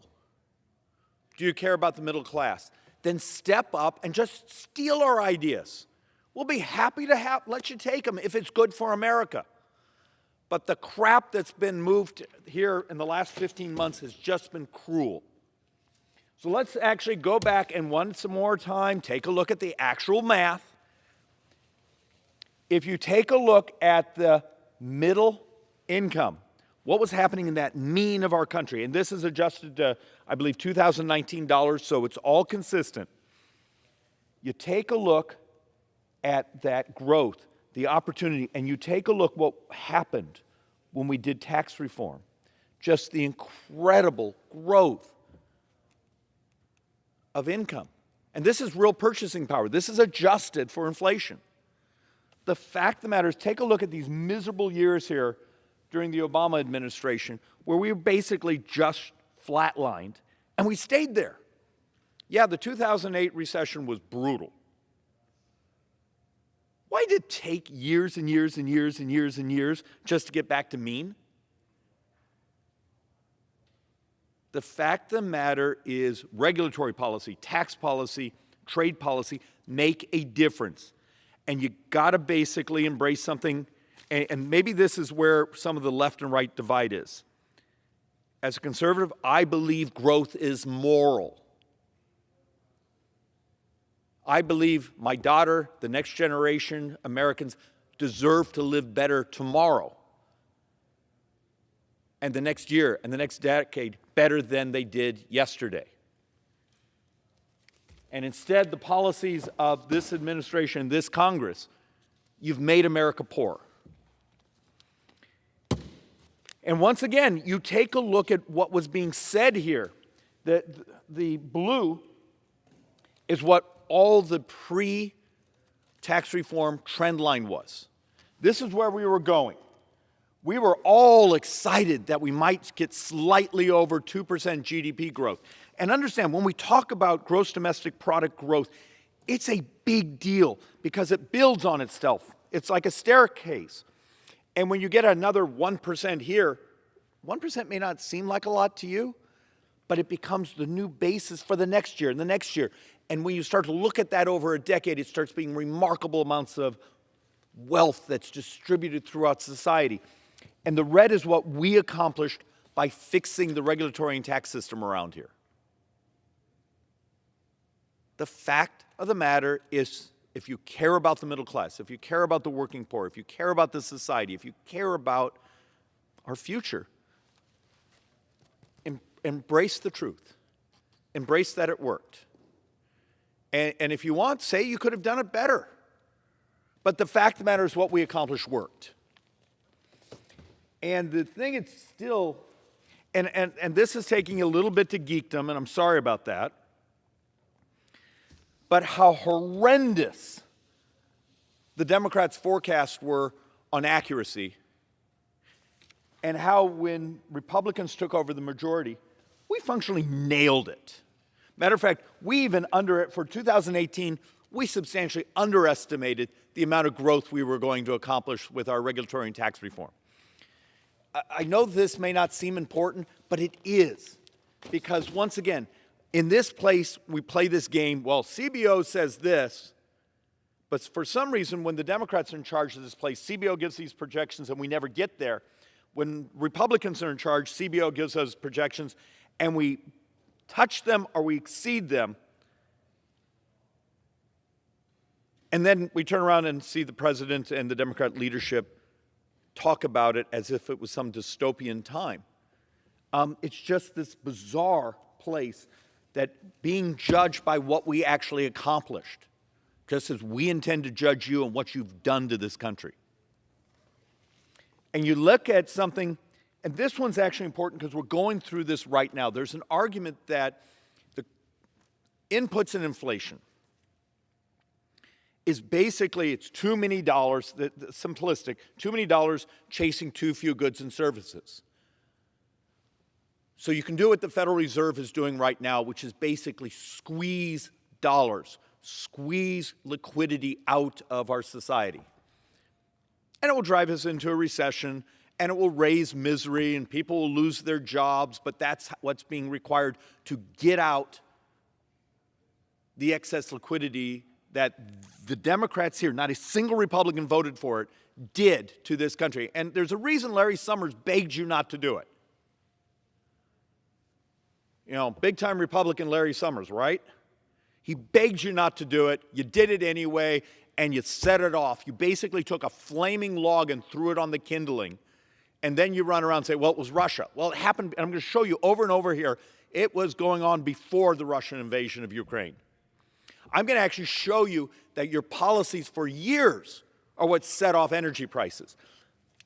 But one of the inputs that if you want to tap down inflation, that we, as members of Congress, can do, is you incentivize society, you incentivize industry to make more stuff. And some of the ways you do that is you get more of our brothers and sisters to participate in the economy. And the fact of the matter is that was also one of the miracles that we accomplished with tax reform, is the number of folks that came from the sidelines and came back into work because it became profitable for their lives, because there were opportunities. Once again, is growth moral? Because what we accomplished was pretty remarkable. I know it may be hard to try to get your head around some of these charts, but the fact of the matter is the spike we saw of people who coming back out of retirement and going back into the labor force, young people actually I guess, dropping their video games and going into the labor force. And it didn't set off inflation. In many ways, what it did is help set off productivity. So we had those amazing wealth effects there, particularly in that 2018, 2019, first quarter of 2020 before the pandemic. And look where we're at today. Today, we're now seeing articles that labor force participation, our numbers of brothers and sisters who are going to choose not to participate in the economy, who are going to take early retirement, not come back into labor, continues to leave us flatlined and leaving our country with the solution the left is going to give us for inflation is let the Federal Reserve drive us into a recession, because that's all you're giving us right now. This chart is absolutely fascinating for folks. Remember how Democrats believe they made people's lives so much better by functionally handing out cash? Did you know that our brothers and sisters had a hell of a lot more cash in their bank accounts before COVID? Because the amount of economic growth that was happening over here, they weren't spending it as fast as they got it. It was actually starting to go into their future retirements, their retirement security, their money for their kids' education. But the fact of the matter is, the chart is the chart. This is the increases in household income, household checking deposits for the lowest 20% of quartiles. And I despise that term, but the fact of the matter, these are our brothers and sisters who are considered to be at the bottom 20% of the income quartiles. And you see this dramatic change in how much money they had in their checking accounts. And then over here you can see, okay, here's the blip where we sent out COVID money, and here's where they are today. You see where it's gone. Matter of fact, it's now lower than it was pre-COVID. This is the Democrats' great success in a Keynesian stimulus model of handing out cash. Our brothers and sisters now have less cash in the bank than they did before, when we were doing it through economic growth and not handouts. Our brothers and sisters out there, if you care about the poor and the working poor, you've made them poor.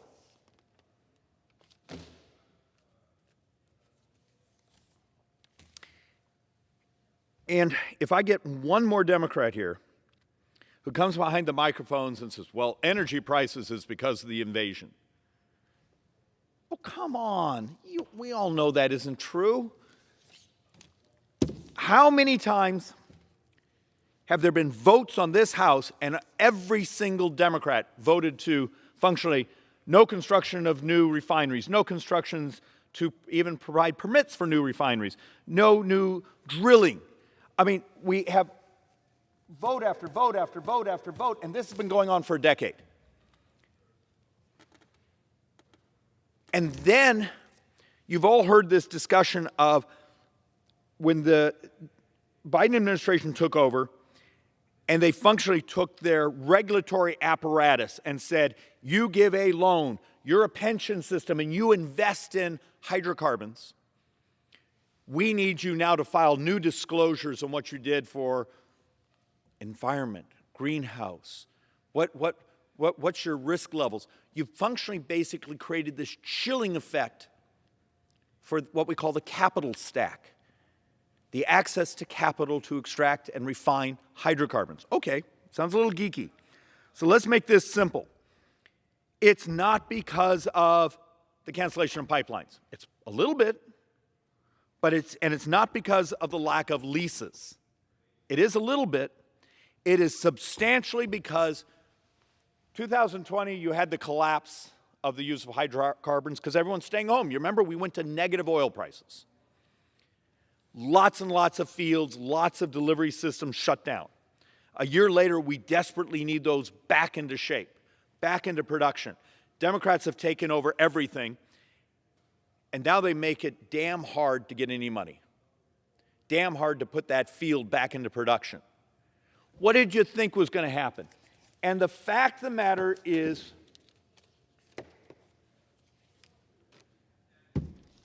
I'm going to show you in a couple charts. It's still a couple charts away. The pricing that we're paying today for heating and cooling our homes, for filling up our vehicle, was coming before the invasion. What Russia's doing to Ukraine just brought it forward by a few months. But it was already, you could already see it in the futures market. Don't you remember last fall, we were having discussions here on the floor of how people were going to heat their homes this winter? But once again, you're going to have a president and Democrats go, well, it's Putin's inflation. It's just not true. It's Democrat policy. And the fact of the matter is, think about this. When we functionally hit 2019 and going into the first part of 2020, we were energy independent. We functionally had accomplished the miracle that we had not seen for, 30, 40, 50 years. Imagine if we had that today. It shows you how much damage the left has been able to accomplish in, 15 months. And there's a great irony here. So one of the pledges of the Democrats when they were running in the last election, and the Biden campaign, and even the people who ran against me, we're going to clean the environment. We actually care. We're going to deal with greenhouse gases. But their lack of understanding of basic economics. So they do all these things, they screw up the capital stack, they screw up the ability to extract natural gas. Natural gas goes way up in price, and power plants all across the country have to convert back to coal. Congratulations, guys. Last year, America burnt 23% more coal. Because you raised the price of the dramatically cleaner natural gas so much, they had to convert back to coal. So when the environmental party, at least the party it claims to be, but if you actually look at the math, Republicans' ability to get natural gas to the market cheaply and efficiently is what got us so darn close to those Paris Accord numbers just organically because we believed in economics. And they're the control freaks here that thought they'd control the energy markets. Sorry, guys. You made it much worse. You made it much worse. And the math is the math.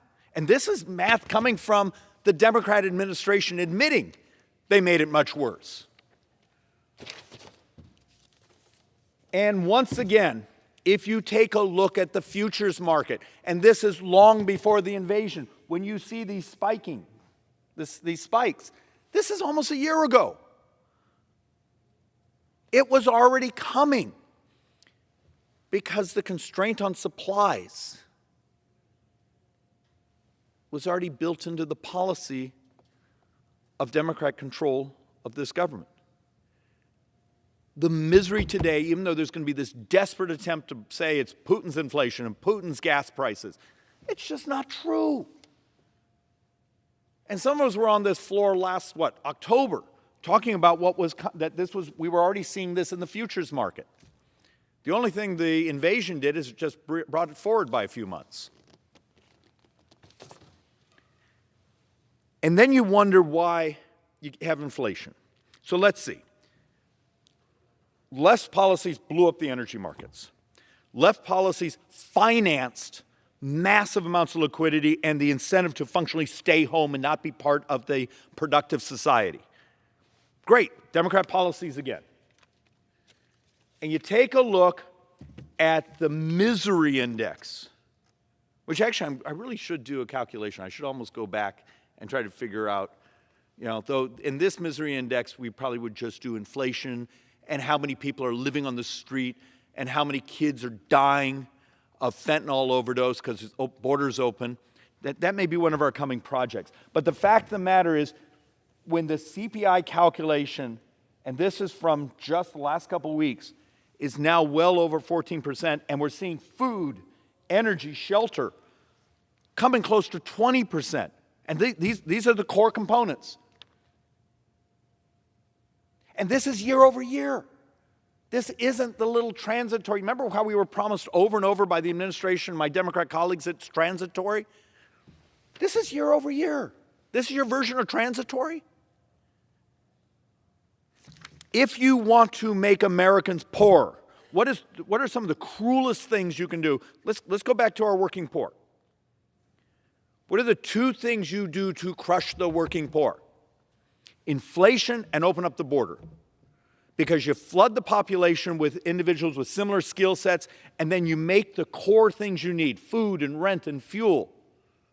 If you're rich, which we know the Democrat Party now has become substantially an elite party, if you take a look at your money, it's rich coastal people that write the checks. Is what it is. And that working class, particularly the poorer working class, are just getting their heads kicked in. And the only solution we get from the left is, well, let's send them more checks, even though that worked brilliantly a year ago.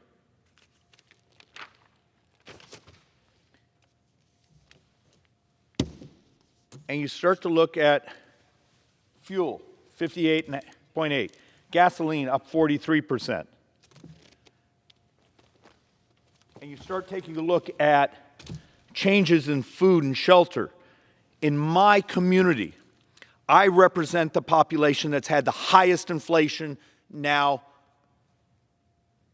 for a year, almost a year and a half. So the calculation that just came out, this last week, my community just suffered 11% year-over-year inflation.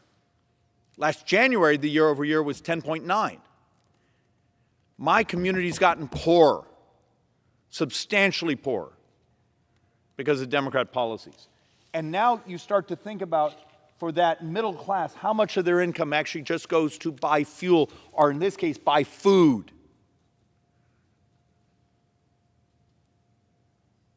You know, you get the con job here saying, well, the core CPI says this.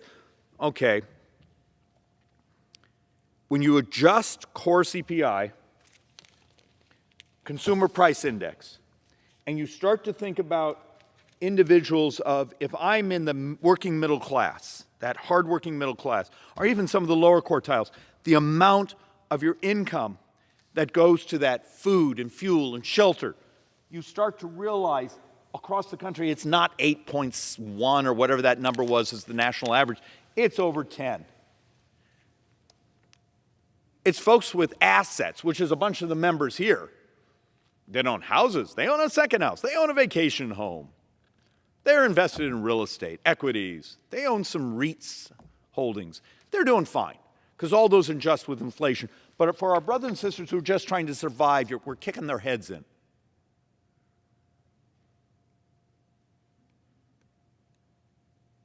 And it's policy that came from the floor of this House that did it.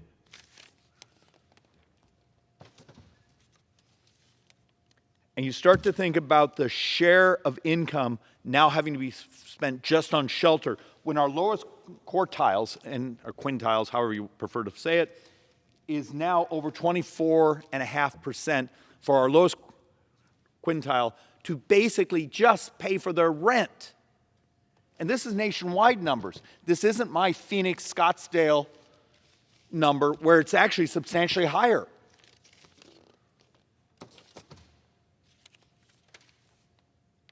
And so congratulations to my community. Democrats brought you 11% inflation. Yay. You know, after redistricting, I'm blessed. I have an amazing community. But my community voted for Joe Biden by a couple points. But they didn't vote for this.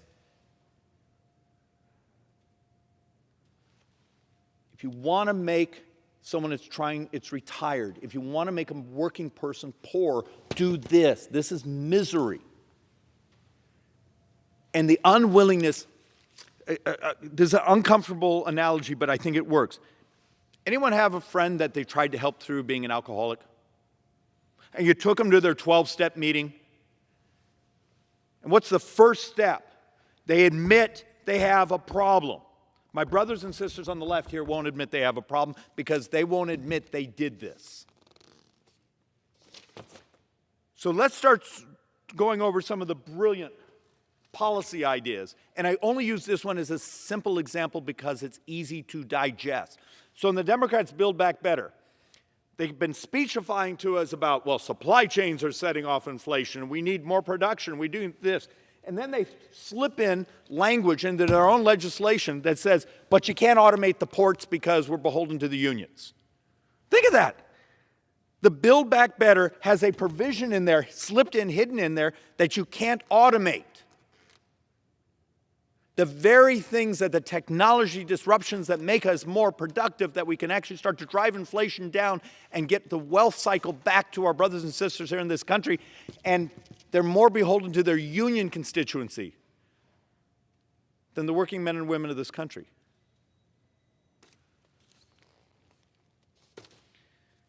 And then the very last slide here. Mr. Speaker Pro Tem, may I ask for my time? The gentleman has 3 minutes remaining. Thank you. It shows you how fast you can talk if you've been just sucking down coffee all day. And I sometimes, and I should throw this out too, I've had the pleasure of sitting there when I have someone on the other side, and I know it's sometimes like fingernails on a chalkboard, and you are a good guy to tolerate because I'm frustrated. I'm frustrated that this body is not living up to what we're capable of. And there's lots of reasons and lots of excuses. But please, to anyone here, no more going behind the microphone and saying, but it's all paid for. The math up to this point of just what's been passed. This isn't what's proposed. What's proposed is off the charts. Just what's been passed. The left has functionally increased the deficit by $2.5 trillion. And that's actually using the much more favorable CBO scoring. So no more pretending, saying everything's paid for. It's not.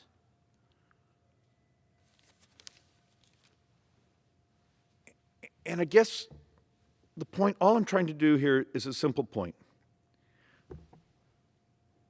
Judge us as conservatives and Republicans, what we did policy-wise in that 2017, 18, 19, and the good it was for the country. Good for everyone. I mean, across the board. And then take a look at particularly the last 15 months. And I beg of my Democrat colleagues, reach back, figure out what we did that worked, steal the ideas, call them your own. But the country deserves so much better than they're getting from this body today. And with that, Mr. Speaker Pro Tem, I yield back. The gentleman yields back. With respect to a unanimous consent request entered earlier today by Mr. Cole of Oklahoma, the chair would clarify that such request cannot be entertained with respect to H.R. 7648. Pursuant to Section 11B of House Resolution 188, the House stands adjourned until noon on Monday, next for a morning hour debate, and 2 p.m. for legislative business.